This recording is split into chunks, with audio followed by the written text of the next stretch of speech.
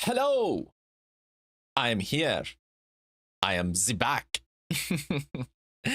Guys, we are back with another reveal with the crazy events going on. I literally did the whole reveal. Sorry, I'm just double checking. Everything is all okay, hunky dories.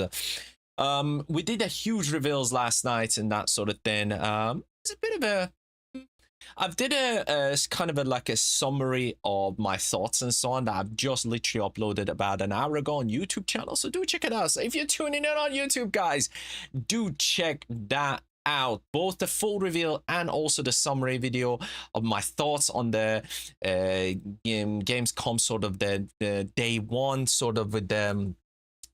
It was a kind of a starting event or whatever. That was all right. But yeah, we got the Xbox One, guys. I've heard murmurings. There's going to be Persona. They revealed Persona 4. I'll take a Persona 4 gameplays and that sort of thing, but Persona 6, please, for love of God. Please. Please, for love of God. Xbox, please. I hope it's not just gameplays, but it's going to be sick, hopefully. We know they're going to be talking about Xbox, the new Ally X and that sort of thing. We know there's going to be Call of Duty. Again, I'm sort of excited about that. So, guys and gals, if you were tuning in, as I said, on YouTube, don't forget to smash that like button and don't forget to subscribe. Thank you for tuning in. Thank you for being awesome, for tuning into this channel. And my messy deliveries, it's not great. Yeah, but if you're watching also, Kick, you're incredible. Thank you so much for tuning in, as always, guys and gals. Right, at the moment, luckily they're not doing a stupid pre-event thing with this one. Thank God. That was daft by silly Jeff Keighley. I'm like, what? Why would you reveal stuff? Like, dude, like, seriously, dude, like, what the hell?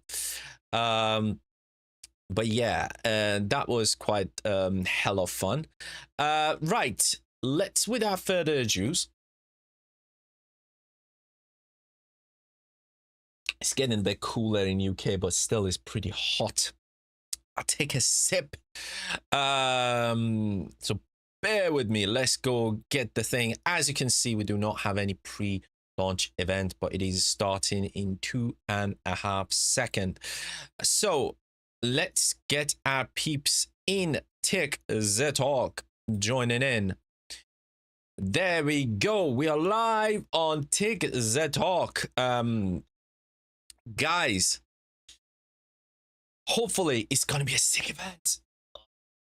Can't wait, guys. Hopefully the rumors that I'm hearing, I read a couple of places that Persona is gonna be revealed is true.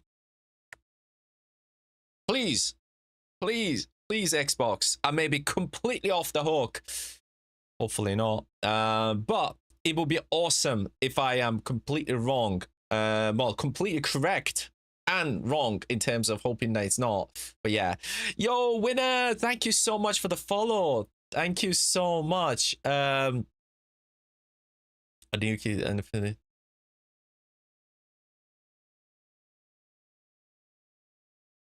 Yo, absolutely, dude. I have got my links for my Discords and so on, so you can absolutely join in winner. Thank you for the support, my friend. Much appreciated. I've got the details of my Discord server. Oh well, it's in its infant days. Hopefully it will be getting better and better and better. But thank you so much for the follow. Much appreciated. Right, guys and gals, we got 1 minute left to the event. I cannot wait. What we're gonna see with the new card, what we're gonna see with the new games that Xbox are hopefully showing, and is Persona here. They're doing 2 events. They're doing one today, they're doing one tomorrow. I doubt they're gonna be leaving anything massive for tomorrow, but who knows? Let's just hope. Thanos, Laser, Mirage, thank you all for tuning in. Let's get the sound going as well, guys. I am just making sure everything in the sound is not too friggin' loud. Yeah, apologies, by the way, for the people on TikTok if the game sounds are a little bit high. It is pretty low on TikTok, the systems, but yeah, they're quite difficult. But guys, 6, 5, 4, I can't count, 2, 1, there we go. They're going straight away with a banger. Come on, come on, come on, come on, come on, come on.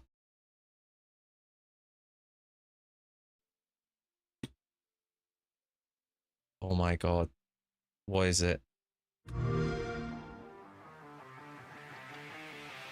Every August for 15 years, Cologne, Germany has hosted the world's definitive celebration of gaming. Yo, Seb, thank you for tuning in. And gameplay breakdowns. They're starting with the promotion for frigging Gamescom. Dude, give us Persona! Give us COD! Give us some goodness! Stuff will be awesome. Welcome to Xbox at Gamescom. Yes, thank you. Hearthy Bear, thank you for tuning in. Much appreciated. Challenge your convictions. Okay. What's this? Tactical RPG. Okay. Experience around the world time. Hang on, strategy? Is it like top-down thing? A war whose victor shall rule Norzelia in her glorious entirety. Roland, Lord Wolford, there is no saving me. The future of Right, I would say this, guys, because Xbox is doing a whole anything anywhere now, especially with the handheld, this could be something pretty fun on the new Xbox Ally. I'm not gonna lie. These sort of things are the stuff that you want to play while you're on traveling and that sort of thing. You are responsible for more than Looks pretty decent for that purpose, but console? This battle is but the first step on the path Lord Serenoa has laid before us. Let us take this first step together and rejoice. Nothing. Rejoice. You are free of sin. Ben, thank you so much for tuning in. Much appreciated. To victory! Not another step. A battle to prove which of us is more fit to rule Norzelia. Yo, thank you for tuning in. Before us. But first, we must carve our way through to it. Triangle strategy. Hello, Xbox fans, and welcome to Gamescom. As I said, for stuff like that, you know, that sort of thing, if it's like a handheld, I think that would work really, really well. And that is just the tip of the iceberg, because this is a huge year for Gamescom. We've got tons of great reveals, in-depth interviews, and first look. Bring them on! Bring on the reveals! I'm Benny from the Xbox On team, and we're going to make sure that you're getting wall-to-wall coverage all event long, so you don't miss out on a single thing. But first, let's head inside and catch up on all those big reveals from Opening Night Live. Thanks so much, Benny. Charlie and Bex here, and I am thrilled to be in Cologne, Germany for Gamescom 2025, holding down the Xbox booth at the biggest gaming convention in the world. There is a ton of amazing stuff packed in the next 2 days, and we finally get to see gameplay for some of the year's most anticipated titles and catch a glimpse of gaming's future in the form of fresh reveals and some surprise drops. I mean, just today, Charlie. Surprise drops! Come on! Tons of new info on Keeper. Offie, thank you for tuning in. A custom controller giveaway. What's next for World of Warcraft and Call of Duty, and a brand new adventure starring a certain roguish archaeologist with a whip.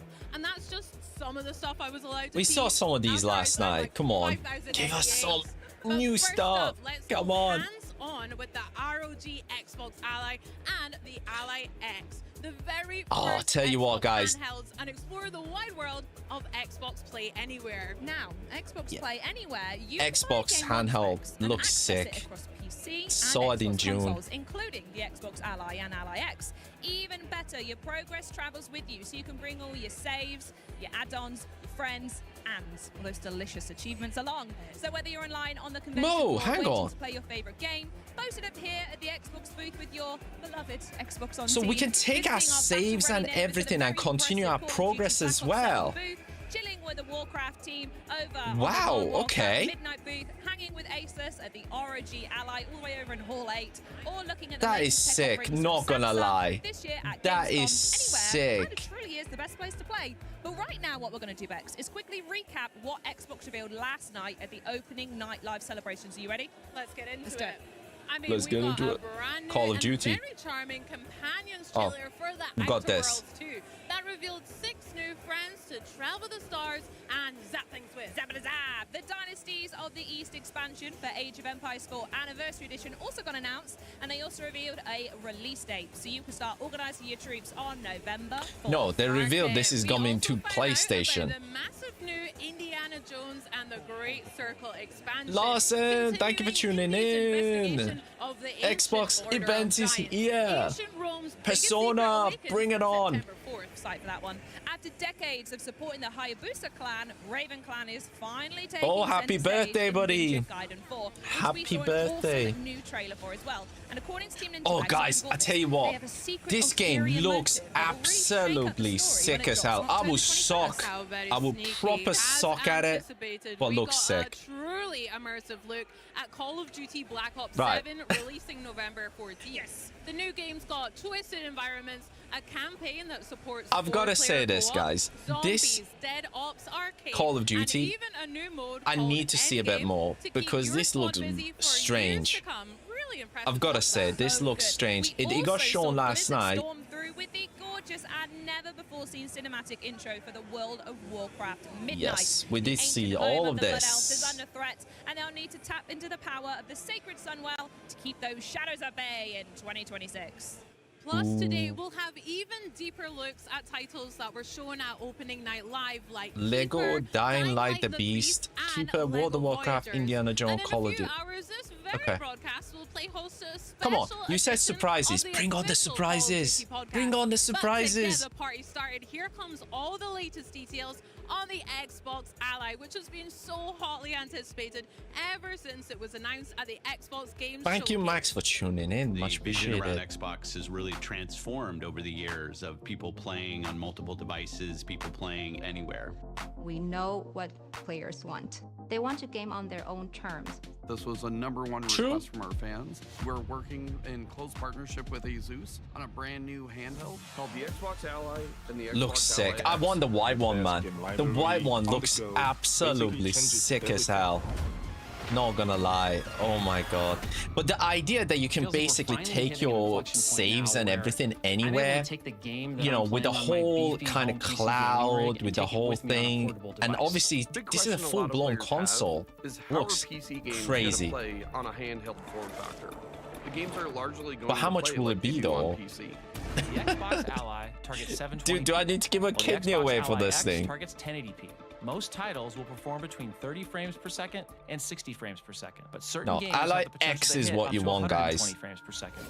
As frame rates rise and fall, variable refresh rate or VRR will deliver a consistent and fluid visual experience. Players can further fine-tune a variety of device settings in the command center, from optimizing battery life to remapping buttons. Dylan, Josh, thank you all for tuning in. Hope you're having an amazing day. There's a silent mode for these dark gaming sessions you will have. There is a performance mode, so your battery life is optimized. And then, of course, for the top performance factor, you would use turbo mode. When we talk about optimizing for handheld, it's less about stripping games down and more about ensuring playing the game on a handheld is as easy and effortless as possible. Games that run at 30 frames per second or above will get a should perform well on this device tag. Games that hit 60 frames per second or above will carry a should perform great on this device tag. Games that haven't been tested yet will have a performance check not available yet label. As more games are tested, updated, and optimized for handheld, okay. these labels will So they're evolve kind of over time. adding this refined experience where you are is making sure that it's going to work kind of seamlessly with getting an control, idea all how the good menus and this will, prompts working like, as okay. intended. And are those UI elements properly sized for the smaller screen? Another example of an essential compatibility feature is having a gamepad keyboard. If a game passes all these checks, they're considered handheld optimized and will be labeled as such. On the Xbox home screen, you'll find a new handheld optimized channel that will curate these titles for players. We test on the Ally all the time as we're building Roblox. Okay, For a player, so that there's a means lot more of balancing immersion, thing better that they're going graphics, doing. So that's smoother good. That's animation. good. You get to play games the way they were built. If you're playing Doom the Dark Ages on the PC or the console, you expect an ultra-responsive, fast action FPS experience. On your Xbox Ally, Doom the Dark Ages will be every bit as fast and responsive as you'd expect. I'm curious to see how that would run though. Guys, I'm curious to see how that would run because that would need a hell of a lot of power. This unified game library and how it can bring your entire game collection together. Any recently downloaded and played games from other PC game stores, from Battle.net, the Epic Game Store, Ubisoft, Steam, GOG, or EA, the Xbox app automatically finds them and will show them in your game library. And right on the Xbox home screen, under most recently played. Wow. My most recently used game should be something that sticks with me everywhere I go, creating a unified user experience. You're going to see games you played on Xbox. If it's a PC native game, you're going to be able to play it right there. If it's a console-only game, you're going to be able to stream it from the cloud. If you're down in your basement and you want to stream direct from your console that you've got upstairs, you're going to be able to do it. I'm able to continue to experience the worlds and characters that I love anywhere that I want to play. This is going to be awesome. Now we literally have a device that could go with you everywhere. Guys, I'll give this a thumb up. Looks sick. Not gonna lie, looks, runs fantastic. From what they're explaining, again, it depends on how much it will be, guys. It depends on how much it will be. Because, as I said, it looks like an absolutely sick device. Would love to own one. Thank you so much for being here, and welcome to Cologne, guys. How you doing? Thank you for having us. Yo, Harvey, thank you for tuning in. Ready, but we're super excited to be here. Well, I gotta say, it's incredibly distracting having the Ally X in front of me. I want to just grab it and have a go, but why don't you tell us, why is Xbox making a handheld right now? Handheld gaming felt like a really natural next step for Xbox. Well, they're not making it, are they? It's Asus ROG. It's just optimized. However you want to play.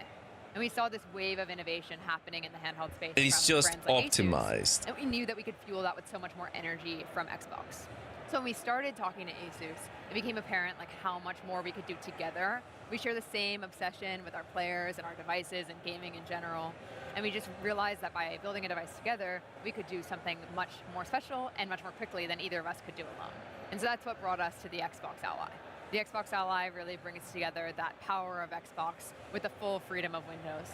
That means that you can play your PC games natively from across storefronts. They're going fully after friggin' Steam, man. Games as well. And really, this is just the beginning. Like, we have such a huge roadmap of improvements that we're going to continue building, continue delivering for our players. We're always listening to feedback, but I'm really excited for this first step. As a device, it's got a really quite unique look about it. Gabe, can you tell us a bit about the hardware design of the Ally? Absolutely. The design of the ROG Xbox Ally features natural ergonomics, comfort, and user familiarity. These solid contoured grips, familiar with that Xbox. Well, it's going to be proper heavy though, I'm telling you. It's going to be absolutely massive. Right? We think about our opposable I just thought of something. I don't think the ROG Ally, the white edition, to pick things up is available for X. And so when you think about the device, X is, I think, is only black. It really rests into your Which is a bit sad You're times. using your palm to pick up these devices, and I say it's kind of like a tray-like feel. With the ROG Xbox Ally series devices, it rests into your fingers and then into your palms, and then allows you to curve over, giving you the freedom to use that to play. On our wonderful new ABXY keys, with the tactile feel and color coloring of the new Xbox controllers. It's not as simple, though, as just taking a controller and splitting it in half and putting a panel inside. Really, that would cause you to flare out. So there's a subtle detail of how you kind of want to have you fall in and be natural. And those contoured feels and this natural feeling really helps with the overall weight distribution. And that means comfort when you play long on these devices. And so with the Xbox Ally series, you're going to be able to play longer and play comfortably. And then, with the ROG Xbox Ally X, you then have the access to the impulse triggers. So then you're able to feel everything and be part of the game and immerse it is basically, essentially, it's the Xbox controller. Obviously, it's Xbox controller with all the settings, all the setup and everything. Looks cool. It's so like looks absolutely really, amazing. which is why I need to ask, how has the Windows experience been optimized for gaming, which is primarily what we want to do with an Ally? Yeah, absolutely. I mean, this has been a huge collaboration between Asus, Xbox, and Windows. And so we really thought about like what makes playing on Xbox so unique, and how can we bring those elements together with what makes Windows 11 so great for PC gaming. And that really led to, from my perspective, 3 big features. The first one is the Xbox full screen experience. The Xbox full screen experience is extremely tailored for the handheld device, for controller navigation, and right from the moment you turn on the Xbox Ally or the Xbox Ally X, you launch directly into this Xbox full screen experience. But what's even more interesting about what's happening here is not just the experience itself, but what's not happening. So we've collaborated really deeply with Windows to defer a bunch of processes that aren't required for gaming. So that means your desktop, the taskbar, all of these things aren't loaded when you boot into the full screen experience, giving all that memory back to your games. The second feature is the aggregated library. So because this is Windows, we know that our players have catalogs of games that span across different storefronts. We want to bring your full library together in one place in the aggregated library so you can see all of your installed games from different storefronts. This makes it super easy to launch your games, kind of stay in that Xbox full screen experience for more of your experience, and just really experience the full value of the device. Guys, the third feature that we've really invested deeply in is the Play Anywhere feature. So Xbox Play Anywhere has been a program for a long time, but we've really been investing in it so deeply, and there's now over 1,000 games that support Xbox Play Anywhere. For your Xbox Play Anywhere games, you can bring your progress, your saves, your achievements from your Xbox console or your Windows PC to your Xbox Ally, just again, making that really so seamless. And again, we have a huge roadmap of improvements we're working on together and with the Windows team. So it's really exciting, and I think there's going to be so much more to share, and we're always listening to feedback. But these 3 features, to me, are what make the Xbox Ally so special. So ergonomics, they're locked in. We've also got just a lightweight Windows, primed and ready for gaming. Gabe, tell us a bit about the horsepower behind it and the partnership you've got with AMD to really make games shine. Absolutely. We're really pushing the boundaries of silicon with this device. Efficiency is the Xbox Ally superpower. These class of processors are tuned specifically for handhelds. I'm super excited to talk about what's in the Xbox Ally X. It hosts the Ryzen AI Z2 Extreme. We've taken the best performing processor on the market and added MPU. That means you're ready for new frontiers in local AI gaming while having the best efficiency possible on these new amazing generational changes with the Z2 Extreme. For the normal Xbox Ally, we have the Z2A, the first time a handheld processor of this type has been productized for Windows. So that means amazing performance from 15 to 20 watts. Again, efficiency is the superpower. And so for that part, I would say we also can include AMD's fluid motion frames. AMD's fluid motion frames bring smoothness and additional frames to allow you to enjoy that wonderful gameplay that's available for thousands of games and only on Windows. Lastly, I would say we're going to bring the power of AI to our devices. So for both the Xbox Ally and the Xbox Ally X, you'll be able to have Copilot for gaming, a game guide you can call from the Xbox menu that assists you. Right, guys.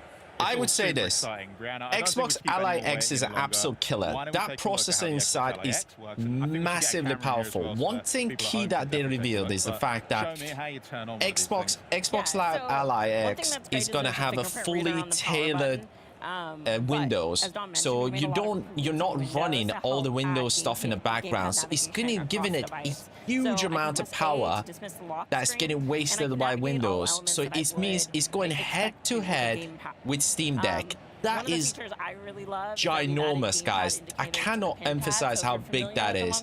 And also the fact is that your storefront is not restricted. You can still go around and switch around between Steam, GOG, and everything. It's just nuts. Complement that with the Xbox Anywhere. This thing is... I'm not going to peek. I think this is the absolute peak handheld. I'm going to quickly put in a pin for this device. But again, do we need to give a kidney away for this thing? Oh my god.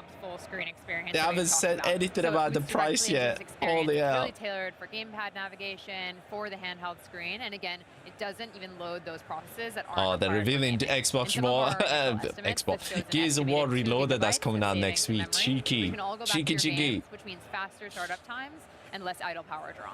Absolutely. I mean, that was super snappy just to get into that. Yeah.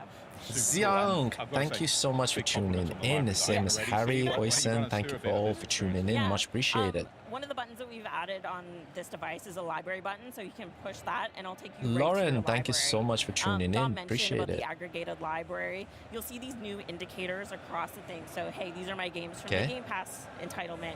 These are the ones installed from other storefronts. And we really want to make sure that when people play a game in the library, they know what save they're doing it. You might be like me and you own the same game across multiple storefronts.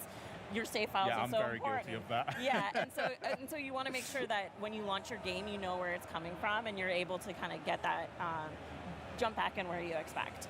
Amazing.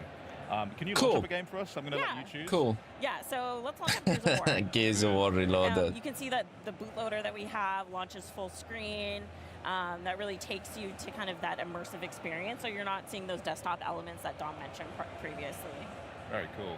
Because there's something I use at home on my desktop, which is Game Bar. I use it to access my screenshots. I use it to access all of my friends lists, party chat. Yeah. We have a little look at that. How does that operate on the Ally? Yeah, so one of the main differences between the original Ally and the Xbox Ally is now there's an Xbox button on the device. And so by pressing it, you quickly bring up Game Bar. And this is the optimized view that we shipped last year called Compact Mode. That takes that same widget model that we have before that's completely extensible, but it puts it in a more streamlined, optimized form for these handheld devices. So it lets you quickly get access to device settings and most importantly, Command Center. Nice. So instead of having multiple overlays that you're juggling, it's all in one overlay and it's all in Game Bar, and so you can get access to some of those, those awesome AMD features. So kind of integration between Xbox and Armory Command Center is all in one place, so it kind of allows you to sort of switch between the scenes and so on between them. Give you much more control in terms of games. Guys, this looks absolutely insane. Connected system. It's really nice. Yeah. Holy So we hell. can jump back into Gears of War, but we know this is a fully fledged Windows device. Yes. What else can you do with it? Are there other apps that you can use? Yeah, so one of my favorite features is we've added a new custom task switching view. So by long pressing on the Xbox button, you'll get this new experience where you can quickly bumper between existing applications as well as go to the Windows desktop if you need to kind of tweak something that you can't do easily. And it really kind of makes it feel fast and fluid. And so if you're using Discord or getting a little, But isn't it gonna go into the Xbox screen? Them and then go back to your game really smoothly. So snappy. I absolutely love it. Dom, It is there looks anything else quick, you'd like to but add it as didn't well? show how to go to the Windows screen. Is it the Windows screen? Do we not actually have a Windows? Xbox, and allows you to have that full immersion and effortless play. But really, games are at the heart of what makes a great Xbox experience, and that's why we're developing a new program called the Handheld Compatibility Program. And this will help you really easily understand what games play well on your device across things like text size, controller navigation. And so we're really excited to announce this program and work very closely with our developer partners on it as well to help you have the best possible gaming experience. Do you know what? I like the fact that they're adding this kind of refined experience into Xbox and all that, so you can actually see what games are optimized, what games are not. So yeah, this compatibility thing, I think it's a good thing. It's a good thing. So it allows people to purchase stuff that are good and know when there might be some issues and so on. So, you know, it just makes this whole process smoother. Let's do this. Tested by Xbox, yeah. Obviously, they will prioritize stuff that they made themselves. Obviously, you know. It depends on how they do it with Steam, now though. that you've seen what the Xbox Ally That's and the what I'm Xbox Ally curious X can do, about. I bet you want to know when you can get your own one, huh? Well, Brianna, if I ask really nicely, is there anything you could tell us on that front? Yeah, I'm excited to share that the Xbox Ally and the Xbox Ally X will be available worldwide October 16th. Oh, that's so soon. All Yes. right, well, you heard it here October first. The Xbox Ally 16th. comes out on October 16th. Thank you for that, Brianna. Are they And to all of our guests here as well. for releasing stopping a by today. game on But October coming up next, 16th? stick around for the latest on Rogue, Prince of Persia, and so much more as Xbox at Gamescom 2025 continues. Play with Xbox Game Pass. Ooh. Oh, get Prince of Persia. Is that like a Rogue Prince of Persia? Okay. I gotta admit, this looks alright. For kind of a side scroller, it looks pretty sick. Looks pretty friggin' sick. Love the kind of art style. But where's this sort of a Prince of Persia element of it? Is there like a Sound of Time where you kind of reverse time and stuff? Now fight to right your wrongs. Push back a corrupted army.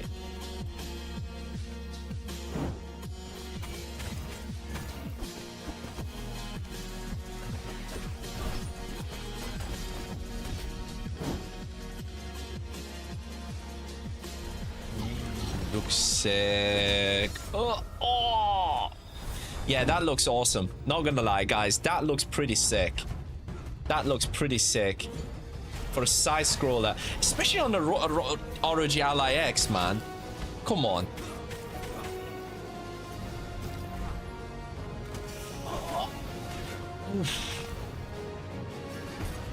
Oh no.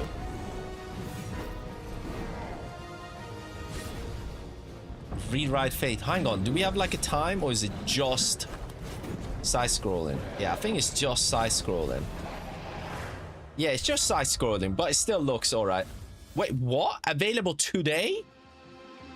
When did I miss that? You might think that the Rogue Prince of Persia is just another 2D action roguelike, and you'd be wrong. Yes, we have plenty of deadly weapons, powerful abilities, and game-breaking builds, but what makes it different? I'm going to tell you. This is 2D parkour in full flow. You will run, vault, and somersault through the world, blending traversal and combat into one seamless movement. If you're looking for Prince of Persia DNA, then shine a black light on this. It'll light up like Times Square. And that wall run, that is the first of its kind in the 2D game. Yeah, I've got to admit, that wall run looks absolutely sick. Look at that. I didn't... Gee. Enemies into traps or into each other. Vault to dodge attacks. Wall run over hazards. Dive to stun. Boot rocks and arrows into the faces of your foes. It's like playing a Jackie Chan movie as the Prince of Persia. play a Jackie Chan movie? Environmental combat that rewards creativity and looks damn good doing it. Just say like all Prince of Persia games. The prince must live the same day over and over, searching for a way to stop an enemy invasion that his actions have triggered. You must learn from each run, discovering how to save key characters and family members and bringing them to the oasis outside of the time loop to unlock new biomes, items, and story beats. Only by exploring the entire city, from the depths of the mines. I love the concept that they're kind of picking up the very much Persian culture, and they put in all this stuff like from the statues and so on, and they're giving that sort of a 2D anime style. Looks sick. Looks really sick. I didn't realize this was available today. Damn, how did I miss this? And we guarantee you'll be listening to it when you're not even playing. So there you have it. The Rogue Prince of Persia offers a unique combination of 2D wall running, environmental combat, a branching narrative, and a pulsating soundtrack, on top of all the usual tasty roguelike ingredients. This is a roguelike with rhythm, flow, and style. I love the design, like the whole anime vibe, you know, anime hand-drawn kind of vibe. It looks absolutely amazing. Absolutely amazing, guys. Absolutely amazing. For those smooth acrobatic wall runs and intense boss fights set against an inspired, vibrant Persian-inspired landscape. It's clear why it's the most anticipated action platformer roguelite of the year. And here to tell us more from Evil Empire artistic director Dylan Erlings and marketing manager Matthew Houghton. What the hell is he wearing? Now, first thing, thanks so much for joining us. And I've got to ask, was that, from what we saw in the back of that trailer, did I see what I think I saw? Bro. I think so, yeah. What did you see? Which one of you would like to reveal it, if anyone missed it? Basically, the game is out now on Game Pass, right now. You can go play it as you want. All right, amazing. And also, like, for those that don't know as well, this game reinvents a classic franchise. And in the past, you've worked on games like Dead Cells, Evil Empire, and fantastic DLC like Castlevania. How has it been taking a beloved franchise like Prince of Persia and kind of bringing a new genre to the mix? But it's kind of like, it's tough and great at the same time, because obviously like they've got a load of fans of the franchise, in the team. Like lots of people played Sands of Time, even people who played like the original Yes. back in the 90s. Yeah. And so there's like a pressure to take Bro, this franchise into a different direction. Friggin' But it's great 'cause it original actually gives Prince us of Persia. something, like, Most to of them really focus on, actually like, when you are write acrobatic amazing. combat, Amazing real games, like, man. real Persian-inspired vibes. Amazing games. So that helped to kinda, like, Obviously, keep the us on the original right path 1990s while Prince of integrating our, Persia like, was 2D action one of the knowledge into best something which we think is games unique. of his time, man. Absolutely And he gorgeous. set really And you've been kind having of the game in early access precedent for recently, so but many for those games to that come haven't after been able to that. But play early yeah. access, what can people expect when they hop on to Rogue Prince of Persia? So yeah, basically you can expect 2D action roguelike with kind of acrobatic combat mixed with a wall run, which we think is unique in a 2D game. So basically you have a whole moveset on top of that. So you've got like a kick, a vault, a dive attack. So basically you're going to be flowing through traversal into combat and back again. And there's also like a branching narrative behind that as well. Yeah, nice. And also, Come on. We get it. Move on. We want to see more. Give us more. We're hungry for some more awesome games. Come on. Inspired bits of feedback that you've taken on board. Well, we've gotten tons of feedback from players, especially from the guys we have on Discord. We have like a very supportive and dedicated community of players there. And it's like, it's almost day-to-day talking with them. It's like they are part of the team. So we just work with them as if they were part of the development, you know. And so one guy, Opelit, he's making the wiki for the game. Yeah. It's super detailed, even more detailed than what we have in the studio, you know. These guys, they know the game by heart. And so it's so cool to work with them. And another one called Andrew is a super fan. And a good anecdote is that he had a baby during the production. It's so of the game. weird the outfit that he's wearing. It's like, dude, you're just wearing a leather with like studs on it. That does not look like an armor. That just looks very, very strange. It was great. I think that's one of my favorite things these days as well, is how much the community can get Is this involved in dude's games glass now and, just like, kind of freaking give hued feedback and up? kind of work directly with the studios. It's not What something the we really had hell? in the past. Yeah, that's just something truly noticed. unique. And like the instantaneity of it is awesome because you can just ask a question, brainstorm an idea about like game design or whatever, and they would like answer directly. Yeah. And it's so great. Now, also, one thing, a lot of fans have been asking about the story of Rogue Prince of Persia and how it's going to evolve over time. Can you go a bit more into that? Yeah, so basically the story, you basically start off and you've kind of accidentally triggered an invasion of Persia, and then you've kind of got to figure out a way by going into the city each day and trying to find clues, and then by finding the clues, you unlock biomes, and then maybe you have to like take an item and do something with it to then unlock something else, find a character who then tells you somewhere else you can go. So it's basically kind of like a puzzle in real time as you go through each run. To find the one true way to finally save Persia and rectify your mistake. And like you said about clues, right? Something that we will expect, hidden elements in the game. Look at that, like there's like a time frame run that you're doing, going after the kid. That looks pretty dope, not gonna lie. For example, but definitely where you find the Lale, that's kind of little, like hidden stuff. But it's Prince of Persia, there's got to be hidden rooms somewhere. I was hoping so, because I love the old games as well. And players been like, one of the most things as well, when you look at the game, first of all, the visuals. It is visually stunning, the comic book style, and like, you're obviously massively behind this. Could you go a bit more into what inspired you and how you kind of worked on the design of the game? For sure. So we wanted the game to have a unique look, like something that would not have been made before. And so since it's a very 2D game, we wanted to embrace that aspect and have something very graphic with this patterns. That looks so sick. You know, the idea that it's just the timing and the jumps and so on looks pretty awesome, man. I'm sold. It's available. Like back in the days. Bro, give us Persona. Give us Persona. Graphical images painted by hand, and so we tried to incorporate some of this element in the art direction of the game. And the other inspiration is the French comic books. Yeah. So we really wanted to have French comic books. Some of this in the game because in the art team we are big comic book lovers. And because we wanted to be Bro, you do realize it's Prince of Persia, not French. We used Moebius as a reference because nobody does that in the indie games. No, yeah, but he's a great artist, so he was one of the main reference. And also, you mentioned Discord earlier as well. Have you like taken any fan-inspired feedback on some of the art that you've used in the game? For sure. We had some fun contests on the Discord. And so, for example, we had a skin contest at some point, and player would like draw whatever crazy type of prince costume. And so we had like a voting for the favorite skins, and I think 8 or 9 of them ended up in the game. That's amazing. So that's great. That must be.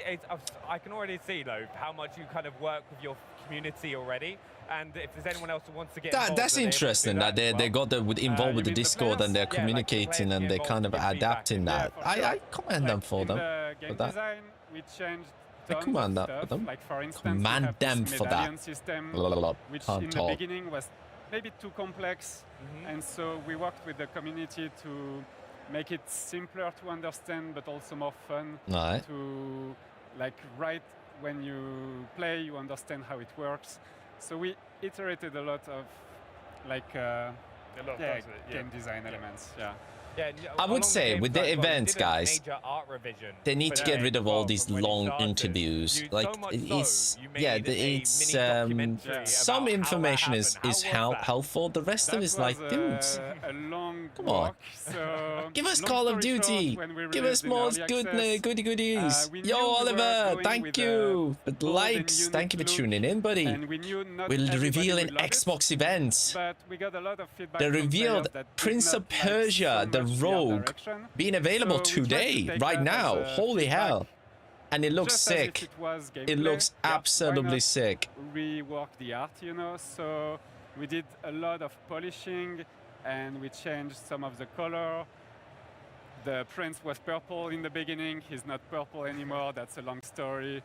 But yeah, we tried Why would you have him in purple, make bro? something that player would like more. And so this was like, big rework. I think it's one of the first things anyone notices as soon as they see the game. It's so vibrant and colourful, and it's like so pretty to look at. Like you've done like an incredible job putting that together. Thank you. Have you got any personal favourite pieces that you worked on in the game? I mean, we tried to be as diverse as we could in the biomes that you are going through. So each biome has a very unique color palette. I think the final one, the Palace, the one that's going to be released in the 1.0, is the best one because it's the last one that we made. Well, and we put a lot it's the natural part. I would definitely not go for a friggin' purple Prince of Persia, man. Really, that's just weird. Really nice, I think. I think we've also, you talked about all the different biomes that are available. We've got to talk, how do you work on kind of making those beautiful backgrounds that you kind of interact with, and then the kind of the combat gameplay, because it must be kind of difficult to manage. That's a challenge for sure, because the gameplay is very fast-paced, and the traversal is challenging. So you have to be able to read everything very quickly. So we try to have something that is very simple, yet tells a story. So whenever we can, we have rooms in the game that tell environmental storytelling, but it's not during the combat phases. So it's a subtle balance between readable gameplay and background that tells a story. Yeah. Oh, nice. So cool. Is it like clear when there's like a hidden room or something like that you can smash some pots or kind of work your way through? There is some of this, some secrets in the game. Now, also we've got to talk about the color palette and lighting. They've been jeez, dude. Early access, we talked about color thing. Come on. Game, like visually distinct from previous Prince of Persia games. Yeah, guys, I've got to admit this. They need to stop with these long, insane interviews. Inspirations already. So these two, like the Persian miniatures and the French comic book, we tried to combine that into a unique look that, when you see it as a thumbnail, you instantly recognize it, and it's yes. almost No, I like the design. Dude, I've already said that. I like the design. I'm sold. I love the whole comic, comic book hand-drawn elements of it. It just gives it that sort of unique flavor. I do like it. The moment you look at it, it's like always bright and popping out. Yeah. It's like a thumbnail. Very colorful. Yeah. I've got to say though, for people who are hopping on for the first time, and we mentioned it a little bit earlier, but they're hopping on from haven't played early access. And they're hopping on to Rogue Prince of Persia. Still, the What kind of dude's freaking experience outfit is can they cracking me expect to up, play? man. 'Cause What it's the hell? challenging, it's beautiful, What it's was he vibrant. thinking? Who There's a advised lot him on more that? depth to the game. Yeah, I think yeah, expect to be challenged, but it's easy once you get it in your hands and you can feel like. I would say one thing though, this game also again on Xbox, you know, Ally would be sick.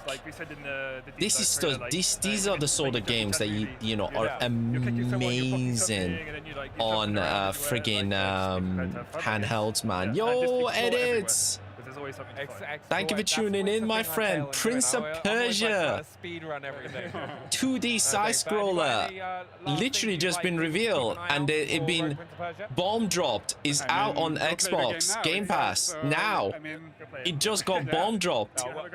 Yeah, we'll definitely be doing it. But guys, thanks so much for joining us, Matthew and Dylan. Really Rogue Prince of Persia. It's called Rogue Prince of Persia. It actually looks sick. Whole team at Ubisoft. You can start yes, it's a side scroller with freaking 2D, but you got wall jumping and stuff. It looks mad. Action. Here comes a trailer that's a little less reflex and a little more tactical. Then we'll be back to check out all that's new in Grounded 2. Don't go anywhere. This is Xbox at Gamescom. Yeah, boy. You asked for this.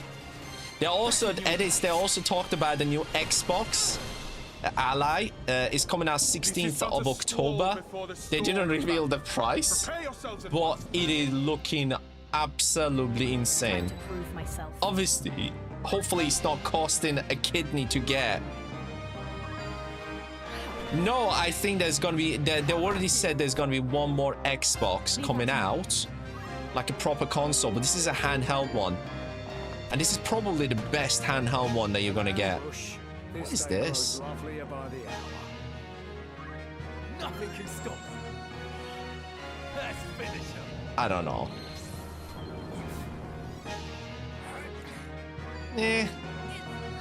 Not for me. Not gonna lie. Probably would have enjoyed it a long time ago, but nah. If I'm playing a handheld, I'll probably be playing Prince of Persia. Probably, dude. Probably. I'm assuming. I've still not seen a price, but I'm assuming like 700-800 quid. September, Final Fantasy Tactics.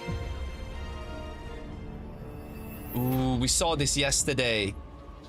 The DLC for friggin' Machine Game. Indiana Jones, Rome, Italy. They showed that in the Summer Game Fest. Very tall, like a giant. I doubt they would be selling it for 1,000. That would be too much. Oops. Well, I'll tell you what. If I see the helmet, I'll leave it exactly as I found it. Sound good?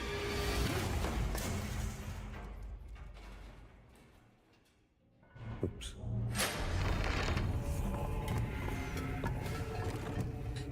I gotta admit, guys, I've gotta raise my hand and admit I did not play Indiana Jones. And this is on my pile of shames, man. I do want to definitely play it. I should play it. And this DLC also looks absolutely sick. Not gonna lie. Looks brilliant.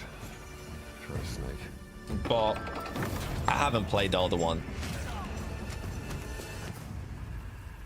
You watched the movie? Yeah, dude, the movies are amazing. Of course I have. Not the new ones though. New ones Semper Vivus. Cash grab much? Ooh, somebody had a bad day. He's not in a tomb. Indeed, no. Oof. I love the kind of a puzzle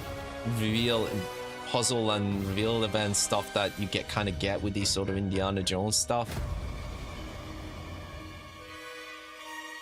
Order of the Giants.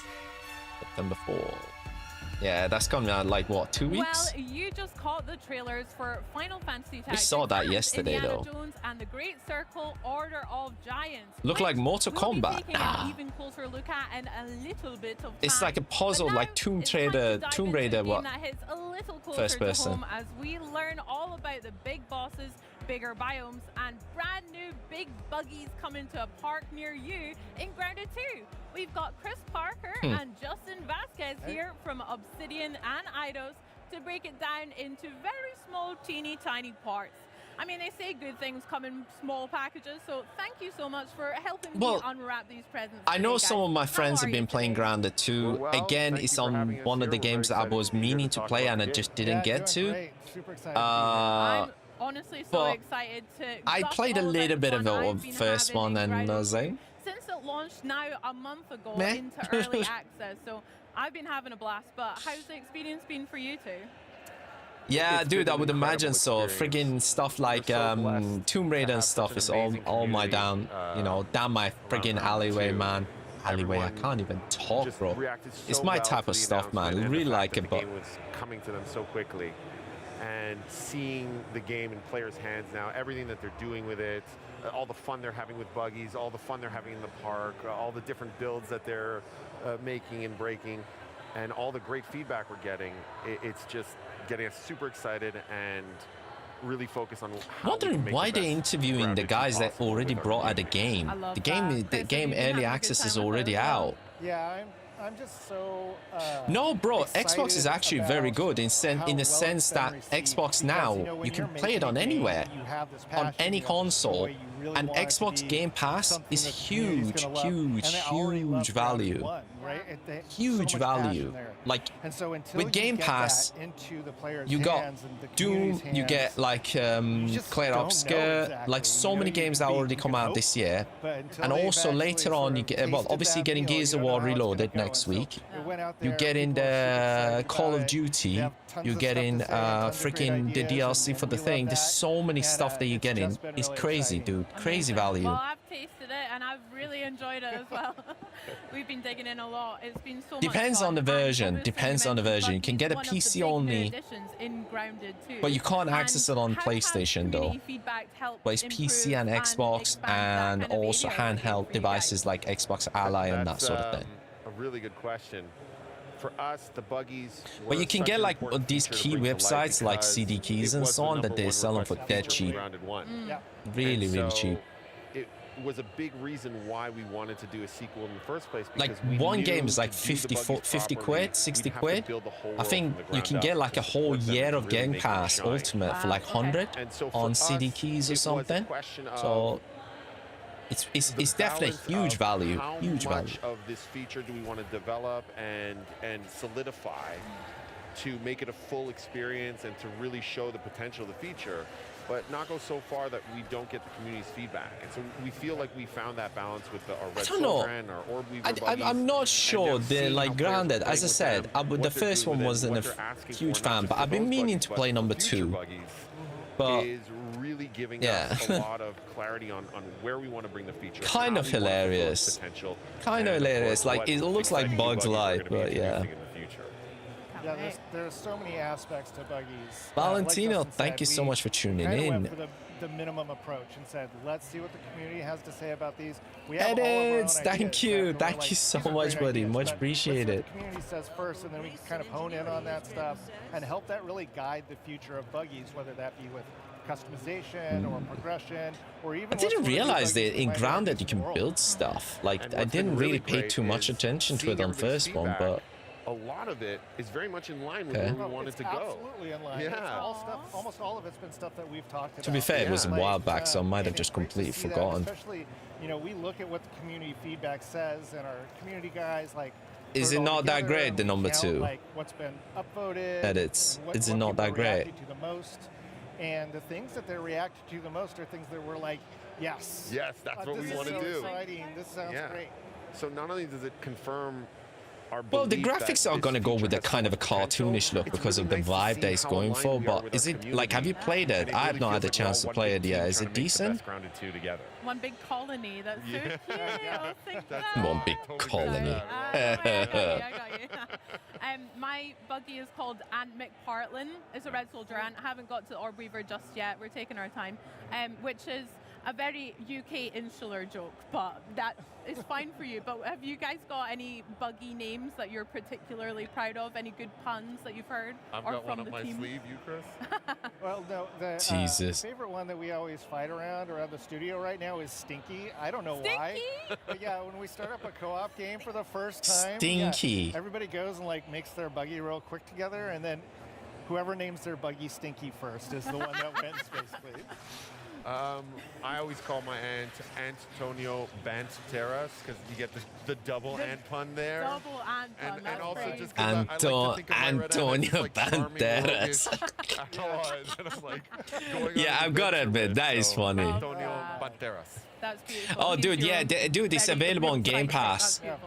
We have Again, that is available on Game Pass. Our classes, so I mean, we were chatting a little bit behind the scenes about. I've been loving the mage class personally, but I want to see, dude. I've heard memories of Persona. That's why I put it in the title, dude.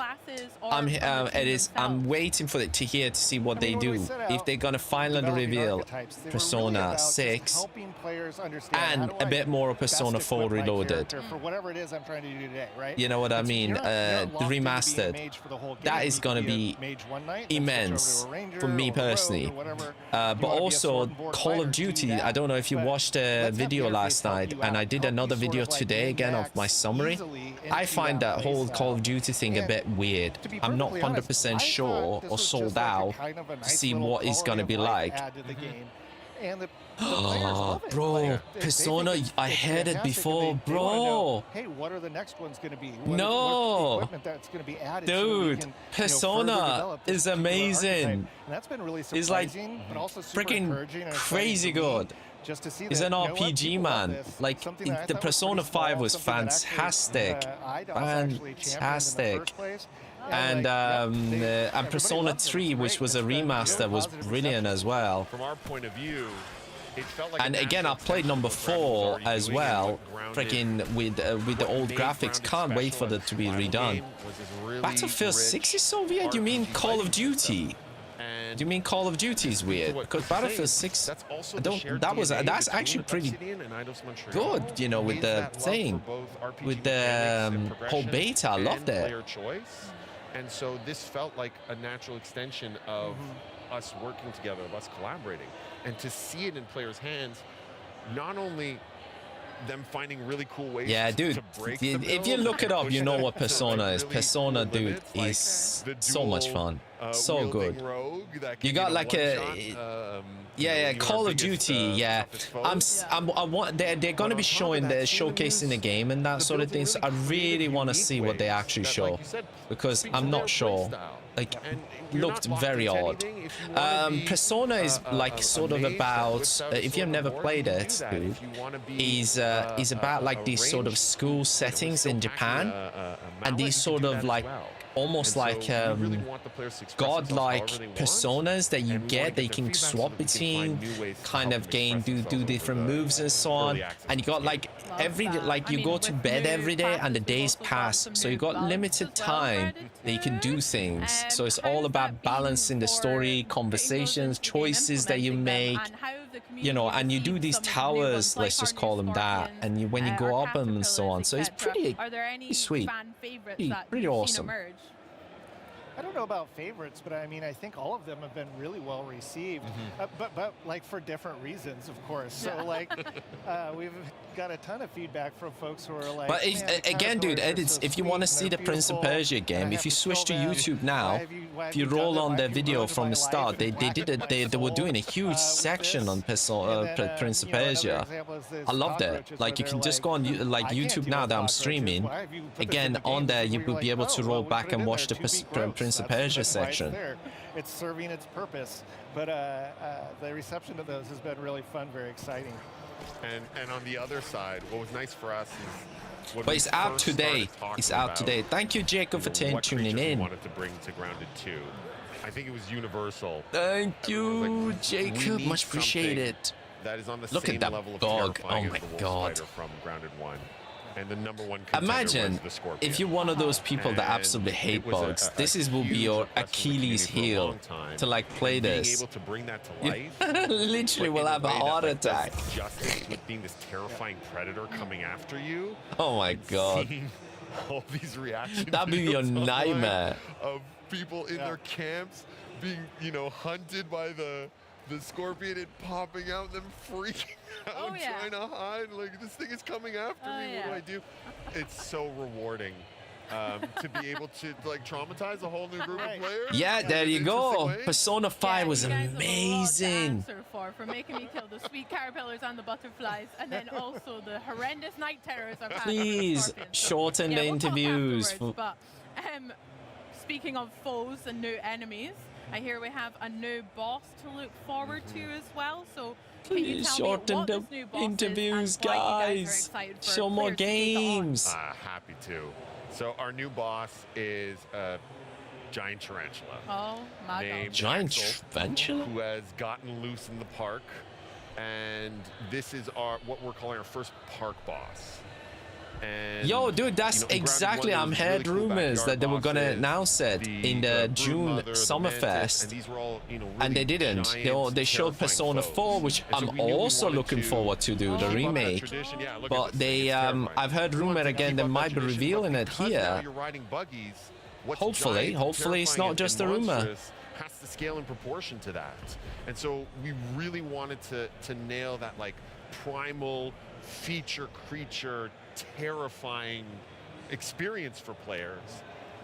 And again, it was just the clear first choice for us was we have to bring that fantasy of the tarantula to life. That's right. I thought the Spider-Man game on PlayStation came out not so long ago, the new one. I might be wrong. How immensely huge this is. So I thought that was already out, or they're bringing one out. Not sure. And the orb weaver looks teeny tiny compared to the tarantula, because it's about like 3 times bigger than a wolf spider. Has it been 2 years? Oh, Okay. Creatures in Grounded 1. And I think it's about 16 times bigger than the players. So. To be fair, I'm not a PlayStation dude, so like I am getting one for Ghost of Yote, most likely, hopefully, fingers crossed. But we think it's a pretty yeah, I'm not being in tune with the timing of PlayStation games, sadly. You guys land on the name Axel. That's so cute for one. Axel. I'm guessing it's a pet tarantula as well that someone just found. Oh no. So one of the best things about our franchise is it's set in the 90s. This one's set in 1992s and 1992, and so there's Come all on, this nostalgia guys, around move that on. era that means a lot to all of us. And Axel is actually a reference to Home Alone. Give us In some Home more Alone, games. The older brother We want has Persona. a tarantula called Come on. Axel that gets loose, and so that's our little Easter egg. Axel, the friggin' giant tarantula. Spider Axel, Spider Axel.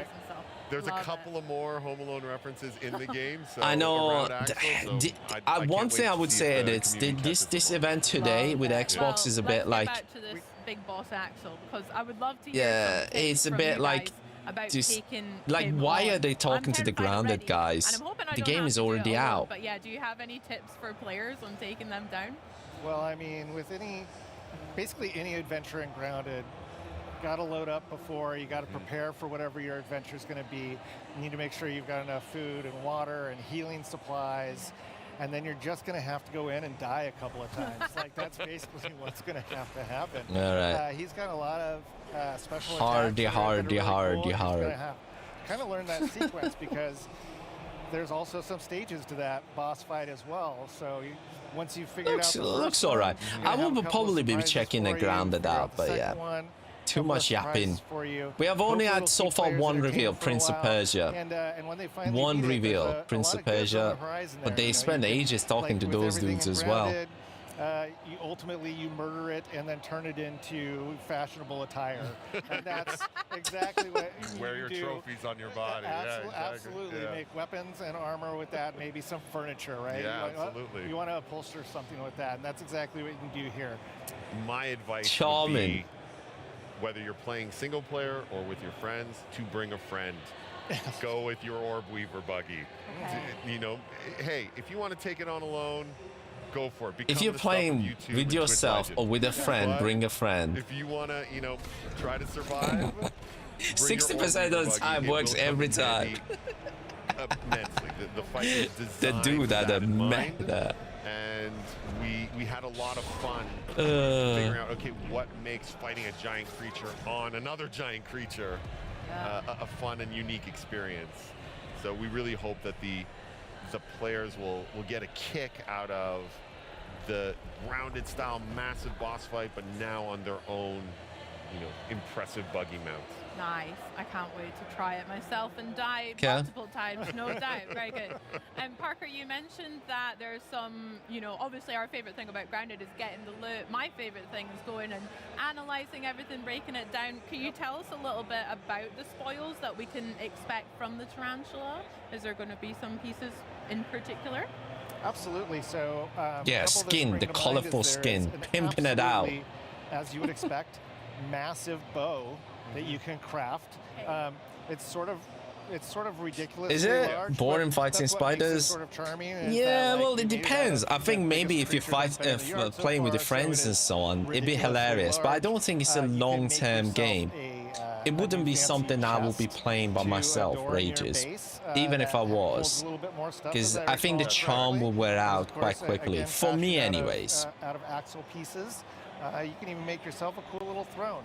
There's all kinds of stuff you can do. So yeah, that's the one that I'm most in love with, and I can't wait to see. But this is not just fighting spiders, dude. It's just fighting bugs.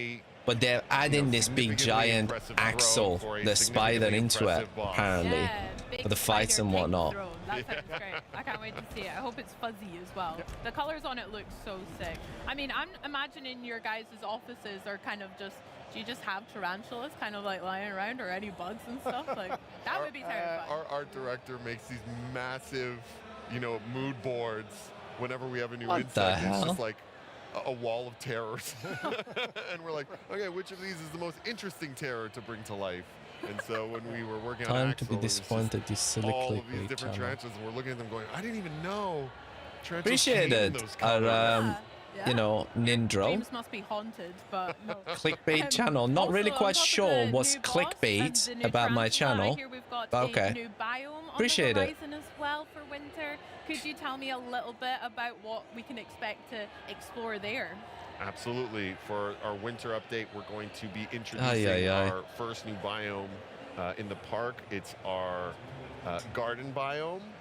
And what's really exciting about it is that the park allows us to explore areas that dude, I'm not bothered. Like, the title of my Xbox on YouTube, it says Xbox Gamescom 2025, huge reveals Persona 6.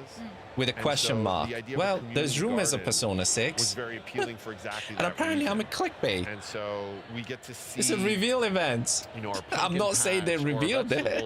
Garden or a greenhouse. Oh well. These all feel very organic and very wild and very grounded, but have this new layer to it of no, this was carefully cultivated by humans to be laid out in a specific way. And so that gives us the opportunity to do things from a level design and experience design wise that couldn't be done in Grounded 1, can only be done because of the park. Chris, did you want to? Yeah, no, 100%. You pretty much nailed everything there. I'm just super excited about running around amongst giant pumpkins.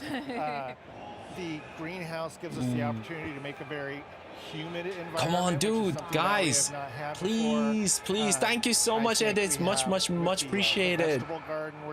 Come on, move on. Persona. Come on, please, the rumors be true. Please, show us Persona. Hunter, yo, how you do? Planned in our heads. Jesus, why they yapping so much? Holy hell. First early access release and make sure that all of those pieces are there, and then we can do some more experimental stuff. And so when we get to, after we have the Tarantula update. Do I have Discord? Yes, dude. Go on my YouTube and have a look. On there, there will be links on there and that sort of thing. We're really geeked up about. Heck yeah, lots to look forward to there then. Yeah. Oh my gosh. Well, is there anything else that you want to share with us just now, right around the corner for Grounded 2, that we can look forward to? Well, I think there's two things. If you look at a roadmap, you can see that with the garden biome, we'll be introducing our first new buggy, which is the Ladybug. Yeah. So we're very excited about that. We think she's going to bring something unique and fun to the players. And in general, if the community wants to get excited about what it is that we're doing, the roadmap is a good place to go check out everything we have in mind. And we want to hear people's feedback. We want them to join us. We want them to help sort of help mold what it is that we're planning to do right now. Like right now, we have a very loose idea of all the things that we think would be super exciting, that would be great to add into the game. But you know what? This is a journey that we want to take with the community. Yeah. And so, our roadmap is our sharing. This is what we think right now. We want you to come now share with us what you think would be cool and exciting and great for Grounded 2. Guys, sorry about this. I'm just leaving a thing in there. Think of some new names, I guess, for this. I will do, dude. I will do. If you guys had to have one in real life, what have a do you look. think you would have for a real life buggy? A Red Soldier and the Orb Weaver? Or yeah, just go on there. Yo! I would definitely take the Red Ant Soldier. The reason why is at least right now, it can kind of do everything, which is fantastic. It can harvest, it can build, it can fight, it goes really fast. Sorry guys, I'm just trying to respond and block this comment. Sadly, it does not let me while these guys are talking. It was not appreciated. Thank you guys for tuning in on YouTube. Let me just deal with unnecessarily nasty comments. We'll see as other ones come online. Maybe I'll change my mind. Yeah, I totally get the appeal of the Red Soldier, and it's got that like off-road ATV feel to it. That dirt bike that you can kind of take out anywhere. Yeah. But if I'm honest, right now I'm leaning towards the Ladybug. Maybe it's because it's new and exciting, but honestly, because as a player of Grounded 1, that was the one that I wanted to ride the most, and often would, just by jumping on it and letting me carry around. I fantasize about riding this wild creature around the backyard. And so being able to bring that to life in the park, it not gonna lie, it's super satisfying. Oh, and so nice. Can't wait for the community to get that dream come true. I bet. Oh well, I mean, we've spoken a lot about community, and it just feels like God damn, these guys are talking, man. Yapping. Players all the time, but how has both of your teams kind of created tools for players of Grounded 2 to be part of this collaboration, or how can people watching at home kind of get involved with the feedback process too? Yeah, I mean, we're up on pretty much every social media platform out there. The primary one is Discord. The Grounded game is up on Discord, and we have a great community up there. That's also one of the places where it's easiest for people to go look at. Hang on, I'm just gonna put it on here. Just watch it on here. And Yo, you have the others follow, not me? What do you mean? I don't edits. I don't have any, but I've got Discord, dude. The Discord link is in YouTube. You can go on YouTube and find me on Discord and join me, dude. Send me an invite on there, bro. Join the guys. Getting together. God, these guys are yapping like hell. Guys, 1 second. I'm just gonna respond to this comment What do we want to do in the next month? very quickly. That we quickly. want to try and do in 4 months.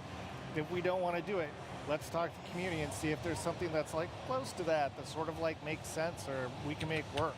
So there's just a whole lot of things, and you know what? Props to the Grounded 1 team who built this community and allowed us to actually follow in their footsteps on this, because the community is Grounded and Grounded 2 is just so supportive and so great. And it's because I think, you know, we try to interact with them constantly. We try to listen to them. We try and make changes that they want. And I think they appreciate that and are loved. And it's really something special. It's pretty cool. Absolutely. Yeah. That was something everyone at the team at Eidos Montreal saw right away, that the story of the success of Grounded was that this community wasn't just rooting for the game, they were rooting for the team as well. And the team wasn't just trying to make this game in a bubble, they really wanted to collaborate with this community. And it's that healthy bond between them, that interdependence between them that resulted in an amazing game. And so of course we want to replicate that success. Of course we want to replicate that feeling for the community. And of course we want to allow that to put us in a position to create the best version no, of dude, literally, I'm Hunter and so on. They got me on thingy. Tell you afterwards off Oh, I stage, think but Dark Hunter I did follow, I think, because we were doing something. I followed him. I don't usually follow, but thingy I think is the only one. But I shall follow you, dude, as well. Thank you for having us. It was a blast. There you go. I don't usually follow anybody on TikTok. Just talk about the game and situations like this is awesome. Hang on, I shall do so that. No, thank you. I mean, there's so much more to look forward to as Grounded 2 continues to grow. But for now, we go from the ground to the air to explore the biggest biome of all, Earth's Let's have a atmospheric look. envelope. There's new places I'll do to it go after, and new dude. ways to get there. So let's set I'll do it course after. for Microsoft Flight Simulator 2024. No, it's sadly it was unfortunate. Unfortunate comments. Ooh, what's this? Finally, thank God. What is this?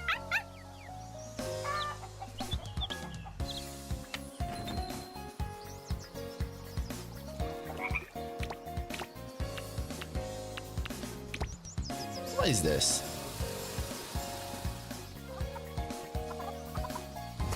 You know what? This could be a good game to play with kids and stuff. For families. What's this? Froggy Hood. Bunny Hood.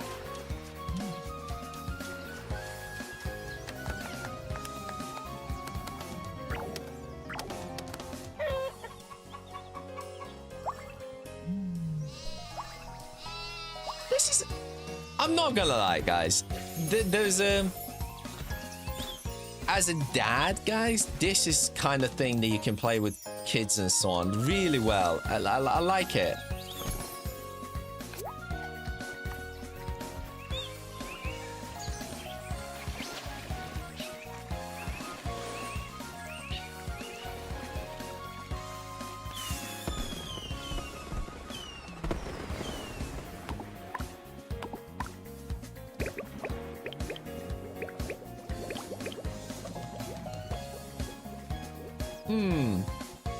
Yeah, this is the kind of game that you would play with kids and whatnot. I would say this is a interesting game.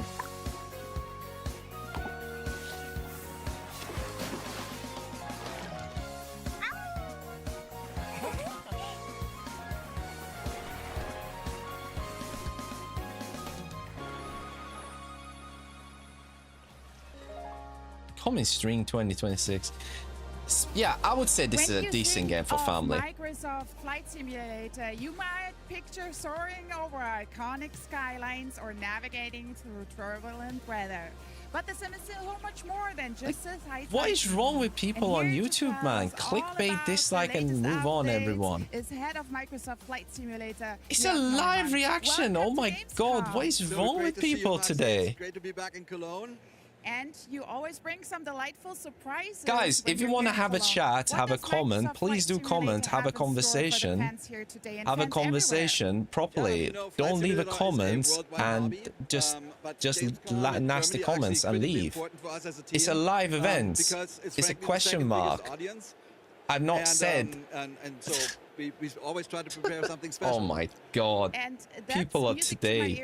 Jesus. Is so special. Why do you think that is? I think it's the history in aviation. You know, Germany has been since the beginning, Otto Lilienthal, Ferdinand Graf Zeppelin, and Junkers made the first metal aircraft. Lufthansa is super influential in the world of aviation. So I think it's sort of in the, you know, in the water or in the air, you know, like Germany is the country with the most registered private planes, for example, in all of Europe. So there's a huge audience. Some of our longest fans are here, most dedicated. So we always try to bring something.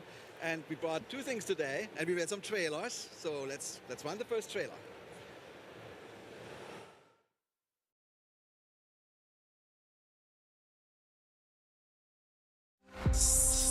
Ooh, freaking flight simulator.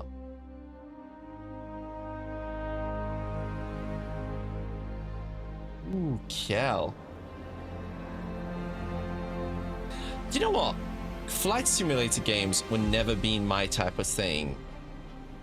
But they're quite exciting. You know what I mean, guys? I like them, but come on. Come on. I want to see those big, you know, big reveals. Please show us Persona already. Microsoft, give us Persona already, god damn it. Rumors be true. Thank you, Edis, for tuning in on YouTube, man. Really appreciate it. Yeah, not really. I still do not understand, sadly, guys. I'm not quite sure where the clickbait elements is coming from. All the comments about clickbait thing. Like, literally, yeah. That was really Title saying Xbox Gamescom 2025 for all the people that are watching. Huge reveals. One of the big dreams of Persona 6 question mark. Highly realistic planes over beautiful detailed landscapes. Where is the quick thing? What am I playing? Hey, yo, you dudes. This is a live event, Xbox event, dude. They are, we're reacting to Xbox Gamescom's events. We have had Persona, we have had Prince of Persia revealed so far. That is actually dropped today, looking sick. And also this family-friendly game. The rest has been a little bit underwhelming. They're showing Flight Simulator, but the rumors of Persona. Rumors of Persona 6. Can't wait. Please, Xbox, please reveal it. Come on. And one day, we'll rumors be true. Rumors be true. Please. That's a big goal. I'm looking forward to that. And I remember when you added Munich, because that's my hometown, and the first thing I did was going up in the air, hovering over the street where I live, which was really cool. But I know I honestly, Edit, with the whole flight simulator, they look amazing, but they just never been my type of thing. But I know a lot of people love them. But I love the vistas, you know, when you kind of fly about, look down and so on. Looks insane. And it's famous for medical evacuation. I want GTA 5 on my Xbox One, please. I don't have money and I don't speak English very well. I'm happy to show another trailer. It's you know, with Xbox One, I don't think it will have enough power for GTA, the new one, because it's coming out in May. But I think, you know, Bashir, the PlayStation 5 Slim price is being getting dropped quite a bit, and because I think the new PlayStation is getting dropped next year, I think you'll probably be able to get hold of a Slim for quite a decent price, hopefully over the sales and that sort of thing. So you'll be able to play thingy over that GTA. Yeah, the new GTA. Yo, C71, thank you so much for tuning in. We're praying, we're hoping for Persona to be dropped and GTA to be shown. But GTA 5, isn't it? GTA 5 isn't playable on Xbox One. You mean GTA 6, Bashir, by the way. Real-world ADAC air rescue pilot. Florian, welcome to Cologne. Hello, Maxi. Thank you for having me. So, oh, you mean the actual GTA 5 game? Sorry, I thought you meant the new GTA 6. Ah, I started flying helicopters. GTA 5, you can get them for really cheap, Bashir, from code CD keys and so on. They're like air rescue in 2017. They're cheap. They're really cheap. ADAC or ADAC Luftrettung, Air Rescue. Thank you, C71 for tuning in. Up to 50,000 missions a year. Yeah, dude, edits. These flight simulator games look, you know, if you're into your flight games, like just generally airplanes, helicopters, they look absolutely sick. But as I said, I love the vistas with them. I love watching somebody play them. Not me necessarily playing them, just for the scenery, the vistas, and that sort of thing. It's in the pack. You can get the PS6 and GTA 6 for like. Really? Are they already taking pre-orders for it? I didn't thought they would do that right now. It's all about the team. It's not just the pilot. You always okay, I'll write it. Them, the pilot, the medic. I'll write it, Bashir. And a hoist crew member to complete a successful GTA mission. 5. Beyond very that, cheap. The Microsoft Flight Simulator is a really great CD tool keys. to provide pretty realistic pilot experiences. And Jörg, there you how go. was it for you partnering with ADAC to make it as realistic as possible? Yeah, it was great. I mean, honestly, my advice would be 71 would be for you know would be for you to probably get, if anybody doesn't have a PlayStation or something, to just get a PlayStation Slim. They dropped quite a bit in price, because I'm telling you guys, thank you so much, Bashir, for the follow. The new consoles are getting dropped next year. I am 99% sure now. Well, they revealed Ally X earlier, and that looks insane with a handheld. But I think the new powerful Xbox are going to be released in 2026 at November-ish time, from all the information that's been getting leaked. So I wouldn't buy a PlayStation Pro if I was, you know, buying anything. But other than that, because like PC gaming is absolutely way to go. And now yeah, the edit says Bashir £3 for PS1 only. Yeah, dude, they're cheap on CD keys, man. They're cheap. The game. Cool game updates and live demos. Probably be £1,000 though, or then, but yeah, I would imagine 71 on the new console, on the Pro. I mean, it'd be crazy expensive. Even more world premieres. Definitely stick around. World premiere, please, Persona, guys. We've got more. It could still be happening. The rumors be true. Rumors be true. Come on. Rumors be true. For love of God. Tropicans. The world is changing, but one thing stays the same. What's this? Me. Tropico is the greatest country on Tropico, Earth. is that new Tropico they're dropping? It's about to get even better. I know what you're thinking. Can it be done? Can Tropico rise again? Be even bigger, even better than before? Ha! My dear friends, anything is possible. Anything is possible. I'm in charge. Pure, God, there's been loads of Tropicals. Dude, do you know what I did with my Xbox Series X? Because I'm selling mine, because I've got like a powerful PC now, and all the games on Xbox is available on Xbox Series X.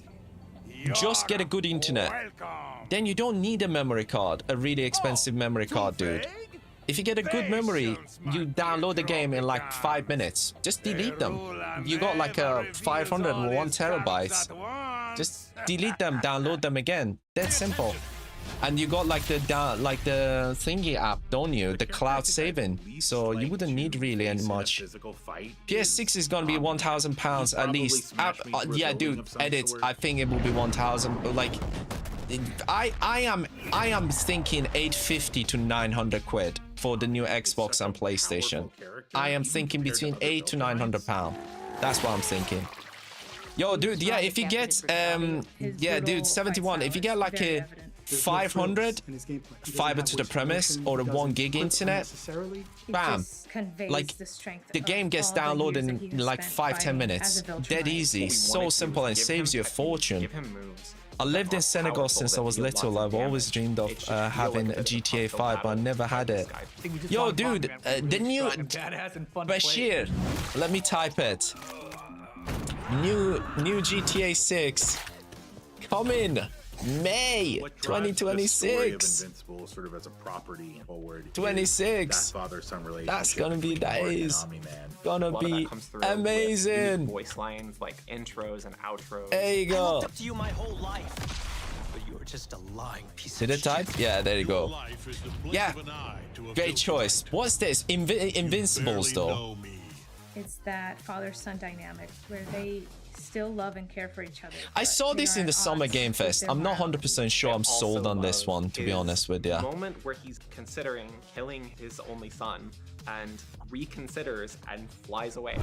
You've got those two sides of Omni-Man, Yo! Thank you, Edis, for tuning in on YouTube. You saw the comments. Odd people. Very, very strange people. His brutal style of fighting is so evident Live in all event his is somehow a skill-based clickbait. Omni-Man is one of our balanced characters, so he actually has Strange people indeed.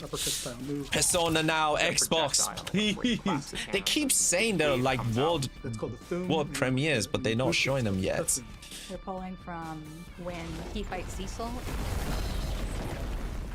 Invisibles. Comes flying from above and he slams your head into the floor repeatedly. I love the way he just crushes. And it just Yes, it is live, bro. It is live. He does the overhead and he follows it up with like a series of just smashes where he just blasts them into the ground. It feels very Omni-Man. It's just satisfying. There's this one move where he does this like trio of hits and he says, "Not even trying yet." Probably isn't trying, and that's terrifying. We're pulling directly from the show as well, from when he's beating Mark. Yo, yes, dude. If it was a live event, I would be editing him, man. He says very confidently, I will be passing him. I think that really sells Omni-Man, who he is. Invincibles. It's so good. It's called the Destroyer of Worlds. And there's a sequence during the Flaxen fight where he takes the opposing general to this homeworld and just utterly destroys it. So he sees him holding the general's body, blasting through a series of buildings.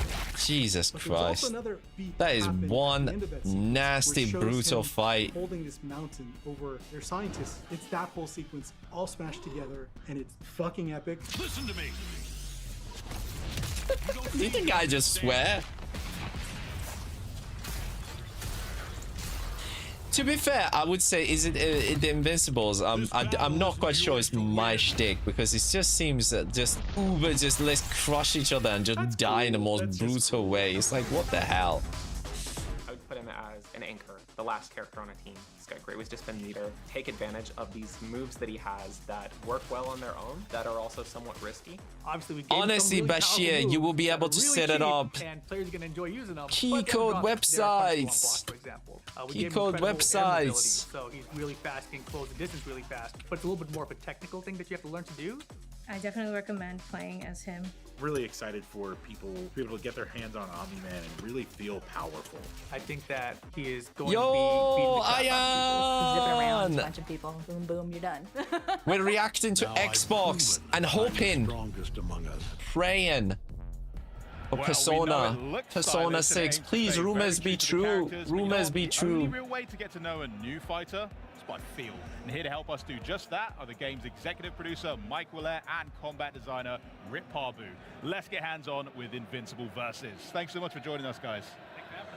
How you doing? It's been great.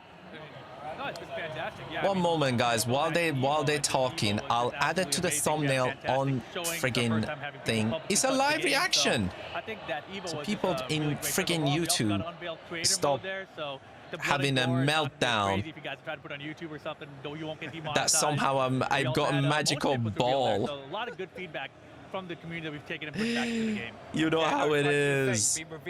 While they're yapping about it. Looks good though. Looks the Invincibles are looking sick. Not gonna lie. Look at Omni-Man. Exactly. Look How's the player reception been so far? Yeah, the reception at Evo for Omni-Man has been crazy, right? Yeah, like being on that Omni-Man. stage, Jesus. reviewing that trailer, and then just feeling the energy come back to you, it was like awe-inspiring, and be able to take that back to the team. Everyone's super pumped up, so we're jacked to show everybody more. Hell yeah. I mean, as someone who's like... I think because this is like one of those violent games, guys. It's you know, it's like, oh my god, we gotta swear as well at the same time. Madness. But before we do that, Is there anything else we should know about him before we try to beat him up? Yes, the absolutely worst kept secret ever, but I'm going to reveal it officially now. J.K. Simmons has returned as Omni-Man. Oh, let's go. Oh, J.K. Simmons. So they're bringing a voice actor. Sweet. I'm in the mood for that. Well, shall we play? Show me what you've got, devs. Oh, yes. First level voice line.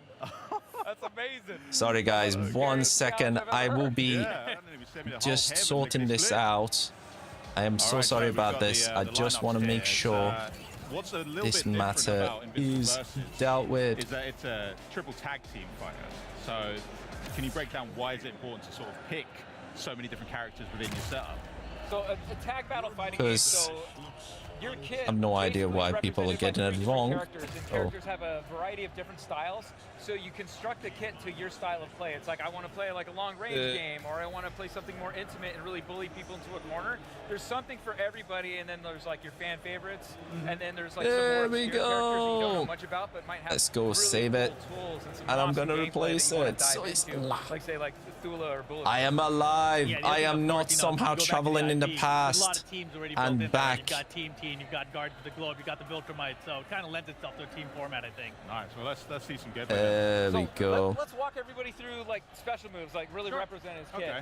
Yeah, so this right here, this is his ground pound. This is an overhead attack. There we go. It's a live reaction with the big giant sign now. There we go. Sorry, guys, for not really responding. No problems, no problems, Bashir. Yo, I follow back. Thank you so much for the like. Appreciate it. Really hard to stop. Also There we built from go. the air. He also has this projectile right here. This is called a stew. Apologies, guys. It's all sorted. All sorted. It's actually going to, I have no boost meter. Give me like 5 seconds. Tag out, show him how fast the boost meter returns. Yeah, you can see up there the yellow bar in the middle there. You can see it regen really quick now. So when you tag out, that's Thank you, Edit, by the way. Thank you so much, buddy. Much appreciated. Much appreciated. If I was better at the game. There you go. There we go. You're doing great. I'm doing fantastic so far. You're winning as far as I'm concerned. Yeah, so that was like 2 of his best. We got one more though. It's the rising uppercut. This here is a traditional like DP kind of input that you would expect from fighting game, right? It's got some invincibility on it. If you boost this one's got multiple. Now, this is more of a conversation. They're actually showing a gameplay. You know, proper gameplay, live gameplay, and that sort of thing. Commentary on it. So are they doing a like I thought it was more like sort of not just fighting game, but I guess it's like Mortal Kombat. Do you know there was a game that came out for PlayStation that got revealed in Summer Game Fest? What was it? Marvel. Oh God, I forgot the name. Marvel something. But yeah, dude. Yeah, So it's Mortal Kombat but Invincible version. But there was one that was like Marvel version that's coming out in PlayStation, I think next year, and that looks crazy good. That's for me is the top pick for these sort of things. Well, come on. They keep teasing that they've got world premieres, and I've heard the rumors about the Persona. Like, I even take a Persona 4 gameplay. Come on. Xbox, stop. Not Injustice. No. It was... But yeah, there you go. It was Marvel something. I can't remember the full name now. It was in Summer Game Fest. Sick, dude. Sick game. I prefer that over this. I prefer that over this. A couple buildings, Jesus. a couple part of the city, missing some limbs there. You know what? I can't wait to see all the TikToks that are Again, like, oh, welcome to a Jet 2 holiday. I would say if you come talking about finishings and so on, I would say Mortal Kombat's obviously deadly finishes are much better than this, but this is pretty decent. No, this is really good. Seen Omni-Man in Mortal Kombat before, so we've seen him, we've kind of gotten familiar with his moveset in that game. How is he different in Invincible Versus? So it's really about being part of like a tag system and how they're integrated in their role in that system. So the flexibility of the character, like yeah, Marvel something, dude. Marvel Rivals something. It was some dude. I just can't remember the name now. Just can't remember the name. Hang on, let me look it up. You have a forward assist, a back assist. It's gonna do my head in. When you're actively in a combo or in a block string, and it's about how you utilize that. And some of them are really good at like. Marvel took on Marvel took on Fighting Souls. There we go. Marvel took on. You're trying to control space in front of you. Marvel took on. Work out like how in the footsie game you're going to engage. TOKON looks amazing, dude. If you never heard of it, go and look it up. Go and look it up. Looks absolutely sick as hell. All the resources of our assists, and now we're bleeding out, and the only way to stop the bleeding is by attacking your opponent. You should ult. And I'm gonna ult. I really want to see that happen. Oh my time ran out. Time ran out. No. So that's what happens. I missed, but he was super low in health. Time expired. He lost his head. God shoot. I was about to say that. System. I was like, I was expecting him just to kind of fall over. Our times ran out. Yeah, when they keep doing the reveals, I love it. They did it like for a bit where we got like 4 games, but they keep bringing these sort of interviews where they're like, yeah, like I get the point. It's a decent looking game. As I said, it's a decent looking game. But if I would say I have a choice, Marvel Tukon is better. Also, I would say Thingy's better. Just generally, Street Fighters and that sort of thing is better. This is just kind of capitalizing on the whole Invincible brand. But it's all right. It's all right. And what you'll probably see as we start playing too, our tag system uses an active tag system. And we 100%, dude. 100%. Hopefully, we can move on finally to reveal game reveals, man. And I can tag off of that, go to a full combo. Oh, so slick. And then off of a throw.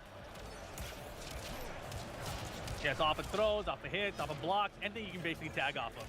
So whilst talking about like team composition with this thing, how does like an armored character like Omni-Man like contribute to his team? Like what's like is that anchor, is that role? How's it gonna work? A lot of times what you're gonna do is for certain characters you're gonna want to bait out moves, or I'm gonna use Omni-Man's let's see, he's available. I'm gonna use some of his like projectiles to work my way in with a character. Or if I think you're jumping in on me, oh, I used Tulits there. You see, I have Omni-Man who can come in, kind of like control this space in front of me with like a DP, and really make it tough for someone to like have their approach. Yeah, so I can like be zoning with this projectile right here, and if he tries to jump in, I've got this Omni-Man assist to keep me back there. So he's a really good assist character as well. So sick. So a combination between like kind of range attacks. Nice. Yeah, really cool. I did notice straight away though, you're right about his dashing. That seems like really rapid, especially like the You're waiting for dash. 2K26. Which one, Dev? They just fall. Yeah. Which is that NBA? What are you waiting for 2K26? Really far. Like characters have different types of dash in the game. Eve can actually air dash upwards in diagonals as well. So she's got NBA. I've never been an NBA guy, but there were rumors that 2K were getting you know, the rights for FIFA, actual FIFA name. So imagine if that becomes true. Holy hell, that'd be nice. Gameplay as well. It's just like how much more. Oh, peeps, move on. Give us Persona, for love of God. They seem to wear down throughout the match. Oh my word. You know, why don't you demonstrate an arena shift? I think it'll be really interesting for people. And he's got FC26 is going to have an open world. Kind of a stun. You see that Oh my god. If you get someone to Yeah, I've only played a little bit of beta, but I can't talk about it. But yeah, it's seconds and you have unlimited boost. So right now, like you see my boost meter, it's going to be an interesting thing. Career mode, yeah, I've not checked that out at all. So even if I would have, I wouldn't have been able to say anything. But I've not played it. Yeah, but just for demonstration purposes, you know. You get the idea. Oh Jesus! The dude is smashing that face up. Would that just end the game? Would they still freaking get heck! If they have someone available elsewhere? Once once that timer expires, I can get my character back. Right. Yeah, but not during the transition. But not during the transition. Gotcha. So I have 10 seconds to Nah. hold it down and play my This defense is as an good with alright push looking. I know I'm blocking repeating and myself. This is strides an alright and looking a lot fighting of, like, game, but navigation again, and from what I've basically trying to seen, land a hit myself. Marvel Kufon would be Toucan would be much better than this in terms of new games. Fan favorite. This is fan favorite. This is just Rex is such a great an character. alright fighting game in my opinion. But hey ho, I'm not a fighting expert, so I can't really say for sure. But yeah, bit meh. That is amazing. Oh my goodness. I like that there is like that subtle suit difference as well, where you're both playing as Omni-Man right now. Yeah. Oof. Okay. Ooh. And I wasn't paying attention there. I probably had an opportunity to see if he dashed out of the way. Oh, he got out of the you way. dodged that? He That got was out of the pretty way. sneaky. Very You gotta be clever. quick. So Omni-Man's ult, you can get out of the way if you just can't panic, and you have to like. We dash should have out of the way mentioned it at is the last minute. unblockable. It is unblockable, but you But if can. they miss, You have to can dash advance. out. You have to Marvel dash out of the way. Marvel And it does is just cost built you to different. do any No, ult, dude, and you honestly, have to do go that and from watch the the ground. trailer for Supers like can be on the ground, can be in Edis. the air, Watch the trailer but for ultimate Marvel moves, you have to take Toucan. your opponent back down to the ground. Honestly, Well, I think we got these enough look time to maybe do one more identical fight. in Yeah, terms of maybe the try approach and so a on. proper fight. It's just that Proper game fight, just yeah, looks bragging rights. I so wanna see both sick. you Battling peak game. It performance. just looks so much Yeah, better. yeah, yeah. Peak This like performance, come on. this is like a There's no way I cheap can do this version. thing. That looks like Rolls Royce. This looks like I don't know, Fiat compared to it. You never Alright, know. you got Mike. Yeah. All right, I'll Who believe did you pick? Yo, Zach, thank you for tuning in. Hope you're having an amazing day. We are reacting to Xbox I got the Vilnius live events, represented here. praying, Also, just one hoping cool little detail for as more well. stuff You about mentioned Call of earlier, Duty, is the- proper on the stuff, top of the screen, there's a cool Persona. little kind of little Bring UI him so you on. can tell Persona has exactly been what's on the leaked. screen. Please be So true. right underneath the timer, there's a P1, P2 carrot. And that Oh, basically yeah. is, like, Well, when from we what I've cross seen, up yes, at any 100% time, is. Like that'll change position. So now you can Oh see. well, my I'm on the P1 god, side. so much talking. And that's an assist breaker, calling your assist to break the combos. So much talking. Rip, I feel like you should just let Mike just showcase a couple moves. No, No, thanks. no, no. No, no, no, it's not You happening. asked No, for no, a no. real match. Yeah. This is your doing. Hey, you saw how I used that. I gotta admit, the bit where yeah, she's but no, grabbing the no, hair and smacking the hell out of the other dude with the hair is kind of weird but hilarious. Tula's really sick. I love it. You know the chick with the long braided hair? That looks awesome. Ultimate, but at the same time I don't because he's on Rip's team. What'd you hit? Come on. Come on. But it could be fun. Like these sort of fighting games are hilarious when you're playing with friends and that sort of thing. You know what I mean, guys? These sort of things are real fun when you're playing with friends. I was talking, I wasn't paying attention. I should have done a counter. Yeah, now I'm gonna tag back in to get you back in. Swap out, right? Boom! Oh, Bang! Oh my. Are we gonna finally move on? Is the interview over? Oh, I don't have anybody else. I got it in. Oh my god. Yeah, I got it. Man. Scumbag. Oh, I dropped it though. Sorry, I got scared. Please, please. Oh, this is okay. All right. Oh man, this is tense. Ooh. This is actually really, really close. I love this. Where's I have no meter? Oh. I You gotta hold that. You gotta hold that. Oh, No, yeah, no, it's over. It's over, surely. No, Oh, we're good. No. Nope, I break those. Just hanging Nice. in there. That was actually so close. Where? Why? Oh no. Dude, you're like beating the snot out of me. Get off me. Oh, we had those. We had those. We had Come those. Mm. Come on. Okay, you know, Come I'm on. lose this team. I think. Get off, dude. All right. Purposely make it this close. Come on, somebody finishes the game so they move on from this interview, punishment. please. Surely. That's. Great Oh, blocks, Jesus. Great blocks. Hang in there. Oh, nope. Nope. I really want to Oh see my Battlefield word. ult.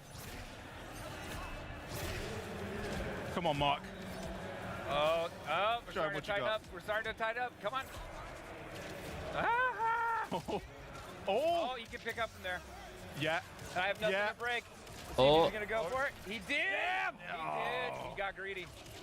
Oh, I get it's in the here. Get jumping out. down. No. Active No. break. Oh my god. You got bold. Did she just Oh, chop him God. up with her hair? That was That was What the hell? Did he just take out two characters Yep. in one? Yes, I did. Oh my. Thank you so much, Edits. I retired. Much appreciated. Projection Reaver right here. You saw I'm never going back to Evo. Can't show my face. It's over. Well, amazing This is for luck. Oh, friggin' heck. Please, dude. Please, please, please, please, please. As I said, there's been rumors. I hope it's true. I hope to God it's true. Persona 6, man. You guys, as I said, I'll take a Persona 4 gameplay. I'll take a Persona 4 gameplay. If the rumors are not true, I'll take a Persona 4 gameplay. On the Gamescom stage, you couldn't be blamed for needing a breather. So we're going to run back a couple trailers.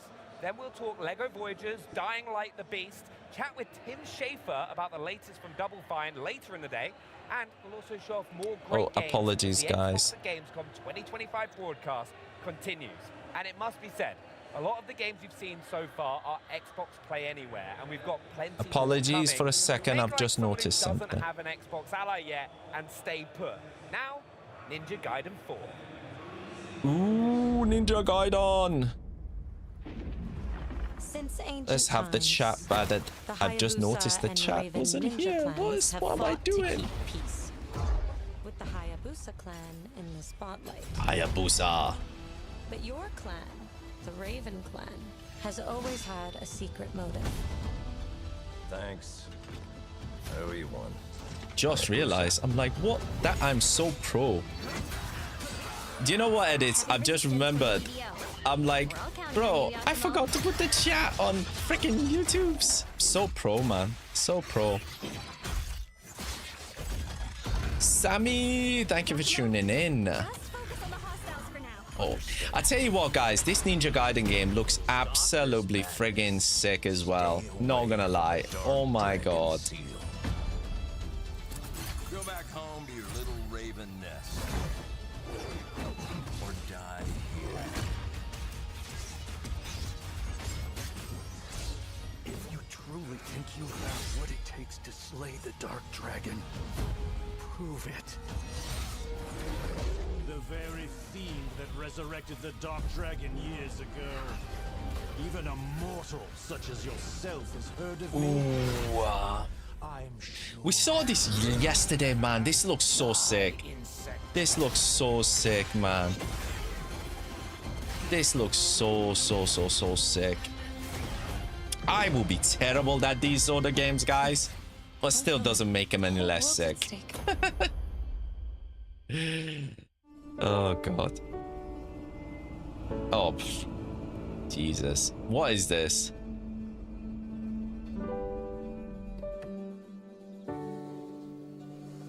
This is not Persona 6. No. Bioburner. Yeah. No idea what this is, but yeah. Not my cup of tea.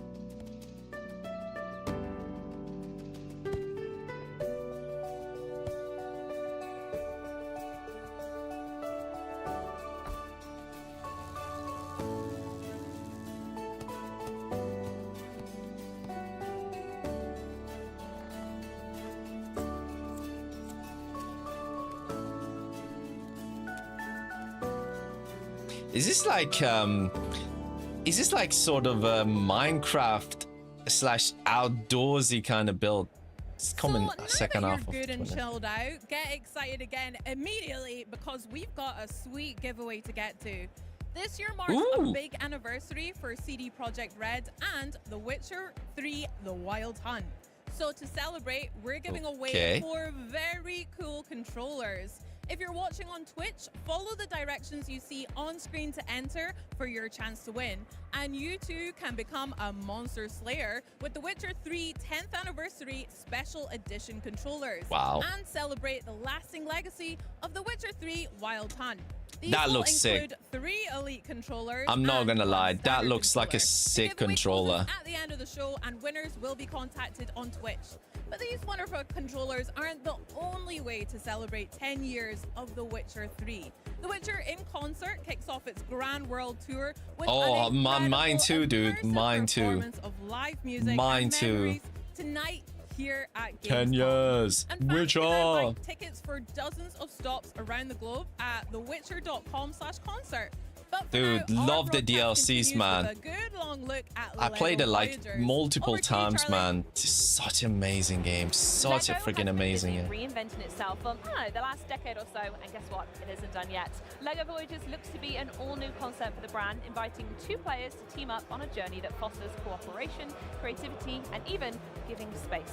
So let's snap in and learn a whole lot more from my gracious guest, creative director Carsten Lund, design lead Jonas Haugesson, and tech lead Kasper Honensten-Lichtenberg. Thank you so much for joining me, guys. Oh, dude, I'm thinking Red Dead 3 is gonna be, dude, revealed for the new consoles.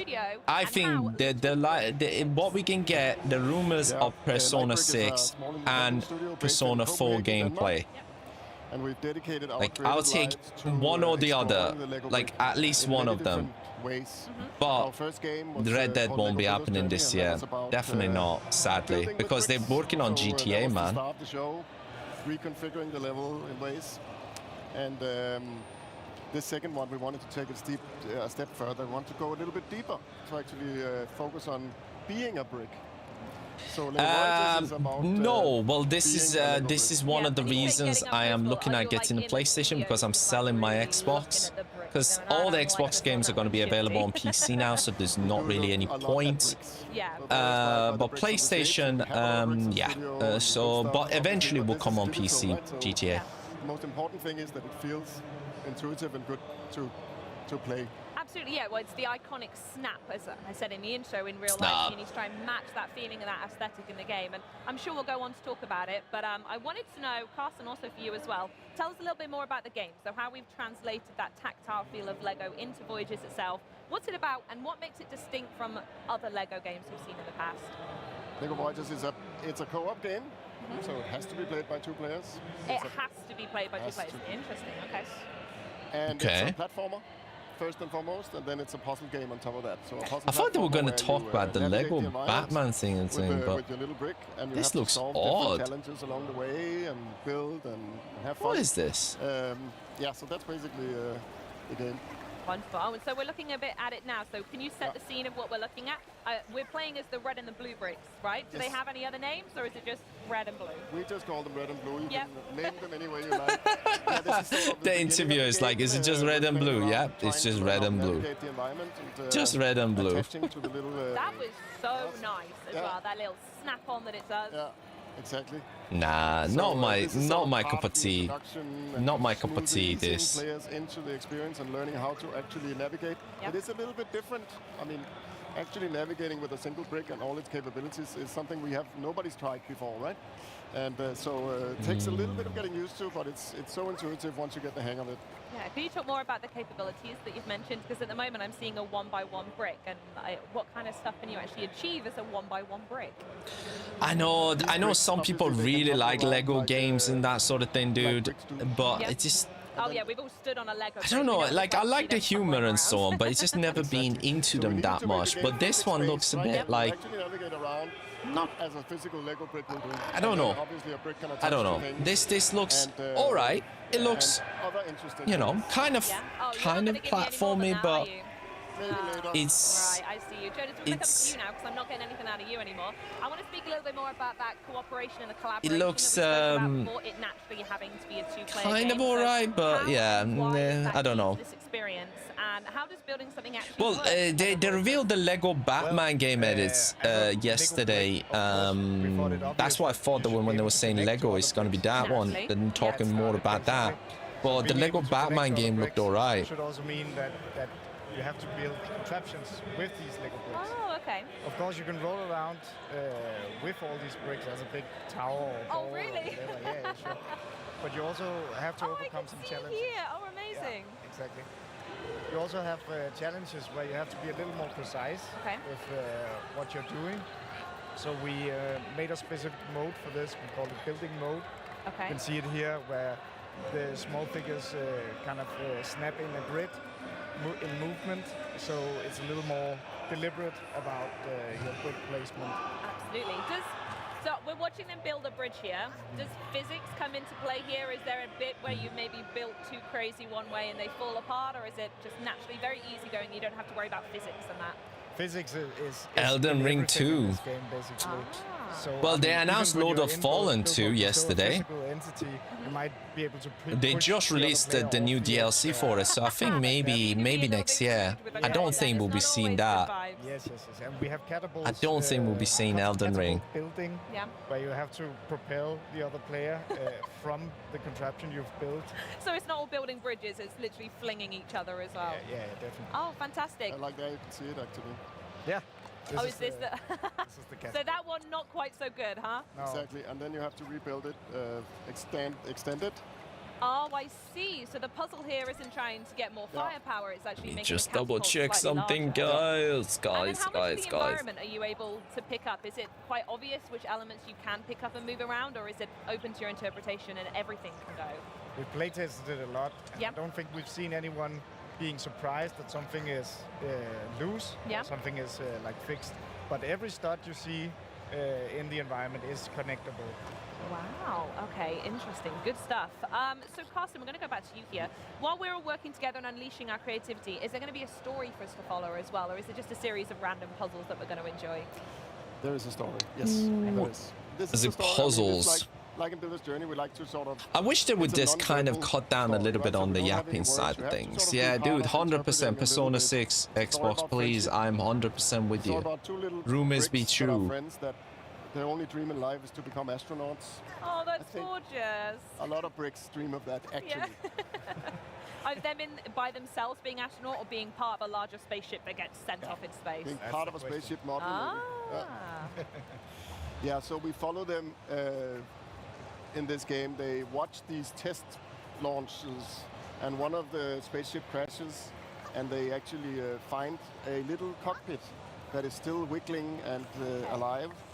And their mission, they make it their mission to try and save him and send him back to space. Beautiful. And in that journey, a lot of stuff is going to happen to them. And then there's a little bit of a Oh dear, come on. When you share a common dream, sometimes Move grow on. a little bit apart, Give us and some sometimes you have to reveals. find different ways of being connected. No pun intended. Of course. So, Pun so intended. We ask an open question about friendship, and hopefully players will finish this game and think about their friends and how they actually connect and how they stay friends. Yeah, and with the storytelling, you've mentioned that there isn't nothing verbal going on from the main characters. How is that told by the story? Do you meet other characters that talk, or is it purely environmental storytelling? Thank you so much, Oscar, for tuning in. Appreciate it. Throughout? Music is a very important factor. Yeah. And we have the same composer as in Builder's Journey, Henrik Lindstrand, composing. Oh, wonderful. They smashed it the first time. Bring them back. Exactly, and he's been very meticulous about the scenes in the game and the emotions and the characters. So he's doing motifs that sort of tell a story along the way, and so that's a very important part of the storytelling. Yeah. And then obviously the environmental storytelling, all of the objects and all the encounters you can slowly Is the unravel what's events? going to I'm just happen, right? wondering. until you understand the full. Is it quite a long event? Because I thought they were just going to do reveals. Or they're just doing loads of interviews and stuff. How does that work? How do the players work together against each other, etc., throughout the game? It's a co-op experience, and they have to help each other and teamwork, collaborate, and build these bridges and face these challenges throughout the way. So, as you can see, you can Yeah, dude, there seems to be a lot of interviews rather than necessarily an event. I might just change my plans for tomorrow and just sort of see what they're actually revealing and just maybe just do a summary at the end, because if they're gonna do these sort of interviews, it's gonna be a bit more difficult in terms of coverage for them, guys. Like an infamous spot where you can flip the other player into the water. But odd in terms of like the stuff that they're revealing and that sort of thing in there. Flipping each other into the water. But the thing is, so kind of like I like it one huge massive Xbox event. You know what I mean? Where they show everything, trailers, rather than these kind of silly interviews. In my opinion, anyway. Was that inspired by your own personal play with Lego, or was it something you just knew you wanted to make a co-op game, and that's where Lego came in perfectly? I'm just having a look on the events structure, what they do in Xbox. I think we've seen players want to play games together, right? Even though single-player games, they sit, they talk, they engage, right? So we wanted to make something that was playable together from the very get-go, right? And then we just love co-op games, and this whole idea of playing and being creative is just so much more fun when you're doing it together with a friend, right? Yeah, so, I totally agree. Yeah. And it's nice we're seeing more couch co-op games come through in recent years as well. There's been some very successful, highly applauded one recently. So it's lovely to see that story keep going. So, Carsten, question for you. This all looks really lovely, naturally. So the question you probably knew was going to be coming from me, which is, when are we actually going to get our Premier hands on gameplay the for 50 games. Very soon. Very soon. I think if you're here on Gamescom, you can just go to booth 8, the Lego stand, and try a demo of the game. Just over Bethesda there, broadcast. wondering where the map is. So you got the Xbox. Basically, you got the Open Night Live, guys. 15th, which is not very long. Not that far at all. Yeah. Then you got the Xbox broadcast day 1. Beautiful. Is there anywhere else we can look to find more information? Then you on Lego got Voyages Future before it Game comes out? Show. If you've got any more news on the way, Then you talk Future about Game before it Show launches? Lives from Gamescom. Then Xbox Broadcast Day 2. Perfect. Well, thank you so much for joining me, Lightbrick team. You're all a wonderful Gamescom bunch. Awesome This game looks Indies absolutely and stunning. Bethesda Folks, Broadcast. Don't forget to wishlist Lego Voyages today, so you'll be ready when it drops, as you said, September 15th. And speaking of taking legendary creativity brands in brand new gameplay directions, you are about to witness the world premiere of an upcoming open world survival crafting game with a, I'll call it a decidedly studio game. Check it out. What's this? World premiere.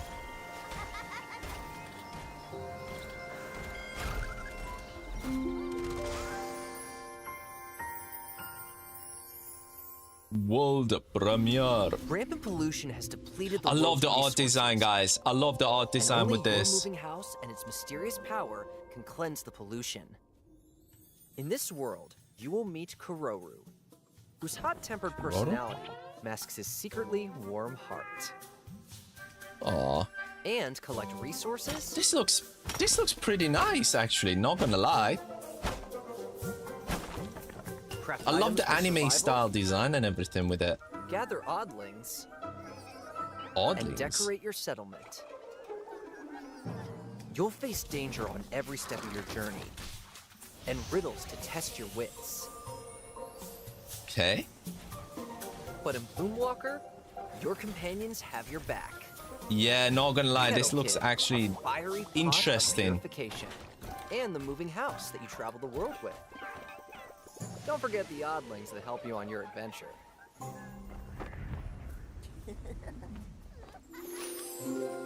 Hi, I will be your guide during this Bloomwalker. dev gameplay walkthrough. Hang on. First, Project let's follow the house as we Bloomwalker. look for a place to anchor it. If you stick close to the moving house, you won't take any damage, and the forest will begin to be purified. Seems like this is the best place to anchor the house. If you activate the Nice. anchoring So like device, the look you at the can art purify design, the guys. You got surrounding like all the area. colors and so on around you, kind of discolored, and when you walk in, you heal up the forest, and then you land the forest, and you can't. Let's purify the Oh, that's. I love the art design, man. You can find uncontaminated ingredients in the purified area. But there are also fruits like apples that you have to climb a tree or shoot them down. Let's toss those tasty-looking ingredients into Kettle Kid. The oddlings will then help stir them just right so they cook a delicious soup. Look, this purification crystal is the key to purifying the world's pollution. When you put it in the purifier, you can see the purification gauge fill up. The purification gauge is now full. Let's operate the purifier. Oddling statue. There's something new up Oddling. ahead in that glowing area. Oh, it's an Oddling statue. Look here. Don't the colors of the orb and the pedestal seem to match? They do. Oh, one of the orbs is missing. Maybe it's on top of that mushroom. Just gonna go, guys. While this is happening, I'm just. This looks pretty sick. I'm not gonna lie. Let me just have a look at the Future Game Show. What they covering? A bunch of new oddlings have appeared. Because I'm gonna be covering that because that's gonna be later. Invader Future Pelicani Game Show. cleanup. Let's take our new What friends they home. showing? Wait, what's happening? Oh no, it's Pelicani! That wicked creature monster eats anything.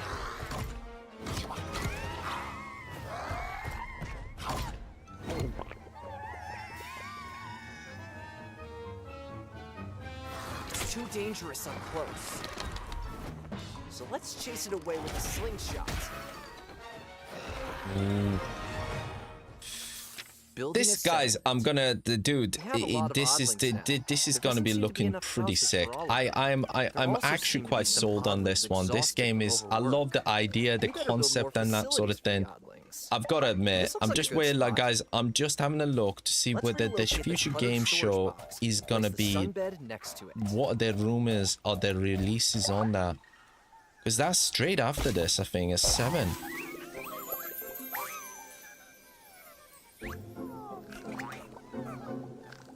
We filled enough purification gauges to restore the entire mushroom forest we explored. Interesting. Yo, Ollie, we're covering Xbox's Day 1 events. This game actually looks sick, not gonna lie. This is actually a pretty sick looking game. Project Bloomwalker. Well, some survival scenarios are a bit more dire than others, and if Congrats, Leon! Is set to be a beautiful but challenging Sweet. walk in the park, then Dying Light the Beast is a long march down a ruined highway to hell. The latest installment aims to blaze a new trail for the beloved zombie apocalypse franchise. And Oh, sweet! Congratulations, bro. Our Dying Light franchise director Timon Smegtala and Q&A analyst Aaron Tolte with some live gameplay. This is so exciting. Welcome to the show and welcome I've got this, guys. I've got a code free through a pre-order that I made. Not a pre-order through the electrical thing that I bought. So I would definitely be playing this Dying Light the Beast. Well, you've got some live gameplay. I'm definitely going to be playing it. And it looked pretty good from when I was watching Summer Game Fest. The mission that we have here, of course, it's Dying Light the Beast, right? So it's going to be scary, going to be full of zombies, full of open world exploration, parkour, many fighting. And the mission that we have here is actually quite funny one because it's one of the side missions from the game. And it starts with a very classic Dying Light dilemma. There's like a small group of survivors struggling to survive, live to another day, hiding in the town hall here, and suddenly the water source is gone. Like there are no water in the taps, and like they don't know what happened. Like somebody trying to hurt them. Maybe did to the water something nasty of them from this place because they want to take over.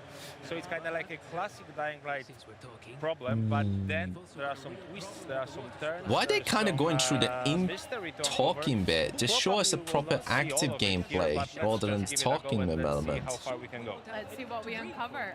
That is one of my favorite things from the previous games, when you have this little hub community kind of safe space for most part, and then you do have to go out and protect them or gain friendships as well as take on the challenges outwards. And that's exactly what Kyle Crane is doing, because like that's a side mission, but also the basics, right? So you play as Kyle Crane, and that's a very unique, very special type of a hero for a survival horror game, because he's not only the master survivalist, like he's not only able to survive as long as he wants in this difficult, challenging environment, but in this game he also has access to a set of very special, very powerful beast-like abilities, which really allow him to kind of unleash all of the rage, all of the everything. All the rage.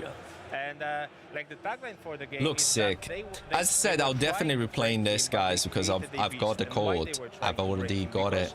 He was captured by this guy named the Baron. Baron is a crazy scientist who's trying. Why is this live? Why can I not skip this? Baron was experimenting on Kyle for a number of years. Kyle manages to break out, so they didn't break him.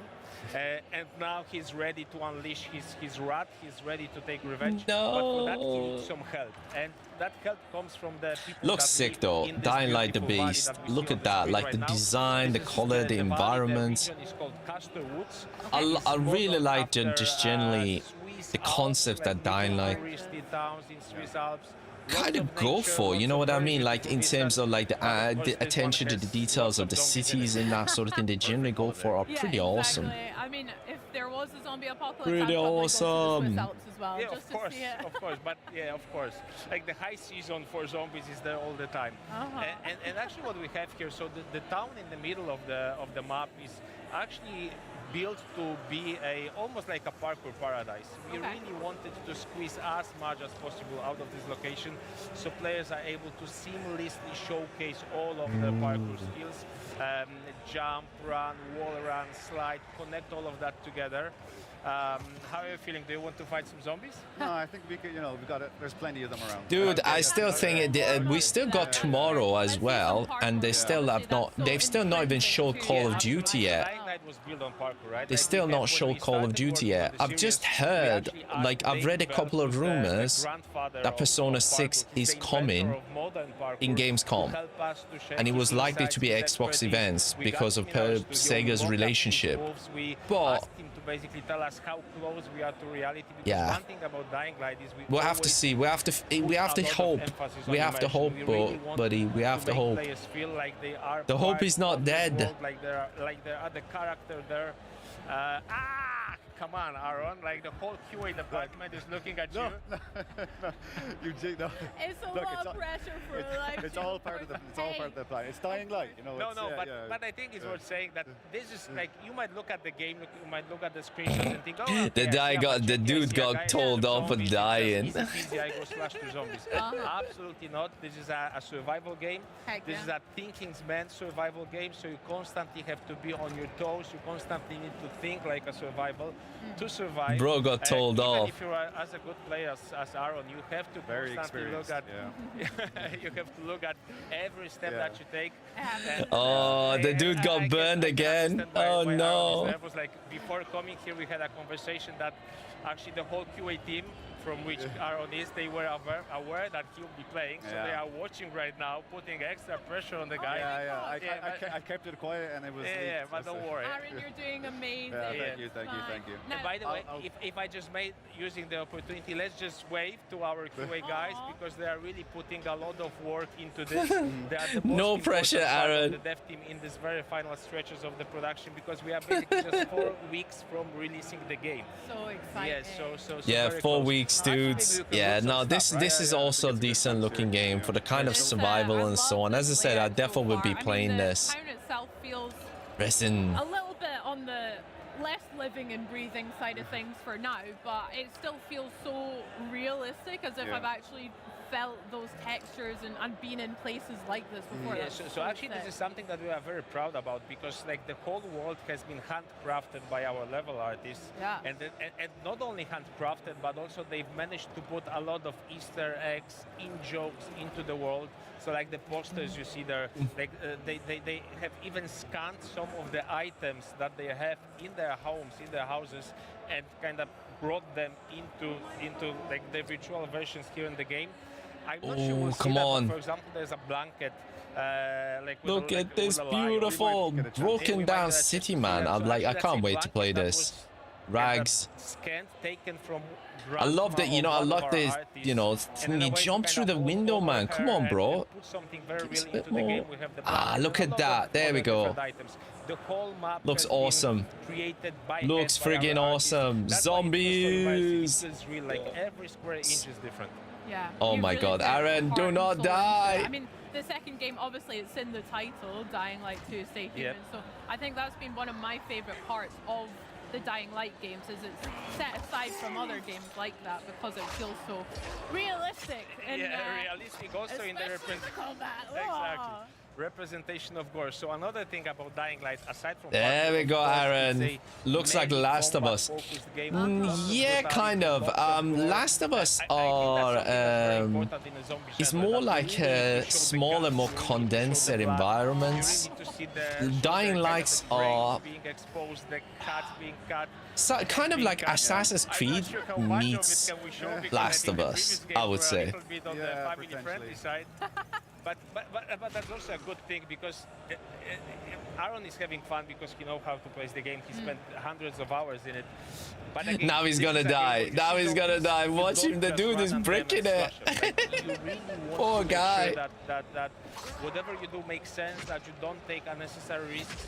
Oh, that's a nice thing. Actually, maybe it's also worth mentioning that a lot of our combat in Dying Light the Beast is created using physics and ragdolls. If we have animations that are super short, just to represent what happens with the enemy that you are hitting. So, like, you will encounter hundreds of zombies here, but every fight with a zombie is different because I love that whole parkouring elements, guys. You know what I mean? The parkouring, the fact that you can kind of jump around between different buildings and that sort of thing looks sick. We were speaking about some of the melee weapons that we've used already, like we've had machetes and all sorts. What sort of weapons can we find in the world of Dying Light? There's more than 100 melee weapons, and of course the classic stuff for the genre. So I don't know, gas pipes, crowbars, machetes, hammers, axes, wrenches, things that you can basically find all around you. But also if you dig deep enough, and that's a very important aspect of Dying Light the Beast, that there are lots of secrets that you can actually uncover if you dig deep enough. You can find weapons like medieval swords, very unusual creations of the survivors. So really a lot of oh my god, everybody talking about swimming. There you go, guys. Is there swimming in this one? And effective weapons. What's the water reaction is gonna be? Oh my, imagine another friggin' one of these people going mental about water stuff. Samurai sword. Samurai, of course, like a classic. It's probably a boring answer, but yeah. But for me, actually, it's a flamethrower, something new to Dying Light the Beast. So for some reason, like even though we are making zombie games, we didn't have a samurai sword, dude. Of course, it's gonna be samurai sword. It's gonna be epic, man. In any sort of like zombie fighting thing, samurai swords are gonna be the best by far. But I'm flamethrowers. Right, guys, do you remember the freaking Left 4 Dead with all the guns and so on, where you threw the thing and everybody be like burning? Oh my god, that game was so good. So good. And actually, that's an example so of good. World activities, like that, places like this spread all over the world with which you can interact. Aaron, don't die. If you manage to survive, Aaron. It just came out of nowhere. Your whole team is survival horror. I'm demonstrating exactly what we want, right? Yeah, that's true. That's true. So, like military combos like this, if you manage to kill all of the infected here, or if you manage to outsmart them, because that's also an option. You can, for example, use a decoy, draw them to like away from this place, and then try to loot it. That's a very good place to find some ammo for your firearms. And as I said, firearms have really received a lot of love from us as developers in Dying Light the Beast. He's a bit too big for now, I think, this guy, right? This one, yeah, like, let's not risk it. You already died once, so They're playing with fire. Like the guys back at home are making bets, like, will he die again? Oh no, Aaron, don't die. Aaron. Yes, absolutely. Maybe we could actually use the rifle. What do you think? It will get messy because the thing about firearms is they make a lot of noise. Wow. So as soon as you start shooting, there's a chance that the virals, the fast-moving zombies will come. Actually, I think there's one guy over there. Let's go inside. Yeah, let's try to hide. Like, we'll see if that works. Safer inside. Oh my. Yeah, but safer. No, like, relatively. It's never safe in the world of Dying Light. Like what I like to say is that it's actually one of the most dense open world. Yeah, I love the fact, like, dude, with the Dying Light games and so on, the attention to the details are pretty good, like, in terms of this thing, so I can't wait to play this. Like, the fact that, like, obviously it's guns that you just can't just go shoot around just willy-nilly. It's also a very interesting aspect, you know. Small details. It's very intense, very dense experience. That sounds really cool. A lot to explore and discover, and every kind of trip outside of the safe zone is probably not going to be exactly the same as before. Yeah, so Dying Light was built out of emergent moments, and we actually, like, we did fight with some of the guys with the tanks, for example, right? But actually we didn't trigger them, so maybe if there's an opportunity, but like... Indeed. Or maybe we can keep the... I think there's, some better opportunities. Okay, so what happens right now is that because Aaron was fighting a lot with, like, quite intense, he managed to charge his beast mode, right? So now he can unleash it. So maybe we can actually see that. There we go. Like the beast mode. Eat them. Punch. I actually don't mind some of these interviews where it's not just yapping. They're showing some gameplay and it's kind of cool. These are better. These are better than those just sort of just talking heads for like friggin' hour. Who's laughing now? No one left unsmashed. No. That sounded like you are saying it to the QA guys. Like, who's laughing now? Like, I'm here on Xbox and I'm playing this awesome game. I can't confirm it.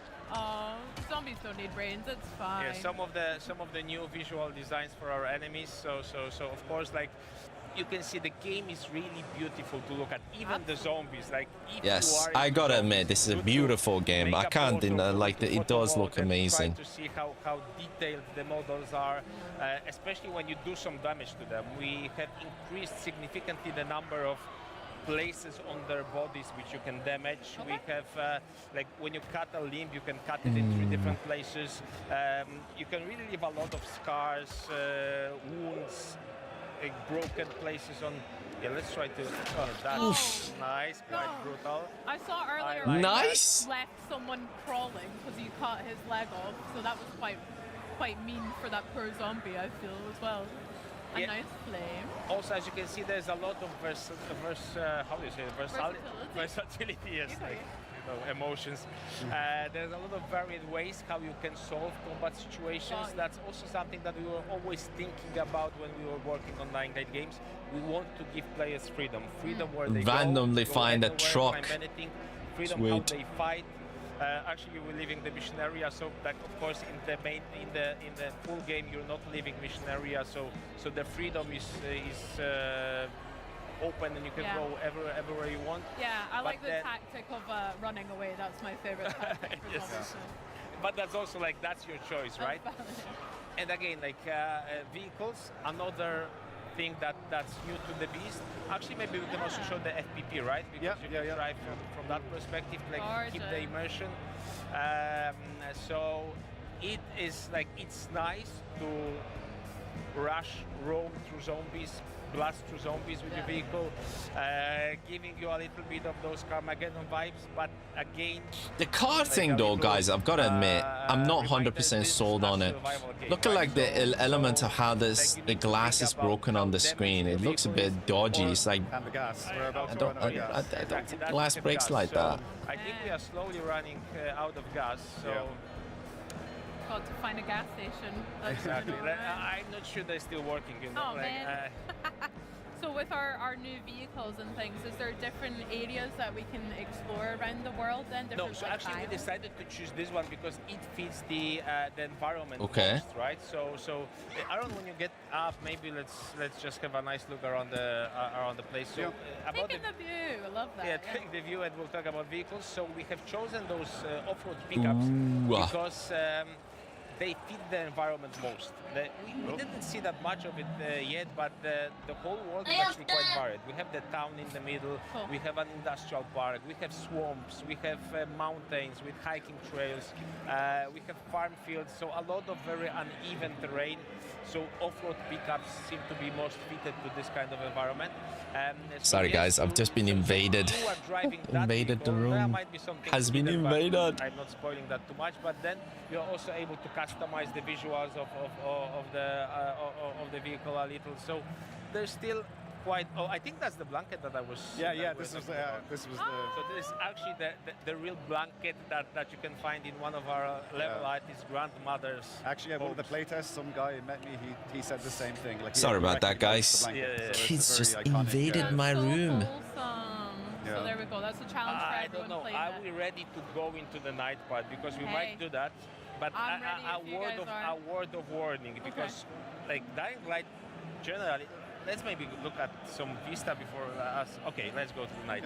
So what happens is that Dying Light basically is a game of two halves. The day part that we have just experienced, if you are I'm trying to get 50 followers to go live. You know how to behave. Yeah, dude, when I went live, I didn't have Leon followers when I first went live. If you're looking to go live, just maybe go live on YouTube and Twitch or Kick or something, especially YouTube or something, and upload a few videos. As long as you got when you go and apply for going live on TikTok Live Studios, it will just ask you for a proof that you've been going live in other places, and then you can go live even without followers. Because there's like a big skill tree of various beast skills that you. Well, I would suggest like if you have uploaded a couple of videos would be nice, but yeah.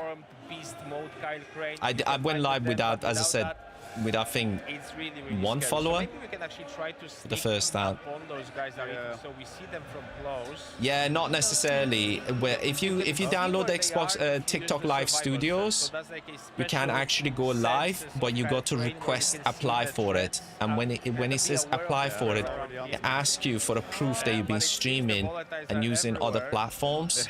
So just stream a couple of times on YouTube and Kick or something.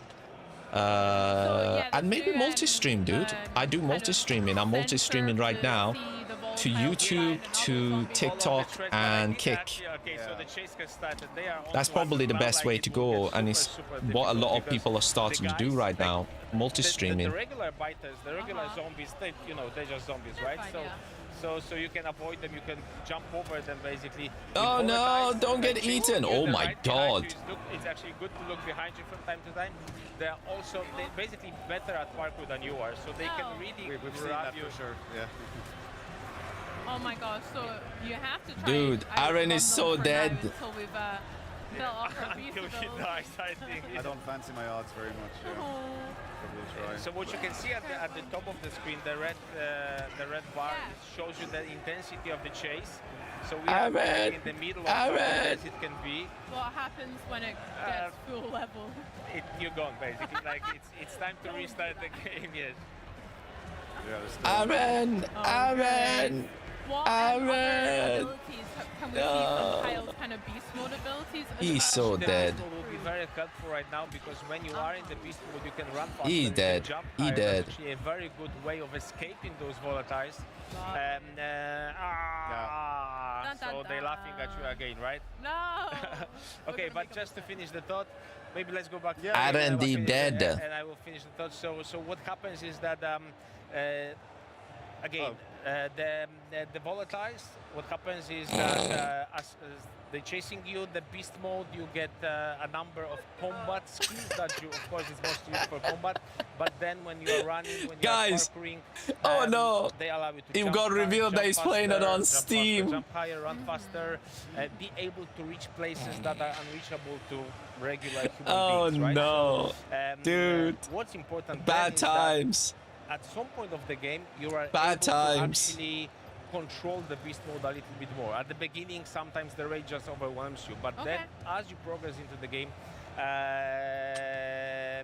you get full control of it. You can trigger it whenever you want, and then you can use that to actually reach places, find secrets that you would not be able to do when you are in the human form of Kyle Crane. And again, that opens a new I am very lucky. Long stream. I've been brought. Do you have a favorite copy, biome guys. from the game that you like? How nice, how luxurious. Do you like the pretty cities or the hills as well? I like we have a really nice storm weather preset. So I like I guess it's the industrial. This area when it's stormy, it's very atmospheric, very nice. The weather is like I would say the weather is very nice, but it's not like literally true because the weather tends to be very rainy and stormy from time to time and very gloomy. But it's nice because we have really spent a lot of technical. I remember one of the viewers, guys, Wusumi. Sure it really yes, but Wusumi. Very real. So it rains and you feel like it's raining and that you are there. So and my favorite biome I would say is the farm fields. Okay. So, but not when it's raining, because when it's raining, it's actually not that good. What I like is farm fields in full sun. Like you see, like how yellow the grain is. It's really very beautiful to look at. Love that. Well, can you tell me a little bit about? I'm really excited to dive into more of the survival kind of element, but what should players watching at home be excited for Dying Light? What about the story and more about the game that you want people to be excited about? I think it's the best Dying Light game that we have ever created. So for the fans, I think it's sold already. But if you have not played Dying Light before, if you have not heard about Dying Light before, absolutely don't be afraid. Be afraid of the volatiles, but don't be afraid to test the game. You will get all of the things that make Dying Light a very special combination. It's a mix of open world and survival horror. It has top of the class. Well, as I said, guys, I will be playing it and covering it on the channel because I literally got the code on a pre-order of a device that I bought, a computer part that I bought. So definitely going to be happening. You will feel the pain of Kyle Crane, how they were trying to break him, like all of the wrongdoings that happened to him, and then when he gets free, and you will also get free in the game, and you get a chance, you shot at revenge, it will really be very cathartic. You will feel how good it is to unleash this power in the game. Well, I can't wait. I had so much fun playing Dying Light Stay Human co-op as well, so I'm really looking forward to maybe jumping into this one. Absolutely, co-op is supported. You can Yo, edits. This Dying Light game looks, they're still showing it, dude. That was one hell of a prolonged coverage, dude. Layer of fun. The interactions, the measured moments are. I'm probably have to go straight into the FGS show straight after this, you know, because Future Game Show is at like Love it. Well, do you know what? freaking thingy. I didn't realize this is going to be this long. As long as you guys play with me, so it'll be great. Sure. What can we look forward to? Yeah, Future Game Show is at 7 p.m. and it seems to be like the directly after this. So it's excitement all over the place. PC, Yeah, PS5, damn. Xbox Series S and X. We can't wait for you to play the game. Amazing. I can't wait either. Timon, Aaron, thank you so much for showing me you so much. a little bit about Dying Light the Beast. I can't wait to play more. Thank you. But for you guys at home, don't forget to pre-order your copy today. Now then, the Xbox Gamescom Already got it. continues with some more trailers, including a world premiere trailer for a game that uses deck building as a metaphor for cooking. Come on. Unique. Then we'll hear from Double Stop Fine's Tim torturing. Schafer about their new opus Keeper. And don't forget, we've still got World Stop of Warcraft torturing. and Call of Duty updates. Give towards us the end of the day. Persona. And not to mention some news on a little indie game, and that's INDY, not INDIE. See you soon. Morning. Nice day for fishing, ain't it? What the hell?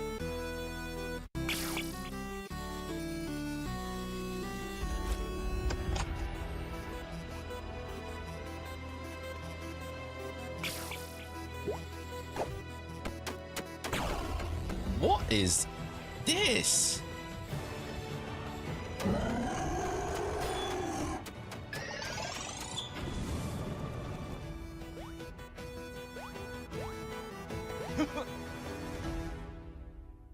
Yeah. No. Things are peaceful here in Palopori. But beyond the wall, something has begun to stir. What? What has begun to stir? Timberline Studio. What is this? In the face of danger, it's time to get to work. You see, in this world, not all heroes wield swords. In fact, some prefer the spoon. Oh god, dude. Please, I hope so. I hope so. Some who believe that in order Well, to but save dude, the there's like world, FGS show straight after this at 7 o'clock that I'm gonna be straight jumping into.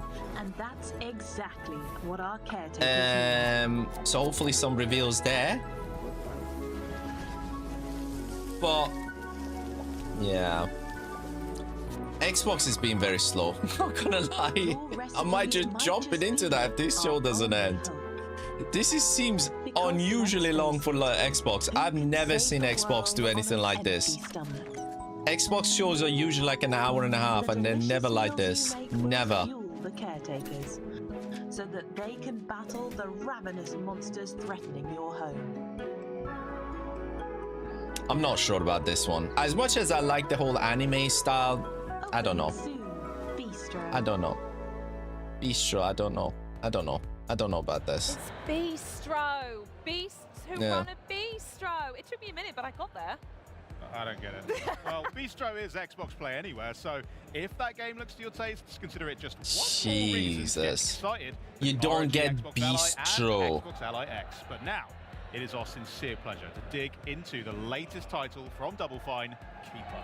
Keeper has been turning heads since its reveal during June's Xbox Showcase, and are here to bring us some never-before-seen gameplay. It's Double Fine production studio head and fan favorite Tim Schafer. Tim, thank you so much for joining us. Tim Schafer is hilarious. I've got to see this. I've got to see this, dude. Like, hopefully be funny. It's clearly Lee Petty's baby in many, many ways. Bit of a Double Fine legend, I hear. Yeah, he was our art director on Brutal Legend and Broken Age. I mean, some of the best games you could ever reel off that someone's worked on. I want to know a little bit more about what it's like working with him and your team bringing his vision to life.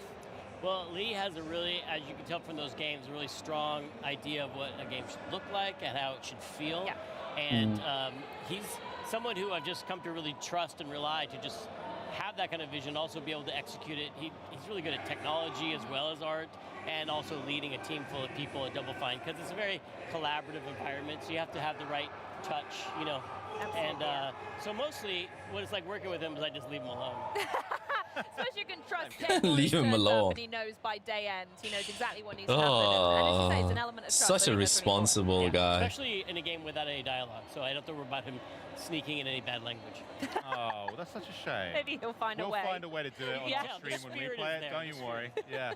I mean, in some ways, it does feel like this game is a bit of a new chapter for the studio. Like you said, it is wordless, so nothing to be said there, but it's still atmospheric, still surreal. So what would you say inspired Lee and the team to move in that kind of direction? Well, a couple of things. When we were talking about what his next game should be, we were like, well, what could we do now? Because things have changed for us. We became part of the Xbox family. We have like support and resources we didn't have before. And no, it's in Germany, dude. Gamescom is every year is in Cologne, Germany. So if you ever get a chance, I've always wanted to, but I just never got to. If you travel to Germany when Gamescom is on, you can actually go and do the live gameplays on the floor. It's a full-on event for a couple of days. A lot of things were going on with a global pandemic. I don't know if you heard about that, but we were all locked inside. And yeah, it's not fun. Lee found a lot of escape from that was to go on long hikes through nature. He'd go into the mountains and look at the nature around his house and think about... I can see where this is going. Yeah. About how the humanity is really threatened. We didn't know what was going to happen. We were kind of scared, and yet nature just kept going and changing and evolving and interacting with each other, and that was really inspiring to him.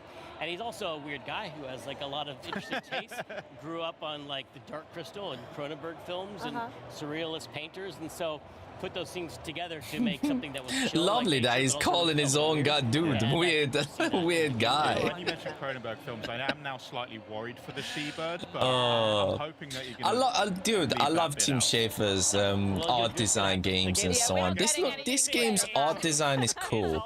I have no idea what it's gonna be like, you know, especially the fact that there's no language and that sort of thing. When something gets not language, there's no voice acting. When things get a little bit too artsy, I don't know. For me, they're like meh, but yeah. You know, cuddly cats in it, but this is like, it's got a weird vibe where the unexpected might happen. Like atmospherically off.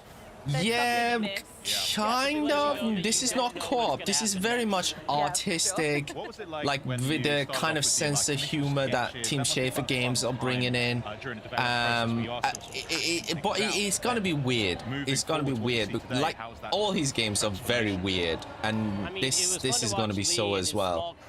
But as I said, I like the comedies, but the art style and the whole weird nature, I don't know if I'm a fan. Experiment with things that are not looks just alright though. Looks alright. Surrealist painters, like it's not just melting clocks, but it's also like the procedure they came up with their art by like tearing up words to make new words, and so that it was like it was fun to watch this process of when the sky's the limit. What do you come up with, and watching it evolve to, of course, it just had to be a walking lighthouse. Yeah. Oh, absolutely, yeah. And I want to go back to what you're saying a little bit about the surrealist and paints. I want to stick on art for a moment because naturally everything we've seen so far just screams beauty in Lee's deranged way. Screaming beauty is what we call it. Screaming beauty. Screaming beauty. Love it. Can you tell us more about the art direction itself and how that ties to the actual mechanics of the game now? Yeah, I mean, the art direction is, very specific vision of Lee's, but it leads to the interactions that you have in the game it is an adventure game that has puzzles, but they're light puzzles because it's really much more of an atmospheric experience. Yeah, that's exactly as he's saying. It's an atmospheric experience. It's all about the design. It's about very much artistic sense and that sort of thing. As I said, it could be beautiful in terms of art, and it could have a very interesting sensibility to it. Again, I probably will check it out, but I'm not 100% sure whether this is going to be my cup of tea or not, because it is... Bending. Are we going to see those yeah. kind of same shades? What's really the vibe of Keeper? Well, I mean, I think we talk about the films that inspired Lee, like you mentioned Dave Cronenberg or David Lynch. Those films all have really weird, unexpected things happen in them. But it seems at first like nonsense, but there's a kind of a dream logic to it that makes it make sense. Yeah, it means something, but it's not necessarily clear what it means, and it probably means more than one thing, and it's really open to the player to have this experience of playing this game and try and think about what all the different things mean. Well, that's going to be interesting when it comes out and see other people's interpretations then, potentially, of what Lee's getting at the game with the relationship between the seabird and the lighthouse. That's really fascinating. I do love it. Now, I am going to ask you a really important question about the seabird, Twig. Unfortunately, it's going to completely shape my opinion of the game. So, can you pet Twig? Well, that's an interesting question. I don't want to give away everything that happens in the game. This is a simple. It's a lighthouse. How are you going to pet it? Has no arms. I know, but you guys are weird and you find Yeah. ways to make things Smash happen. it with a little leg. Can you... Smash it with a little leg is Yeah. also a nickname we call Lee. Can you pet something with light? Let me answer that question with a question. Okay. I think that's above my intellect to answer that. I'm going to just say yes. Yes. To basically make you do I'm going to say, rather than just a simple pet, the companionship you'll feel with Twig is something much deeper and beyond physical affection. Oh. Am I going to fall in love with this bird, Tim? It's the most... Oh, can you stroke something with light? Oh my god. Yeah, the dude asked the question and immediately regretted it. Like, what did I even ask? Both the lighthouse and the seabird Twig have character arcs, and they go through changes and metamorphosis. Oh no. Yeah, nailed it. Talk about a live interview going downhill. Both of them, but And then some. We're only showing like the very early gameplay footage because things, believe it or not, get a lot weirder than what you're seeing. Oh, with you guys? Yeah. Great. No, absolutely. So I just want to touch very quickly then, if we're not hearing them speak per se, is it environmental storytelling? The music, I'm assuming, is a really important part as well? Yeah, the sound design, the animation, a lot of our animators try to make scenes work if you have the volume off, just as like it's the expressiveness of the lighthouse still has a face-like level of expression. The bird is very expressive, obviously, and there are scenes that will make people cry in this game, I think. I'm not ready for it. Not the whole time. No, it will be the whole time, I swear. Look at the birds. I'm gonna check it out, see what it's about, but it's gonna be an interesting game. I don't know if it's gonna be my cup of tea or not. And the last time we spoke to you was back in 2021, where we saw Psychonauts 2. So what have you been up to since then outside of Keeper? Can you actually tell us anything you've been doing? Well, I'm here to announce right now that we are making other games too. We have multiple games going on at the studio, and the thing I will say is that they're all brand new. They're all brand new IP. We did Psychonauts 2, and that is keeping us fine for sequels for a while. Great work on that, by the way. Thank you. Yeah, it was a lot of team effort. Here's some footage of the team. Yeah, they are working. Right? Except for that guy who's just walking around. Get to work, Bert. Yeah, we're working on new projects that are brand new IP, and we're excited about sharing them someday. Oh, Okay. just for someday. Just make sure you let us know. We're all We'll best tell you pals first. and- Yeah. Yeah. Sounds good. Well, Tim, thank you so much for joining us. Do you have any Tim final thoughts on Keeper that you'd like to Shaper. Well, let's see. Do we talk about the bird? Yeah. We did the birds. Yeah. Bird. There's puzzles. Yeah. Got that. Puzzles. Check. Have I mentioned that it's weird but chill? Yeah, kind of. More or less. Did I mispronounce metamorphosizing? Yes. Great. Yeah. Okay. No, then that's all my talking that. points. Perfect. We've absolutely named them all, and just in time because we have some harder questions for you. Me and Henry are going to start grilling you. A little game that we like to play on Xbox On called This or That. I can't think quickly, but I'll try. Well, you're going to have to think pretty quickly. Henry is going to fire some questions at you, and you can either give us one-word answers, or if you need a minute to think, that's fine. But there's some pretty good questions. This was a better interview. I will say this. Well, that's Team Schafer for you. Let's play this or that with Tim Schafer. First up, Jack Black in Brutal Legend or Jack Black in Psychonauts 2? Oh, well, you could put those together and get Brutal Legend 2, which is not something we're working on. Nice, I like that. I'll save it for that. Would you rather work at the Department of Death as a travel agent, or would you rather work as a Psychonaut?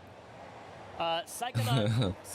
It has a lot more personal career growth possibilities. They have badges, whereas Manny had kind of a dead-end job. That's true. Well, seeing as how you'd like to be a Psychonaut, this is a good question. Telekinesis or clairvoyance? Well, you can do so much with telekinesis, but clairvoyance lets you see how people see you, which is terrifying, and I don't want to know it, so I'll go with telekinesis. Good pick. Okay, Rad or Raz? Oh, Lee's game, Rad. Uh-huh. Post-apocalyptic 80s roguelike action game. Or Raz, who's a human being, but fictional. But, I'll go with Raz because he's on Game Pass. Oh, I like that. Would you rather be a lighthouse or a seabird?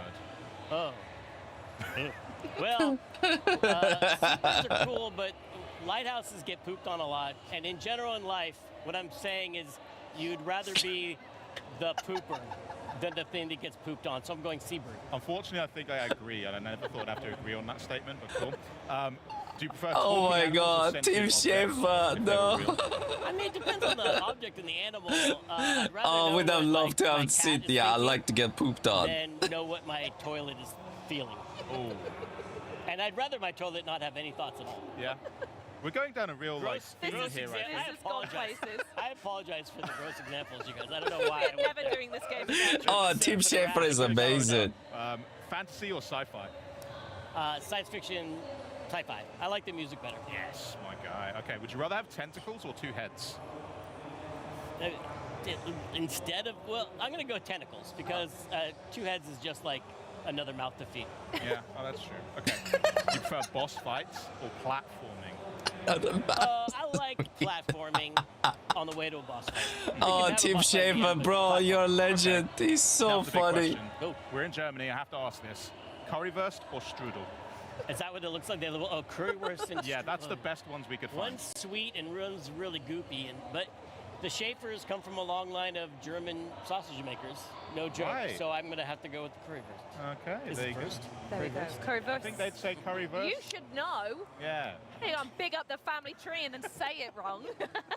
Well, thanks again, Tim. This has been a lot of fun. Remember, guys, Keeper launches on October 17th, 2025. But you guys can wishlist it today. And of course, there is still tons more to come up, including I will this check it out. update from our Yeah, friends yeah, dude, the guy is hilarious. I will check it out. Keeper. 16th. Pretty happy. But then, stay put for the latest developments in World of Warcraft, Call of Duty, and more on Chronos: The New Dawn. Live from Cologne, Germany, this is Xbox at Gamescom.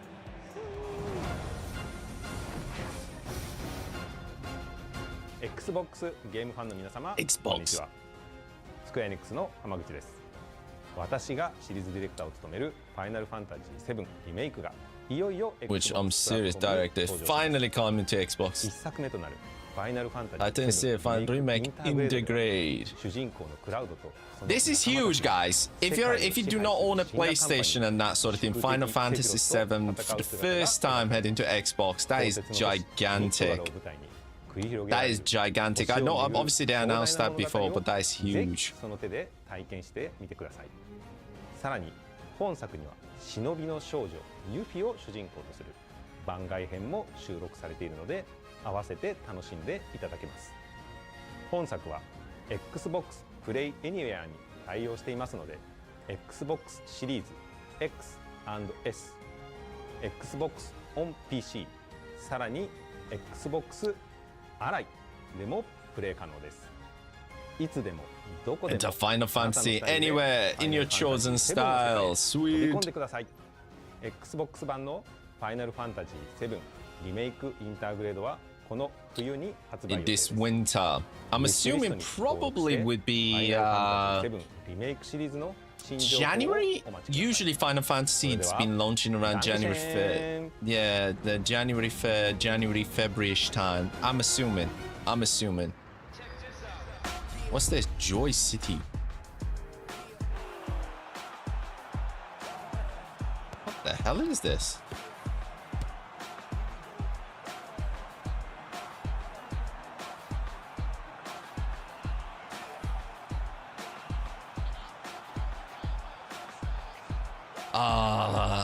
Sadness is filling me up that there might not be a Persona 6, you know. Oh my god, what kind of a football game is this? Is this thingy? Is that the rewatch? The Trust. Rewatch, I'm saying, like thing. That she looks butch as hell. Oh my god, she looks like a bodybuilder. I think they all are bodybuilders. What am I saying?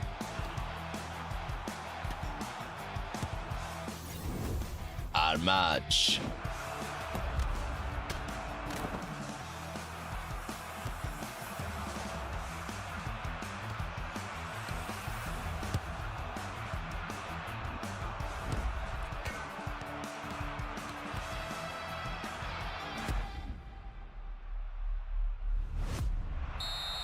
Freestyle football too. Yeah. Nah. You just saw the world premiere trailer for Freestyle Football 2 here on Xbox at Gamescom. Now you're right on time to learn about all that's new in World of Warcraft. As I talk with World of Warcraft Senior Game Director Ian Hazakostas and Associate Director Paul Cuban. Nah, yeah, I agree. Nah for me. For players. Now, first of all, right, Paul, welcome to the show for the first time. Thank you for having us. I'm glad to be here. Yeah, and Ian, welcome back as well. Like, you were here last year revealing the World Soul Saga with the War Within. Welcome back. Time for Chapter 2. It's a pleasure to be back. Yeah, I can't believe I've seen your booth.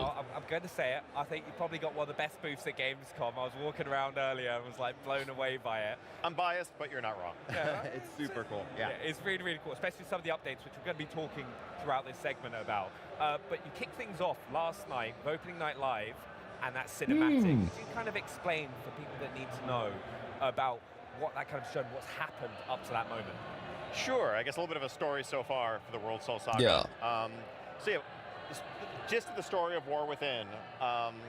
So heroes around Azeroth began hearing these voices, seeing visions, these like dark omens, from messages from the World Soul herself about, you know, darkness coming. Damn. That led to a surprise attack on the city of Dalaran, the destruction of our beloved city of Dalaran, and the nature of the threat facing us being revealed. This powerful entity known as Xal'atath. So over the course of the World Soul Saga, over the course of the War Within, we've been trying to kind of keep up with her. She's been one step ahead of us along the way. At the culmination of the War Within, as we just discovered, she kind of ascended to a new tier of power and is finally poised to really unleash the power of the Void upon Azeroth. Yep, and that leads us directly into what we saw in the trailer yesterday, which is Xal'atath and her devouring host at the gates of the Sunwell, ready to, you know, threaten everything that's dear to us, and the, you know, our beloved elves, Lorthamar, Liadrin, and the rest of them, all, you know, mounting a defense along with an intercession from the Sunwell itself. Super exciting stuff. That is the beginning of the expansion, which you saw in the in the trailer there, and that leads directly into the story. Yeah, I still can't get over. At least you know what, Edis, I would say, and anybody guys that's watching, I hope they at least show some of Call of Duty, but we also because to some areas that players are going to really. I want to know how this damn thing is working, because that game got me so confused last night. You know what I mean? That game got me so confused from the reveal last night that I just want to see a bit more. Other areas I'm getting less and less inclined to admit that I don't think Persona is going to be happening. I was hoping that the reveals, they said there was going to be a reveal, there's going to be rumors. Probably not in this day one event, by the way they're doing it.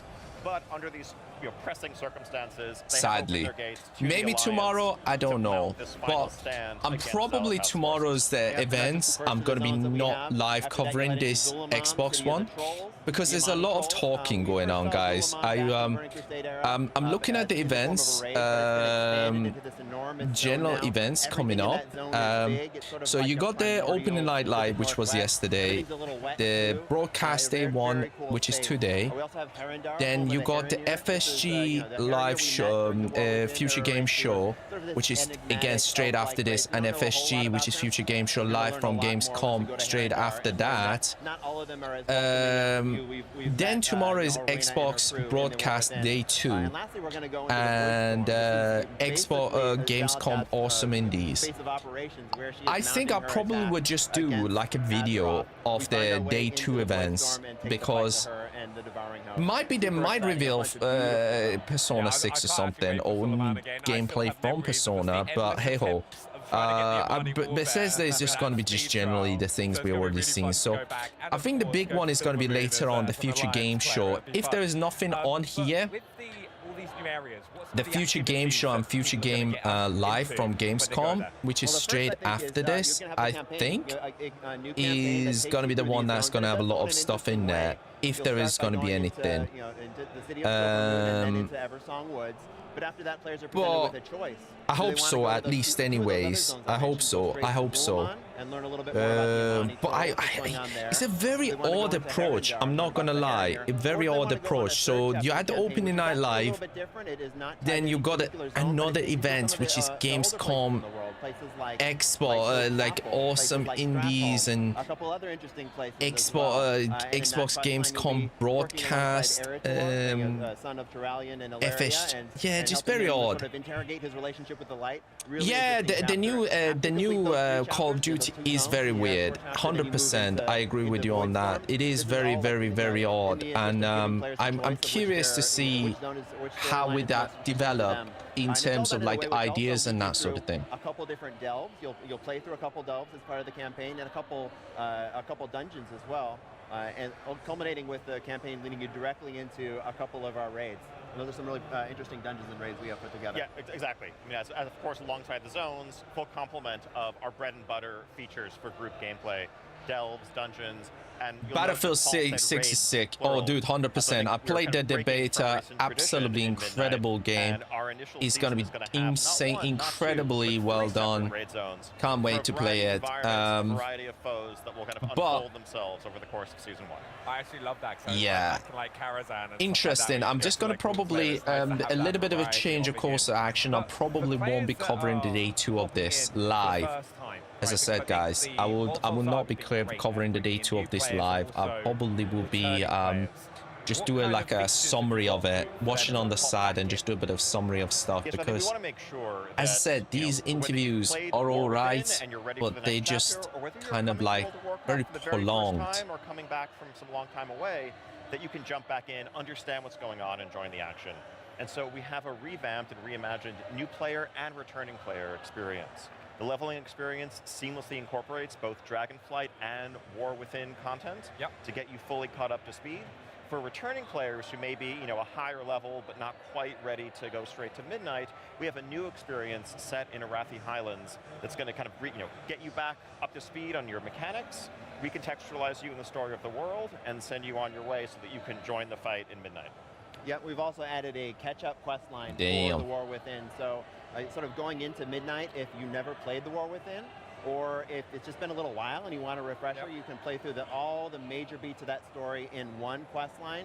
It should not take the couple dozen hours that it would normally take to play through all 6 zones that make up that quest line, but it'll be a couple quick hours to go through all the big cinematics, all the major beats. And by the time you're done, you should know everything that happened from the beginning of the Isle of Dorn to the end of Ghosts of Koresh, and be fully up to speed to hop right into. Yeah, dude, I agree with you.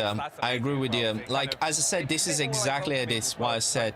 Tomorrow's Xbox Day 2 events, plans change. I'm not going to be live covering it because right? That has it's been like requested for so started at like 2 o'clock. It's 5 o'clock. We still haven't seen Call of Duty yet, which is a bit of a disappointment, man. It's like I want a bit more oomph from Microsoft, a little bit more thing. Like, you know, they were talking about like the rumors of Persona, as I said, but I was expecting it to be shown, but here at Gamescom, yeah, people are finally able doesn't to look like start, it. You know, playing with the decor, playing with those systems for the first time.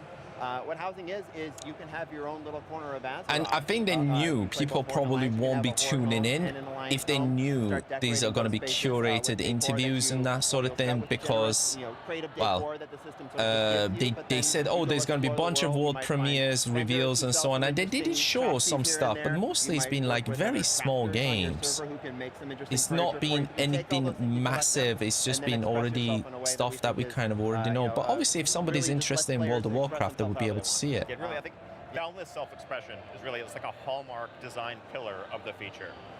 We kind of threw out the entire rule book here. This game is very, very World of Warcraft is unbelievably old. Like, I feel just intimidated going back and playing it, not gonna lie. To make their houses the full I just can't even remember how long ago I played this. Like, back then it didn't look like this, I can tell you that. I think my problem, my character has been deleted. Don't even remember the account. Others to come into your home, for you to go into theirs, and for you to feel like part of a group. Oh, it's amazing. Also, for people that have been playing for a long time, so it's one of the first things I wanted to know when I heard about player housing coming in. Been playing since the Burning Crusade. Am I going to have some extra cool bits to add into my house for that? You should, yeah. If you've been playing for decades, as it sounds like you have, then yeah, there's plenty of achievements that you would automatically have completed that would grant you decor. If you've advanced your professions, you may have access to build some of those things that would take other people, a little bit more time to get those professions to the point where they can build that particular piece of decor. So yeah, we want to make sure that people who've been playing for a while. So basically what they're saying is this new expansion gives you a lot of options for the people that have been playing it for a long time. It gives you a lot of benefits and that sort of thing. But also if you're a new player, you can dive back in and they will get you caught up to do this new raids and the new things, which is all right. I can already tell, like Sam from our team will be hanging a warglaive up above his door, like without a doubt. But one of the big things as well, right? People aren't going to have to wait for the launch at midnight to get their hands on player housing, are they? No, they are not. Player housing will actually be coming before midnight in our final War Within patch, 11.2.7, coming later this year. So anyone who owns Midnight at that point can claim their first house, begin decorating it, and all players, even if you don't yet own Midnight, can start building their collection of decor, though you will need the expansion to actually have a house to put it in. Ah, okay, that makes a lot of sense. I'm excited. No. What's next for the team? Now, you've kind of announced Midnight. They're making big money, big bucks. I mean, excited to get back and kind of finish this game. World of Warcraft 2? We're going to be talking very soon about our first public alpha tests and then a larger beta to follow. And all of this, getting player feedback, helping polish the game, and building towards a release in early 2026. Yep, and we're going to be here at Gamescom all week as well. Ian and Maria Hamilton will be talking tomorrow about some of the characters and zones within the expansion in a little bit more detail. And then later on in the week, Ian and I will do a big systems download where we talk about a lot of the systems. See edits, you see all those booths behind them that are actually in Cologne, Germany. You were asking. If you buy the tickets, if you turn up, like you can buy the tickets for the entire day and literally go to the the seats and so on and just play the games.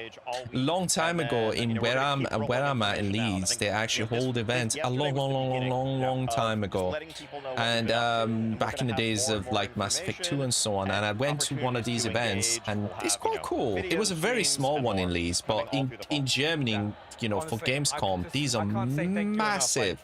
Last year to talking to us midnight today, Paul, Ian, thank you so much. And also, from tons of new titles coming to Xbox Game Pass, the Final Fantasy VII Remake integrated on Xbox. We've already witnessed so much cool stuff here on day one of Gamescom, and we're not done yet. We're about to get down and dirty with everyone's favorite archaeology professor, but first, let's refresh with a quick power wash break. Oh my god, are we doing an Indiana Jones? No! No, when is Call of Duty, man? Jesus. What the hell is this? Like, do people really want to play washing experience?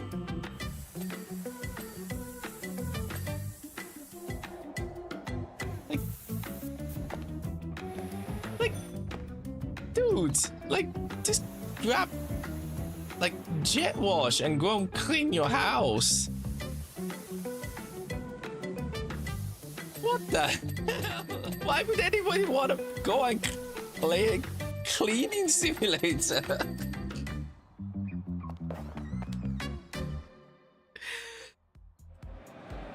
Gosh, oh my god, it's actually a sequel as well. Hey, oh if you happen to god. uncover any ancient artifacts in the mud, then I know just who to call. Indiana Jones fans, get ready to take on new challenges of impressive proportions. The Order of Giants expansion is almost here, and it's set to shake up the world of Indiana Jones and the Great Circle. Joining me to talk through the new locations, new puzzles, and some truly monumental enemies, please welcome Machine Games lead game designer Zeke Machine Game and creative director Axel Torvinas. Welcome, guys. Axel Torvinas. They don't have sound. Really excited to be here. I'm so excited to talk to you. Zeke, it's lovely to meet you for the first time. Axel, it's great to see you again. I'm so happy to be chatting about the new expansion. So, to catch us up, if we haven't already played the game, I mean, first of all, what are you guys doing? I've had a great time playing it. But for those of us who haven't maybe had a chance to dip into the world of Indiana Jones and the Yeah, I Great haven't got Circle, sound. I think the sound is back. what would you say is a great thing to get us used to the Order of Giants, and how does it fit in with the game so far? Yeah, so the Order of the Giants is an extension, so you can start playing it right from the beginning of the, well, not right from the beginning of the game, but as you journey through the Vatican, you it's a natural extension into the plot of the Great Circle, and so it's the guy completely messed up. Oh, no. Sorry, Axel, you want to take this one? Yeah. Well, I mean, it's basically about deepening the mystery and the lore about the Nephilim and the Order of Giants. And yeah, he just passed the buck there. I'm just like, dude, I've completely messed up. Can you take over? Completely lost the track of thoughts. From there we will venture into a lot of new areas, new biomes, new puzzles, new mysteries, a lot of new exciting content for you to enjoy. Very exciting. I can't wait to see what kind of the new locations are, because one of my favorite parts was obviously exploring some of the ancient Egyptian tombs in the main game. Because I've loved ancient Egypt ever since I was younger, so feeling that through India Mussolini. as well was so class. I can't wait for that. Now, Axel, you're mentioning the Nephilim Order, and I really love Locus, obviously, in the first, the main game. But tell us a little bit more about the lore behind the Order and the giants we can expect in this game. Absolutely, and without giving away too many spoilers, because that would be boring, right? But the core premise is that within the Vatican you will encounter this mysterious character, Father Ricci. He is very obsessed with this idea of a secret chamber and a certain artifact and a relic that he's hunting for. And he asks Indiana Jones for help to unravel the mystery of him. And that sets you off on a path where we dig much deeper into the background story and the background lore of the Nephilims and the tribe of giants, and how that connects with both the Vatican and Rome as a whole, but also there are hints and hooks back to the main game. Got you. Very interesting. So, do you think, would you say the story itself is quite self-contained? How much of that is, or how much does it affect the main game, or how much can be enjoyed independently from it as well? Yeah, so it... yeah, no, dude, it's on my pile of shame to play the original. It's something that you should be able to experience from the first playthrough. As you get through the Vatican, you know, you find Father Ricci, you can go on this quest, or if you've already completed the game before, you can come back to the Vatican, he's there, and that'll put you off onto a new quest as well. Love that. I can't wait to experience it then as well. Now, as we're looking forward to that, I really enjoyed some of the side stories that we would go off and do, the adventures with Indy, or even just snapping some pictures. So lots more of that to look forward to in the order of time. Oh yeah. So we have like lots of brand new puzzles, lots of new mechanics, new enemies, and all of our puzzles are like from fresh. You know, we're new mechanics, and we're not recycling anything there. As well, we also have 2 new adventure books that you can find, tons of notes that will give you backstory about the history of the Nephilim and other things.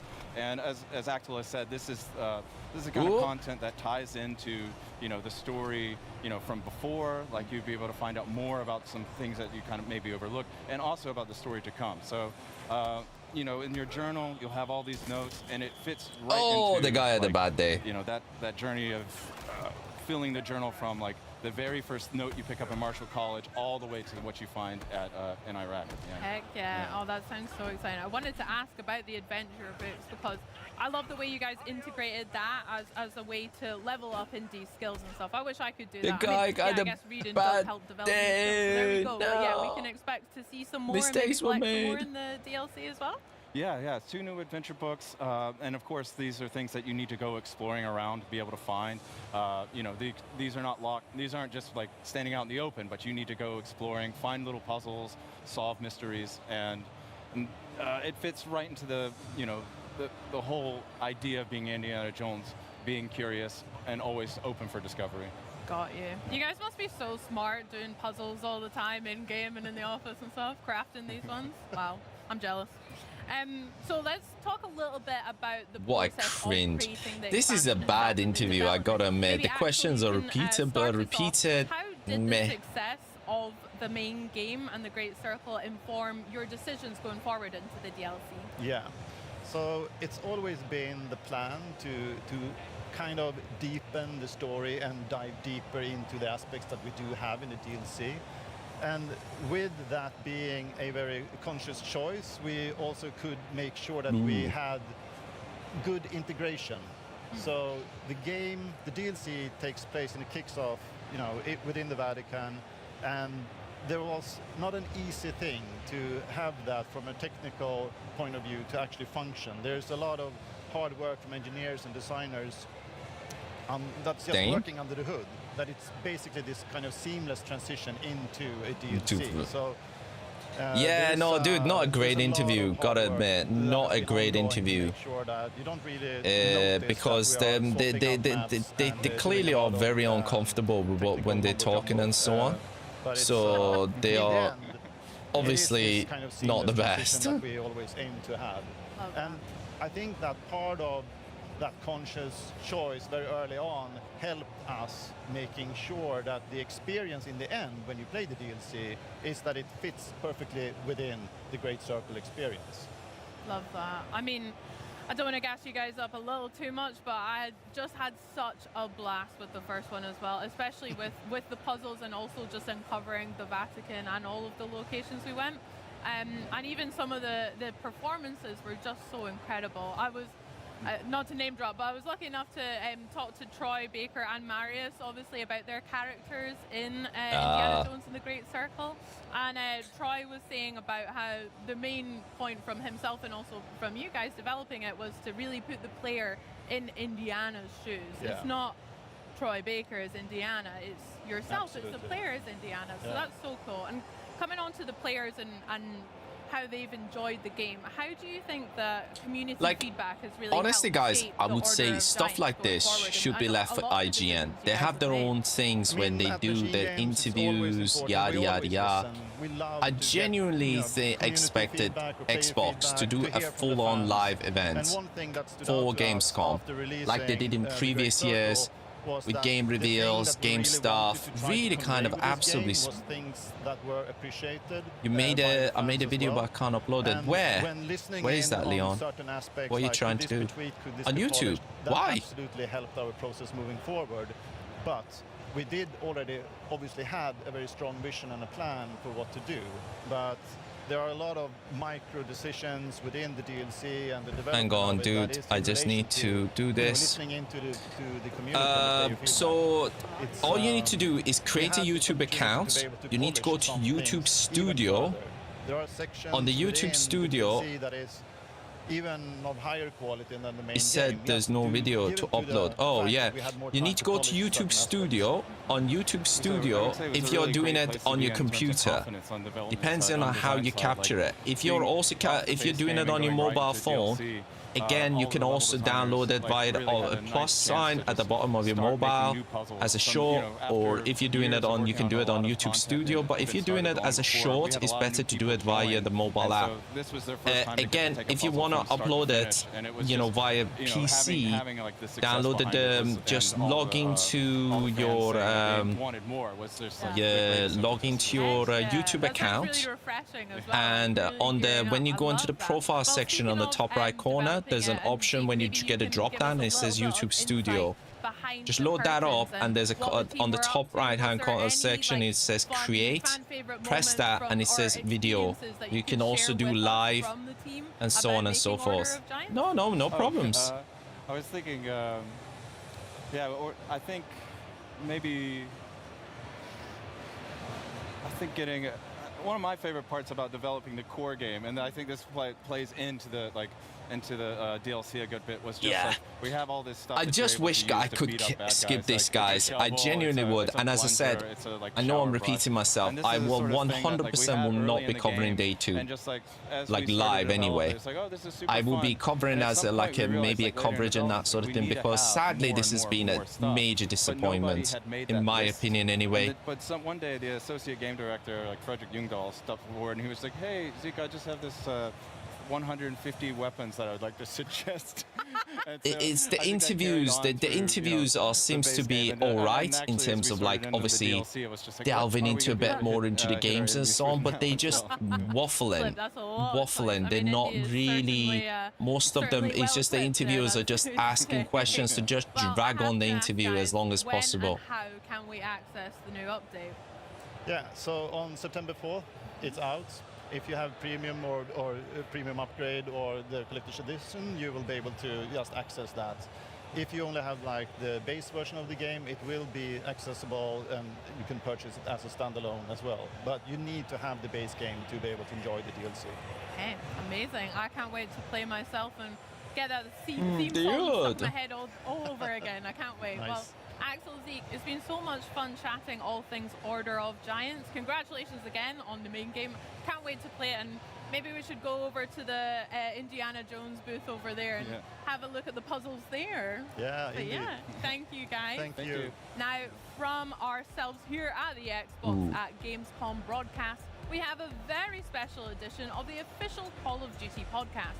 But first, we're about to fall into the disturbing world of Chronos: The New Dawn, the latest nightmare from Bloober Team. I can't wait to play. This is one of those games that Thingy would have loved, Dark Passenger, with the horror and so on. This to me gives me a vibes of I'm a game director of Chronos: The New Dawn. Today I'll be your guide through the abandoned factory, which actually was a ground zero for the disease, the change that wiped out humanity. So let's quickly bind weapons to shortcuts. Okay. And let's go. In Chronos, you can break crates to find more loot, which will be really important. And the first enemy. No signs of life. I think we are safe. So let's move forward.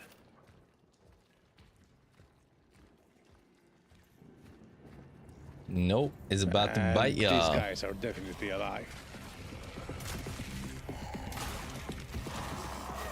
Yeah, this gives me definitely Dead Space vibes. This like Chronos may be quite challenging. The dudes have definitely played Dead Space. Yeah, this is so identical. That shot prevented the merge.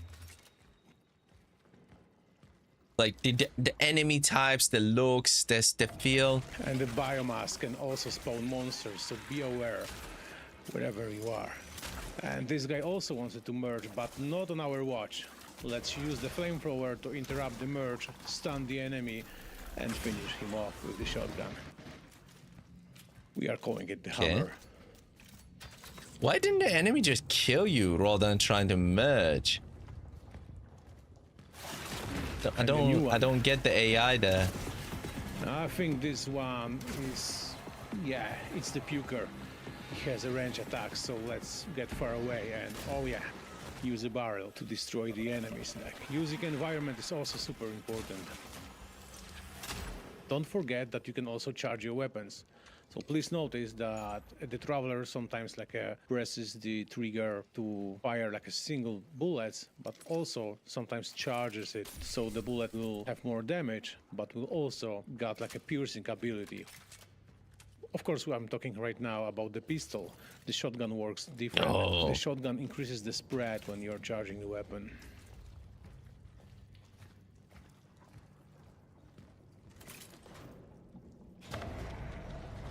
And the big guy just woke up. The big guy just woke up. Yeah, the weapon has been charged, and we've got hit. Yep. Let's switch weapon to the submachine gun. The big guy wants to merge, so yeah. Again, using a flamethrower to interrupt the merge. Remember, don't let them merge. Use also the canister that was set in the environment, and the enemy is gone. Like, the enemy seems to be, the AI is set in a way that's priority is merging, which is fair enough. But at the same time, it's like it could be killing you. Supply boxes left by the collective and other travelers. So the trick is that the collective is sending only one traveler at a time, to not too much with the time flow, since they are of course jumping in time. So the game, starts when your predecessor went off radar, and then you are picking up his mission.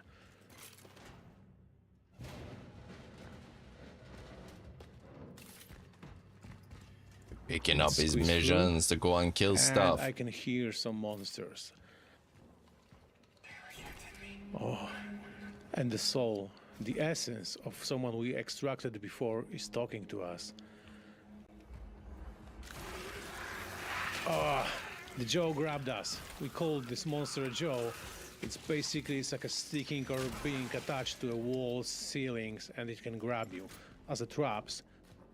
But you can hear them always, like, yeah, there is one more. And now, he will not grab us. We can safely loot the place. This is Kronos, dude. This is Kronos. Which is this is like the Dead Space. Like I'm calling it like them, just almost like a Dead Space kind of thing. Yes, dude. I think the big event today is gonna be the FGS show, which is at 7 o'clock. Yeah. I don't think Xbox is planning to reveal anything big other than the talk about Call of Duty. As I said, I know I'm keep repeating myself. I definitely would not be covering live Xbox event tomorrow. Isn't clear yet. Sadly. Yes. Yeah, up to you, dude. I am gonna be finishing this off because I want to see what they say about Call of Duty. But yeah, it doesn't look like Persona is happening, sadly, on this show anyway. Yeah, the rumors were not correct. And let's go back. I'm a bit sad. Yeah, I'm a bit sad-faced, to be honest. Disappointed. Very disappointed. But this game looks alright. As I said, it feels like a clone. No worries, dude. I'll speak to you in a little bit. This feels like very much like Dead Space, guys. Like for anybody who's ever played it. No worries, Edits. Thank you so much for tuning in. Hopefully, I'll see you then. Yeah, this is like very much Dead Space to me, but I prefer Dead Space a bit more. This seems a bit. I was a bit excited when I saw it last night, but like now that I'm seeing it, it feels like the environment designs are a little bit like lacking a bit detailed. Obviously, they're technically limited. Probably reflecting their developer themselves. This body has tentacles on it. The AI wasn't fantastic because like the guy kind of skipped attacking us and went into trying to merge with the other dude, which was a bit like, okay. Oh yeah. Now we can interrupt merge again. Now, merging like that makes sense because you were under attack. But the other merge, no, not so much. And stomp. Still alive? Not for long.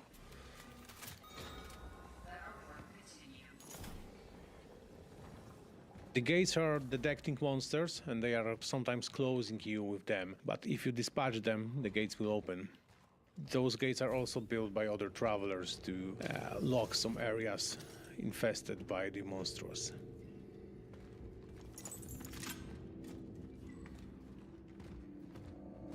Oh, and we are in more open space.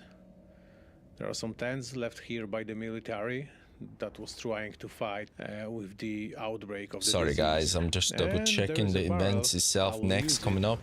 It will be FSGS 7. And get in the secret Hopefully area. this will finish first so I can get the chance to actually jump in and get prepared for the other events. I was not expecting this to be this long, not gonna lie, this is nuts. Shell patch, this is like a health pack, and a lot of loot.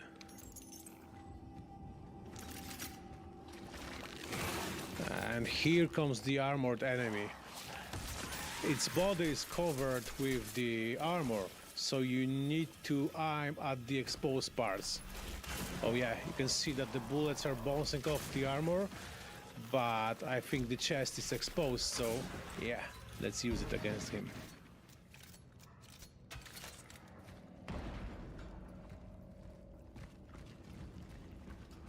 Ooh.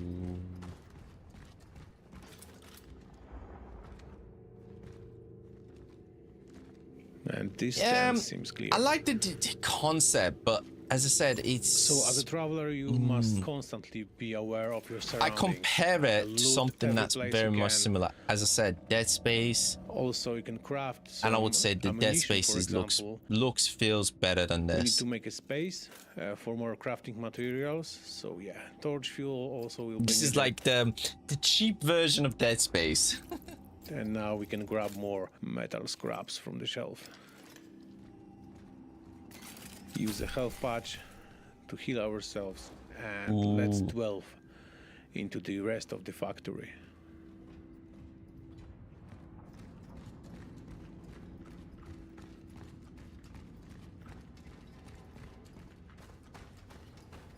Isolation zone.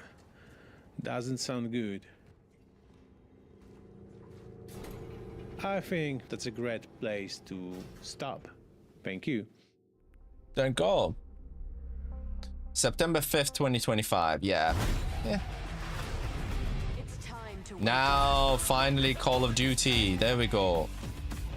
Tell me what the hell is this game about? No more games. This ends now. Call of Duty Black Ops 7. God. BOD.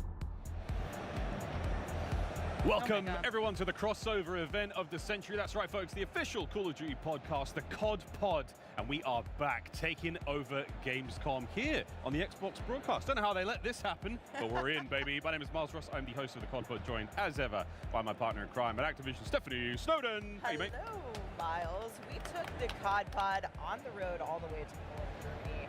It's my first time at Gamescom. It's been awesome because the official reveal of Black Ops 7 happened last night at Opening Night Live, and it was incredible. It was a big one, and we have a huge amount of information to get through today about Black Ops 7. Tons of juicy Gamescom details and wonderful broadcast. tidbits of gameplay. We're not going to do it alone, though. More on that later. Yeah, we've got some special guests joining us later in this show. But yes, at ONL, we get the very first look at Black Ops 7, which is coming later this year, and there's so much to get into. There's so much content. This game has so much to talk about, and this is just kind of the tip of the iceberg for us. Let's, guys, I'm gonna be prepping for the other show while I'm watching this, because while they're talking and so on, I'm like, bro, but a Let's see what's the crack, because this is probably going to be a bit of a clash thing, isn't it? Okay. More on the deep dive in co-op campaign a bit later on, but Steph, thousands of fans tuning in online as well to check this trailer out, and it was very, very cool here in person as well at Gamescom. Absolutely fantastic. Gamescom's been great. Yeah, I mean, being in the room for opening night live is something that I've never experienced, and just meeting so many Call of Duty fans in person, getting chills. I thought what Natalie and Miles did on stage, and the lights, and getting the Menendez experience, right? Like, future game show. He did. There was audibly jumped. Audible gasps in there. But it's not just opening night live, because we dropped the official Black Ops 7 developer direct on the Call of Duty YouTube channel. Definitely check that out if you haven't. So yeah, we just have a few things to talk about. That was a nutrient-rich. The direct was great, just a few, but we're going to get into it. So Steph, let's start high level. What are some of the key things to look forward to here in Black Ops 7?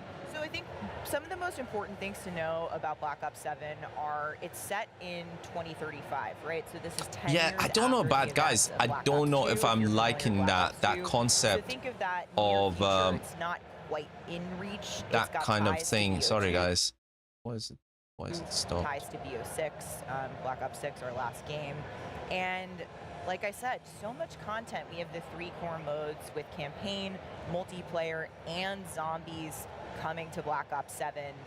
And we've also got Dead Ops Arcade, we've got zombie survival maps, we've got global progression across the game, which means for the first time you can actually earn XP, progress your weapons, earn all the good things, make your gameplay super rewarding, including in campaign. And we've got David Mason is back. Raul Menendez is back. This is I don't know if I had that. Treyarch and Raven have wanted to tell. It's a David Mason story.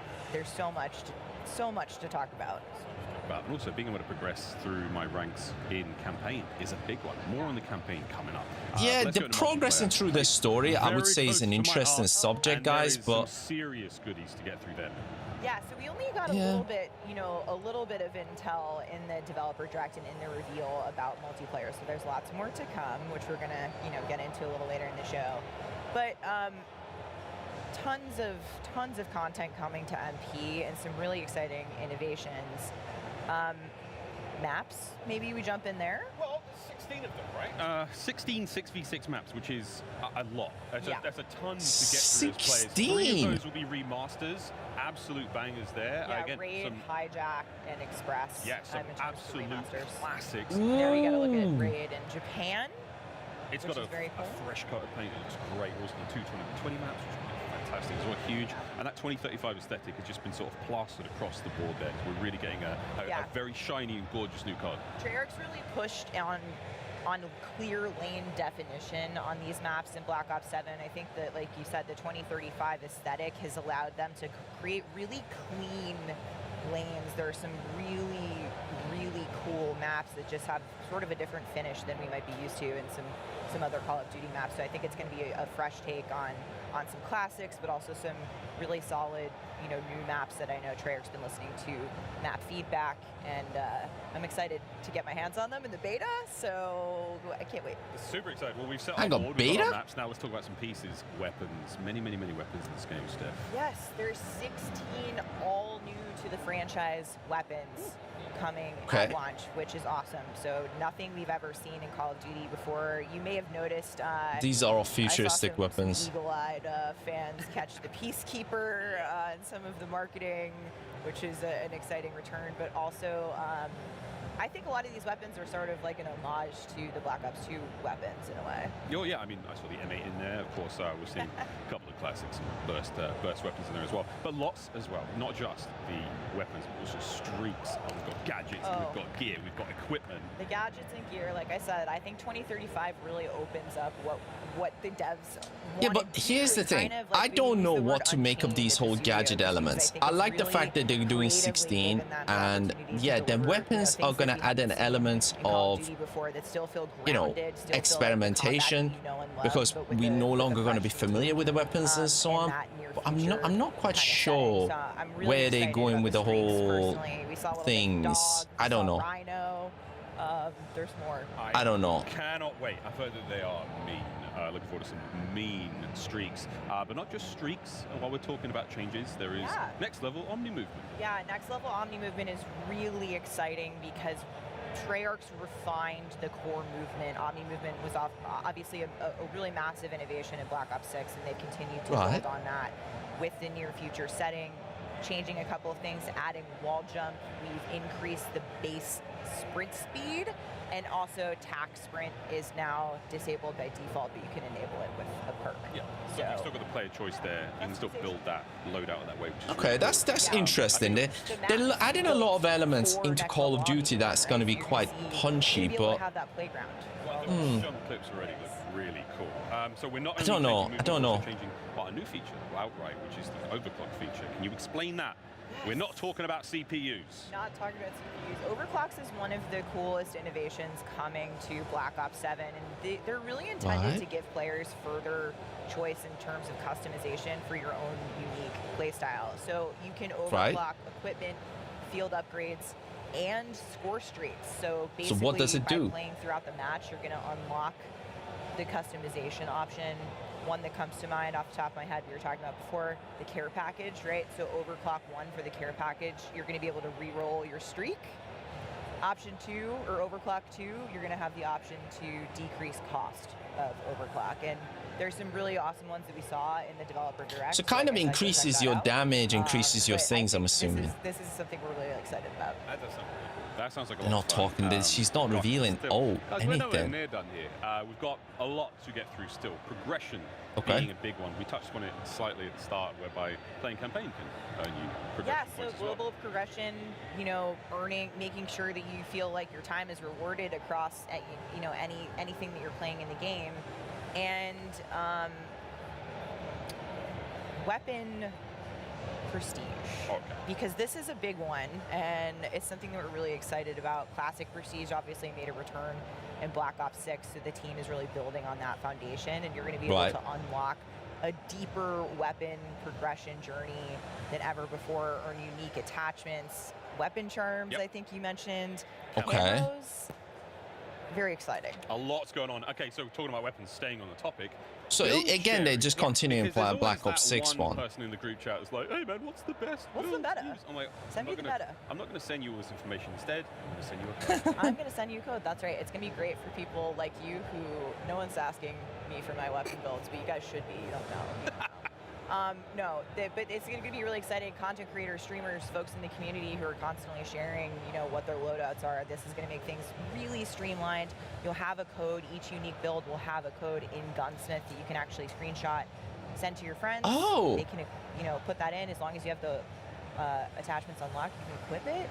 That's great. It's gonna be great. That is a game changer, I think. For many folks. Yeah, that's going to be pinned at the top of group chats. That is actually pretty decent, guys. The fact that you can kind of share your builds and so on. So say, for example, you see somebody who's doing absolutely sick, then you can kind of share that exact build. But having said that, though, it could cause a huge amount of problem because it would mean people are going to be kind of copying the really OP builds. So I don't know. But the original crew has made a return, and obviously the Dark Eater has flung them up against some old pals. Yeah, at the end of the Black Ops 6 story, we see, a version of the Black Ops 6 crew seemingly in the Dark Ether with some version of the original crew. In the developer direct, we got just a peek at what we think could be the big bad of Black Ops 7. Definitely an ominous villain may have appeared. Well, we've got a lot going on there. Yeah, still. Survival maps. Jinx. So They're back for the first time since BO2. Really exciting there as well, Steph. Can you tell us about that? Yeah, I mean, look, I think this is definitely the how long can you last in tighter spaces kind of vibe, and I think that people are going to be really excited for that experience to come to zombies. So more on that soon. They're talking about like this stuff that we generally familiar, the refinement of Call of Duty and so on, which is good, but they're not really touching on any of the stuff that we saw that are kind of weird. Twin stick, top-down, zombie-centric shooter. earning XP for your progression as well. Go global. Yeah, there was a lot of hype in the chat last night when the Ups Arcade 4 announce was there. And so this is so cool. If you don't know what Ups Arcade is, Treyarch, has put this in the last, some of the games. And it's a really exciting experience because it's a game within a game. And now you can earn XP for playing that as well. So more on that. I get to hear the sort of Black Ops 7 rank up sound in every mode I'm playing now, which is going to be fantastic. Well, up next, we're going to be diving into the co-op campaign with our guests from Treyarch and Raven. But first is the official Black Ops 7 reveal trailer. They want you afraid. Well, we saw that last night, didn't we? Makes you easier to control. It's time to wake up. Ooh. We saw this last night. This looks sick. Raul Menendez ignited global unrest on an unprecedented scale. Menendez is a terrorist. We're bringing peace and security to the world. He refuses to let me go. Stop looking backwards, Dayton. What matters is what we do next. A lot of people counting on us for answers.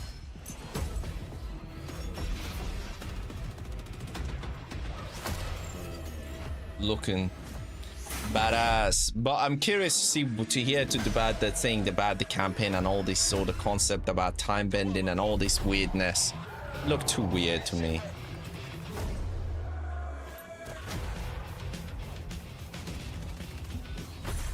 This isn't real. The hell it ain't!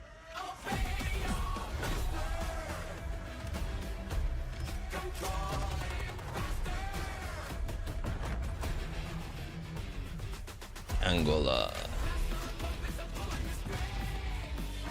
Yeah, Tokyo. Alaska. Avalon. I like the whole freaking gliding things. Looks sick, man. Looks sick. Pull it together, man. Looks sick. Killing the man is a hell of a lot easier than killing the idea. You were never cut out to be a Mason. You're never cut out to be a Mason. No more games. This ends now.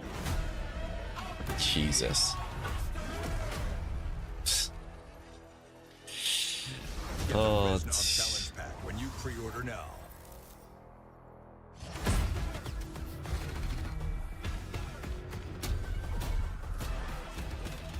Zomba. Looks pretty sick, but they added like the interesting thing is that the fact that experience is shared across everywhere. That side of things, I would say, looks pretty sick. I never get tired of hearing Metallica and watching that, but I want to welcome in our developer guests. We have Miles Leslie, Associate Creative Director at Treyarch, and Natalie Pohorsky, lead producer on the campaign. We saw them last night in the other event, but they didn't say much. It was just an awkward interview. To be here. Let's go.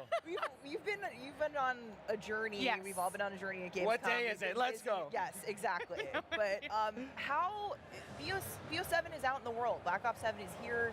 It's out there. It's been so cool to see people react to it. How does it feel for you guys to finally be able to talk about the game?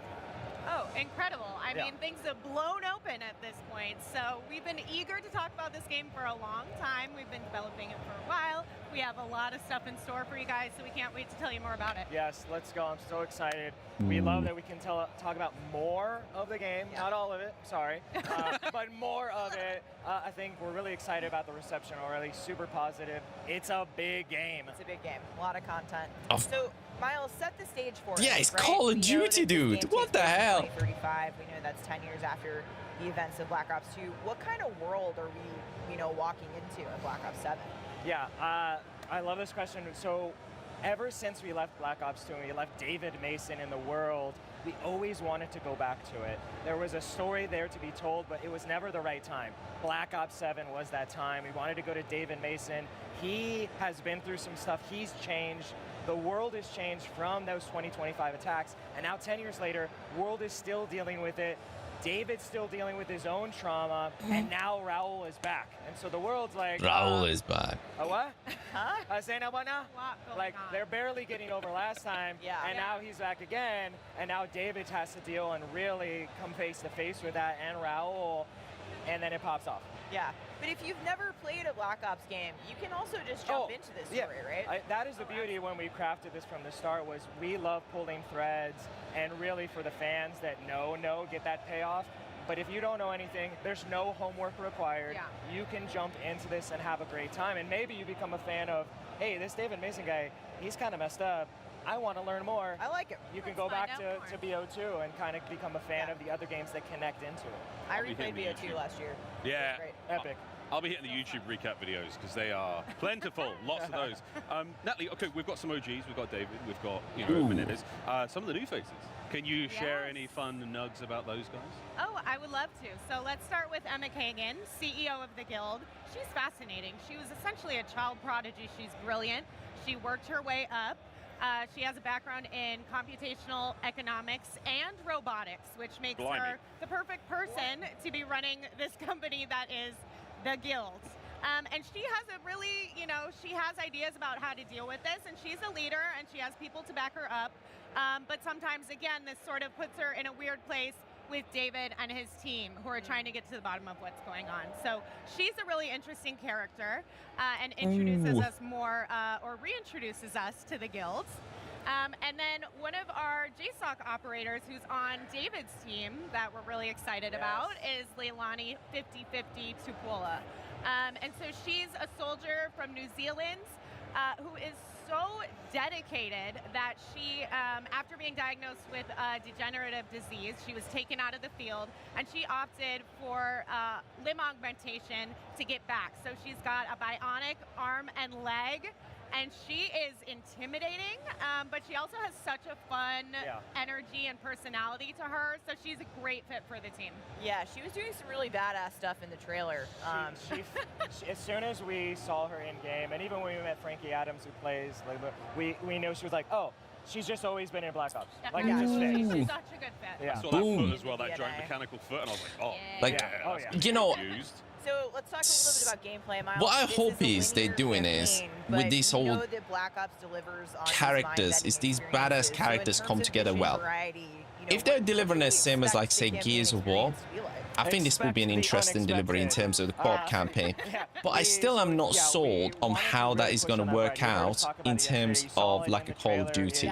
We're going to a lot of unique places, some real, some are bend reality hallucinations that you'll understand why in the story. But we really wanted to push into that 2035, Japan, Alaska, Los Angeles, Angola, and that is spread also not even in co-op campaign, but also in multiplayer, where you can revisit these locations that have narrative and story tie-in as well, which is really exciting. And really feels like we're pushing it, like you haven't seen this. This is hallucinations rather than them going into the whole real messed up sci-fi thing. We kind of first got introduced in Avalon and Black Ops 6, and now you can kind of see the whole thing. First, through the linear campaign, you're going to get little pieces of it, and then after you complete the main campaign, it all unlocks an end game, and really all of Avalon opens up. And now the world is your oyster in the end game of Avalon. More on Endgame in a moment. Yeah, I'm pretty sure. Sorry, I'm excited. I'm excited. Oh yeah, I'm pretty sure I saw Avalon. I fell out of Skyline, and I was like, wow, this is nice. I know, Miles was like, I'm always falling out of that window on that map. And I was like, that's, That's weird, bruh. Stakeouts in Avalon. Well, you can also Avalon. So we got like the world, and like, as I said there, you know, in my coverage, I think they're going with the end game kind of thing. I think the big thing is the hallucination factor. I know I'm repeating, but that to me kind of settles things in terms of the game being too weird. That's twofold. One is the story. Natalie touched on this. Our characters in our hero squad, the four of them, they're like a family. They're like each is a piece of a puzzle. Natalie said this, and I love this term, is we put them together. They play off of each other. But as we were developing, we wanted players to immerse those heroes as well and really embody each single hero. And now you can do that with your friends. It's a shared experience. It's really exciting. And then on top of that, we really wanted for the first time that you and your friends can really move between any part of the game. And that that was huge for us. So you want to jump whole game's co-op. The whole game. You want to be in co-op campaign? Great. And then you're like, hey, let's do MP. Go to MP. Done with MP, let's go to zombies. Done with zombies, let's go to endgame. Done with endgame, go to DOA 4. It just keeps going. There's no game in the world that you could co-op the whole thing. I was running out of fingers. This is a co-op podcast. I was like all the ways. I give him that. That is interesting. Because I'm a single player girly. Yeah. And so I can get intimidated by some of these other spaces, but I'm so excited by co-op because being able to explore with friends, and it's sort of this entry, you know, into the multiplayer world, and then, you know, maybe once I get built up a little bit, maybe once I go through endgame, maybe I'll squad. I was going to say, you can't choose your family, but you can choose your co-op team. That's true. I think we found it. Okay, now as promised, we're going to getting to the end of our time with you guys. So Endgame, finally, we've been talking about it, but I really want to dig into what the Endgame experience is for the Black Ops. Is it going to be raids and that sort of thing? That's interesting. Yeah. So this is really exciting. So we're bringing that innovative co-op campaign. Like we said, it's a linear experience. When you finish the co-op campaign, you're going to get a satisfying ending. And then, really, we think about it as this final proving ground, but we've been talking about it almost as an epilogue, is if you want to go into endgame, you can. I know there's been talks about it. It's optional, but it's in there and it's addictive. So you get in there, squad of 4, 32 players are in Avalon with you, 8 squads, right? And it's about getting in and surviving. That is the key. And it really unlocks everything. All of Avalon, you can now choose your operator, you can build your loadout, you can bring in all the abilities that you've been taught over the campaign, and it's about surviving and pushing into the harder regions. And it's really hard, and it's really fun, and you're going to meet some really crazy, twisted things. Hang on, is that like a Path of Exile kind of thing? Where you go like area to area to area kind of endgame? Some cool skills you might have gotten on the way. So that's your combat rating. That's so you your are unlocking skills and abilities as you level up your operator. What happens to my operator if I die? If you don't survive. Yeah, so there are consequences if you don't. You will lose some of those skills that you brought in, and it's a really satisfying, I want to say simplified approach to this loop, this sort of almost roguelike, you know, for us, it's pulling the legacy of zombies, right, which is a social storytelling of survivability. You go in, right? you lose your skills. So this brings all Wait, that sort of energy. is this stuff that you learned, or is that just generally the stuff that you got across the game? That's really exciting. I'm so excited for Endgame. It's super. We're going to be talking a lot about it. We will be playtesting it, and everyone's like, "Okay, we're done."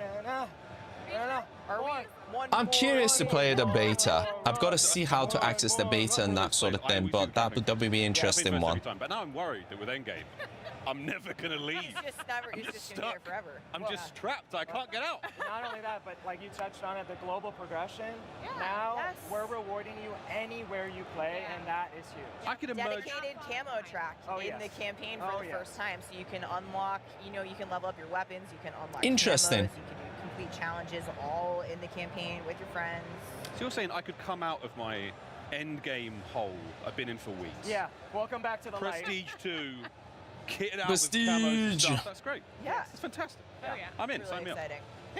Okay, so we want to end the segment with just a couple rapid fire questions.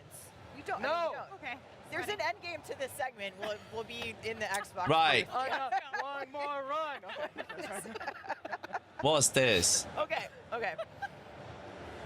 This is just give me the first name that comes to mind. Which Black Ops 7 character are you picking to have your back in a fight? Miles. Oh, David Mason. I know that he's going to, he's either going to shut it down or he's going to... Have I already pre-ordered FC26? Yes, I have. Yes, I have. The Ultimate Edition. I'm hoping for Zlatan. Can't wait. Can't wait. We'd be like, stand down, Natalie. Can't wait, bro. That's why I'm not really. I'm in the mood for FC26. FC25. Spotting you at the gym. Yeah, dude. I mean, FC25 now is over. For me, August, once it gets to past the mid-August, no. I need to mellow down, get ready for the new game. Get ready for the new game, bro. Can't wait. It's like a one-handed save. But we're freaking getting absolutely overloaded with games on back end of September and start of October. FC26, friggin' Battlefield, friggin' Ghost of Yotei, Borderlands. Oh my god, far too many games. I saw a post recently that was just like, if you see Troy Marshall show up. Crazy, man. Thank you, by the way, for tuning in. Appreciate it. Oh yeah. Sadly, dude, I was hoping for like big Persona 6 reveal from all the all the freaking leaks. But yeah, sad times. On the Xbox broadcast. I know we're gonna be chanting. We're probably gonna get kicked. Oh, 100%. Dude, do you know when I'm gonna be managing career mode? I will be playing Football Manager, and that's been announced. So that's definitely happening later on in a couple of months. So I would definitely be streaming that, dude. That is definitely happening. That is gonna be a big one for me. Football Manager, all over it. Can't wait to not all see over the it. light of day for months. I'm really excited, guys. See you there. Too many good games coming out this year. Too many. Thank you. Steph, mate, it's been a Gamescom. I've got to admit, I'm watching these guys are talking about Call of Duty, and I've got to say, I watched the trailer last night, and I was a bit like skeptical, guys.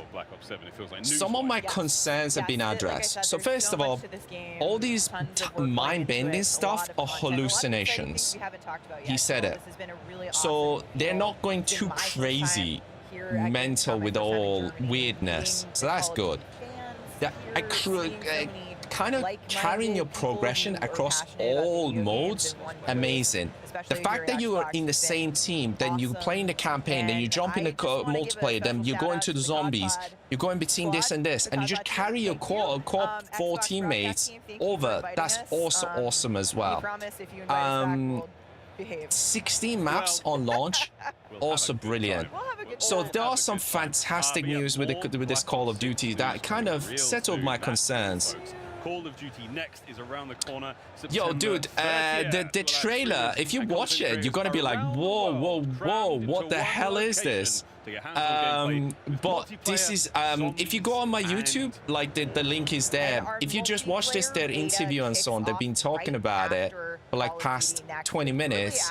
They've addressed a lot of concerns. But if you search Call of Duty Black Ops 7, yeah, the early access open beta, October 5th. All of you when Black Ops 7 it's open beta on November 14th. It's in the calendar. It's 100% in the calendar, folks. Find everything we talked about today on the nice guys, nice. I'm definitely going to be all over it. Yeah, dude, go and check out the thingy. The Call of Duty looks sick. Wherever it may be, go for it, like it. We'll see you there. We can't wait to see you there. But for even more details on Black Ops 7, you can check out the Developer Direct on the official Call of Duty YouTube channels or the COD blog for more of the intel. Yes, please. Xbox, we love you. Thank you so much for having us. There's so much more Xbox here at Gamescom in store for you because there's another full day of live broadcast coming your way. That's all from us. Charlie, take it away. Thanks, Miles. How cool is that to have the COD pod on the team? Fantastic. So, today, we have learned a ton about new games. Got exclusive FC25 is so boring now. Yeah, dude, it's FC26 times. 75, thank you for tuning in, dude. Lego, yeah, dude, honestly speaking, I think that once the game gets to a stage where you're just packing 99s and 99s all over the place, it's done. FC26 Football Managers announced, good times. I've been reacting to this Xbox event. Sadly, a bit of a letdown today, not gonna lie. Day 2, guys, I'm not gonna live coverage it. I'm just gonna put my thoughts on it afterwards because yeah, it's you know, it's in terms of the stuff, I don't know what's gonna be like, but I am literally straight after this stream, I'm gonna be going to you know, at 7 o'clock is gonna be the another event that's going to be up, that's going to apparently have future game show, so that's I'm going to be streaming in a little bit live. But Xbox Day 2 I won't be tomorrow. I will not be because it's been like long and there's been barely any reveals, to be honest. Yeah, there we go, guys. Day one was a bit of a letdown. I think Prince of Persia was great.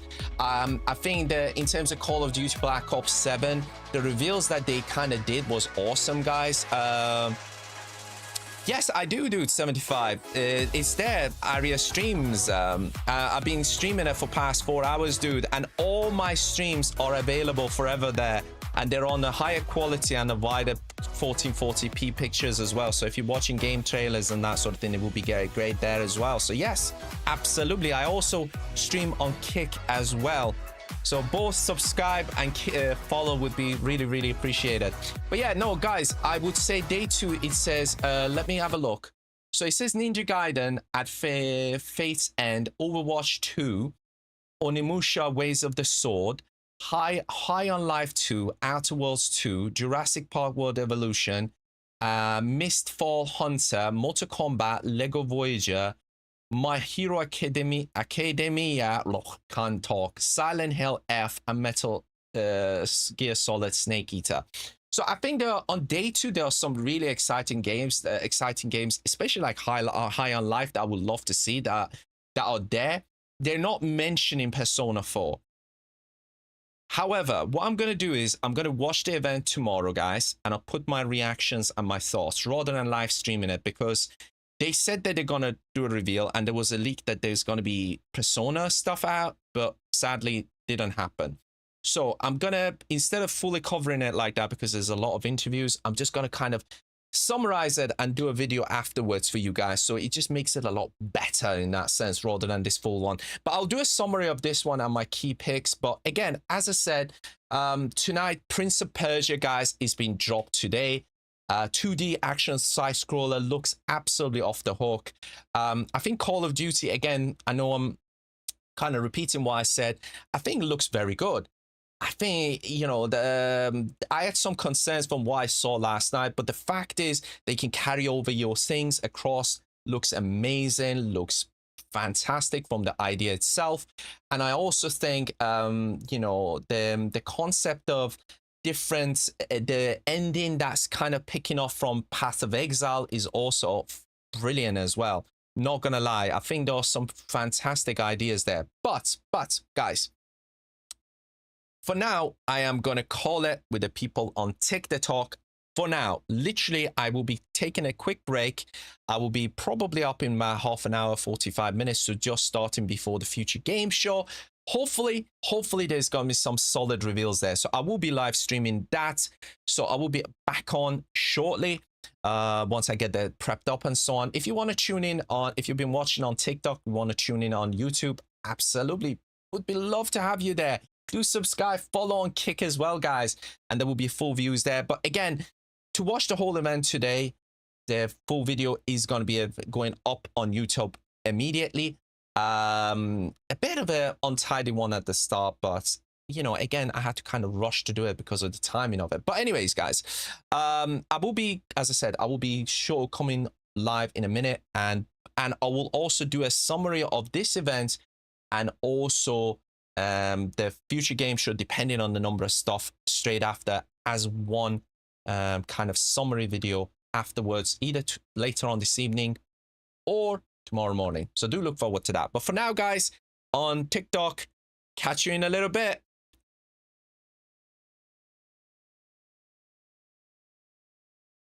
For guys on YouTube and Kick, again, thank you so much for the tuning in. Please do smash that like button. Do also subscribe. As I said, I'm going off, but I will be back shortly with another stream to cover the Future Game Show. So do look forward to that, guys.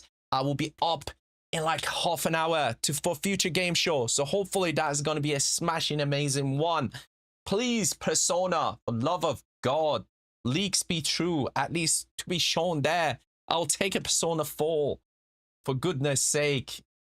Xbox was a bit of a letdown. Damn. Right, guys, for now, I shall say adios for the peeps on YouTube and Kick. I will be, as I said, be back in half an hour slash 40 minutes or something for the next event. So do look forward to seeing you there. Catch you in a moment.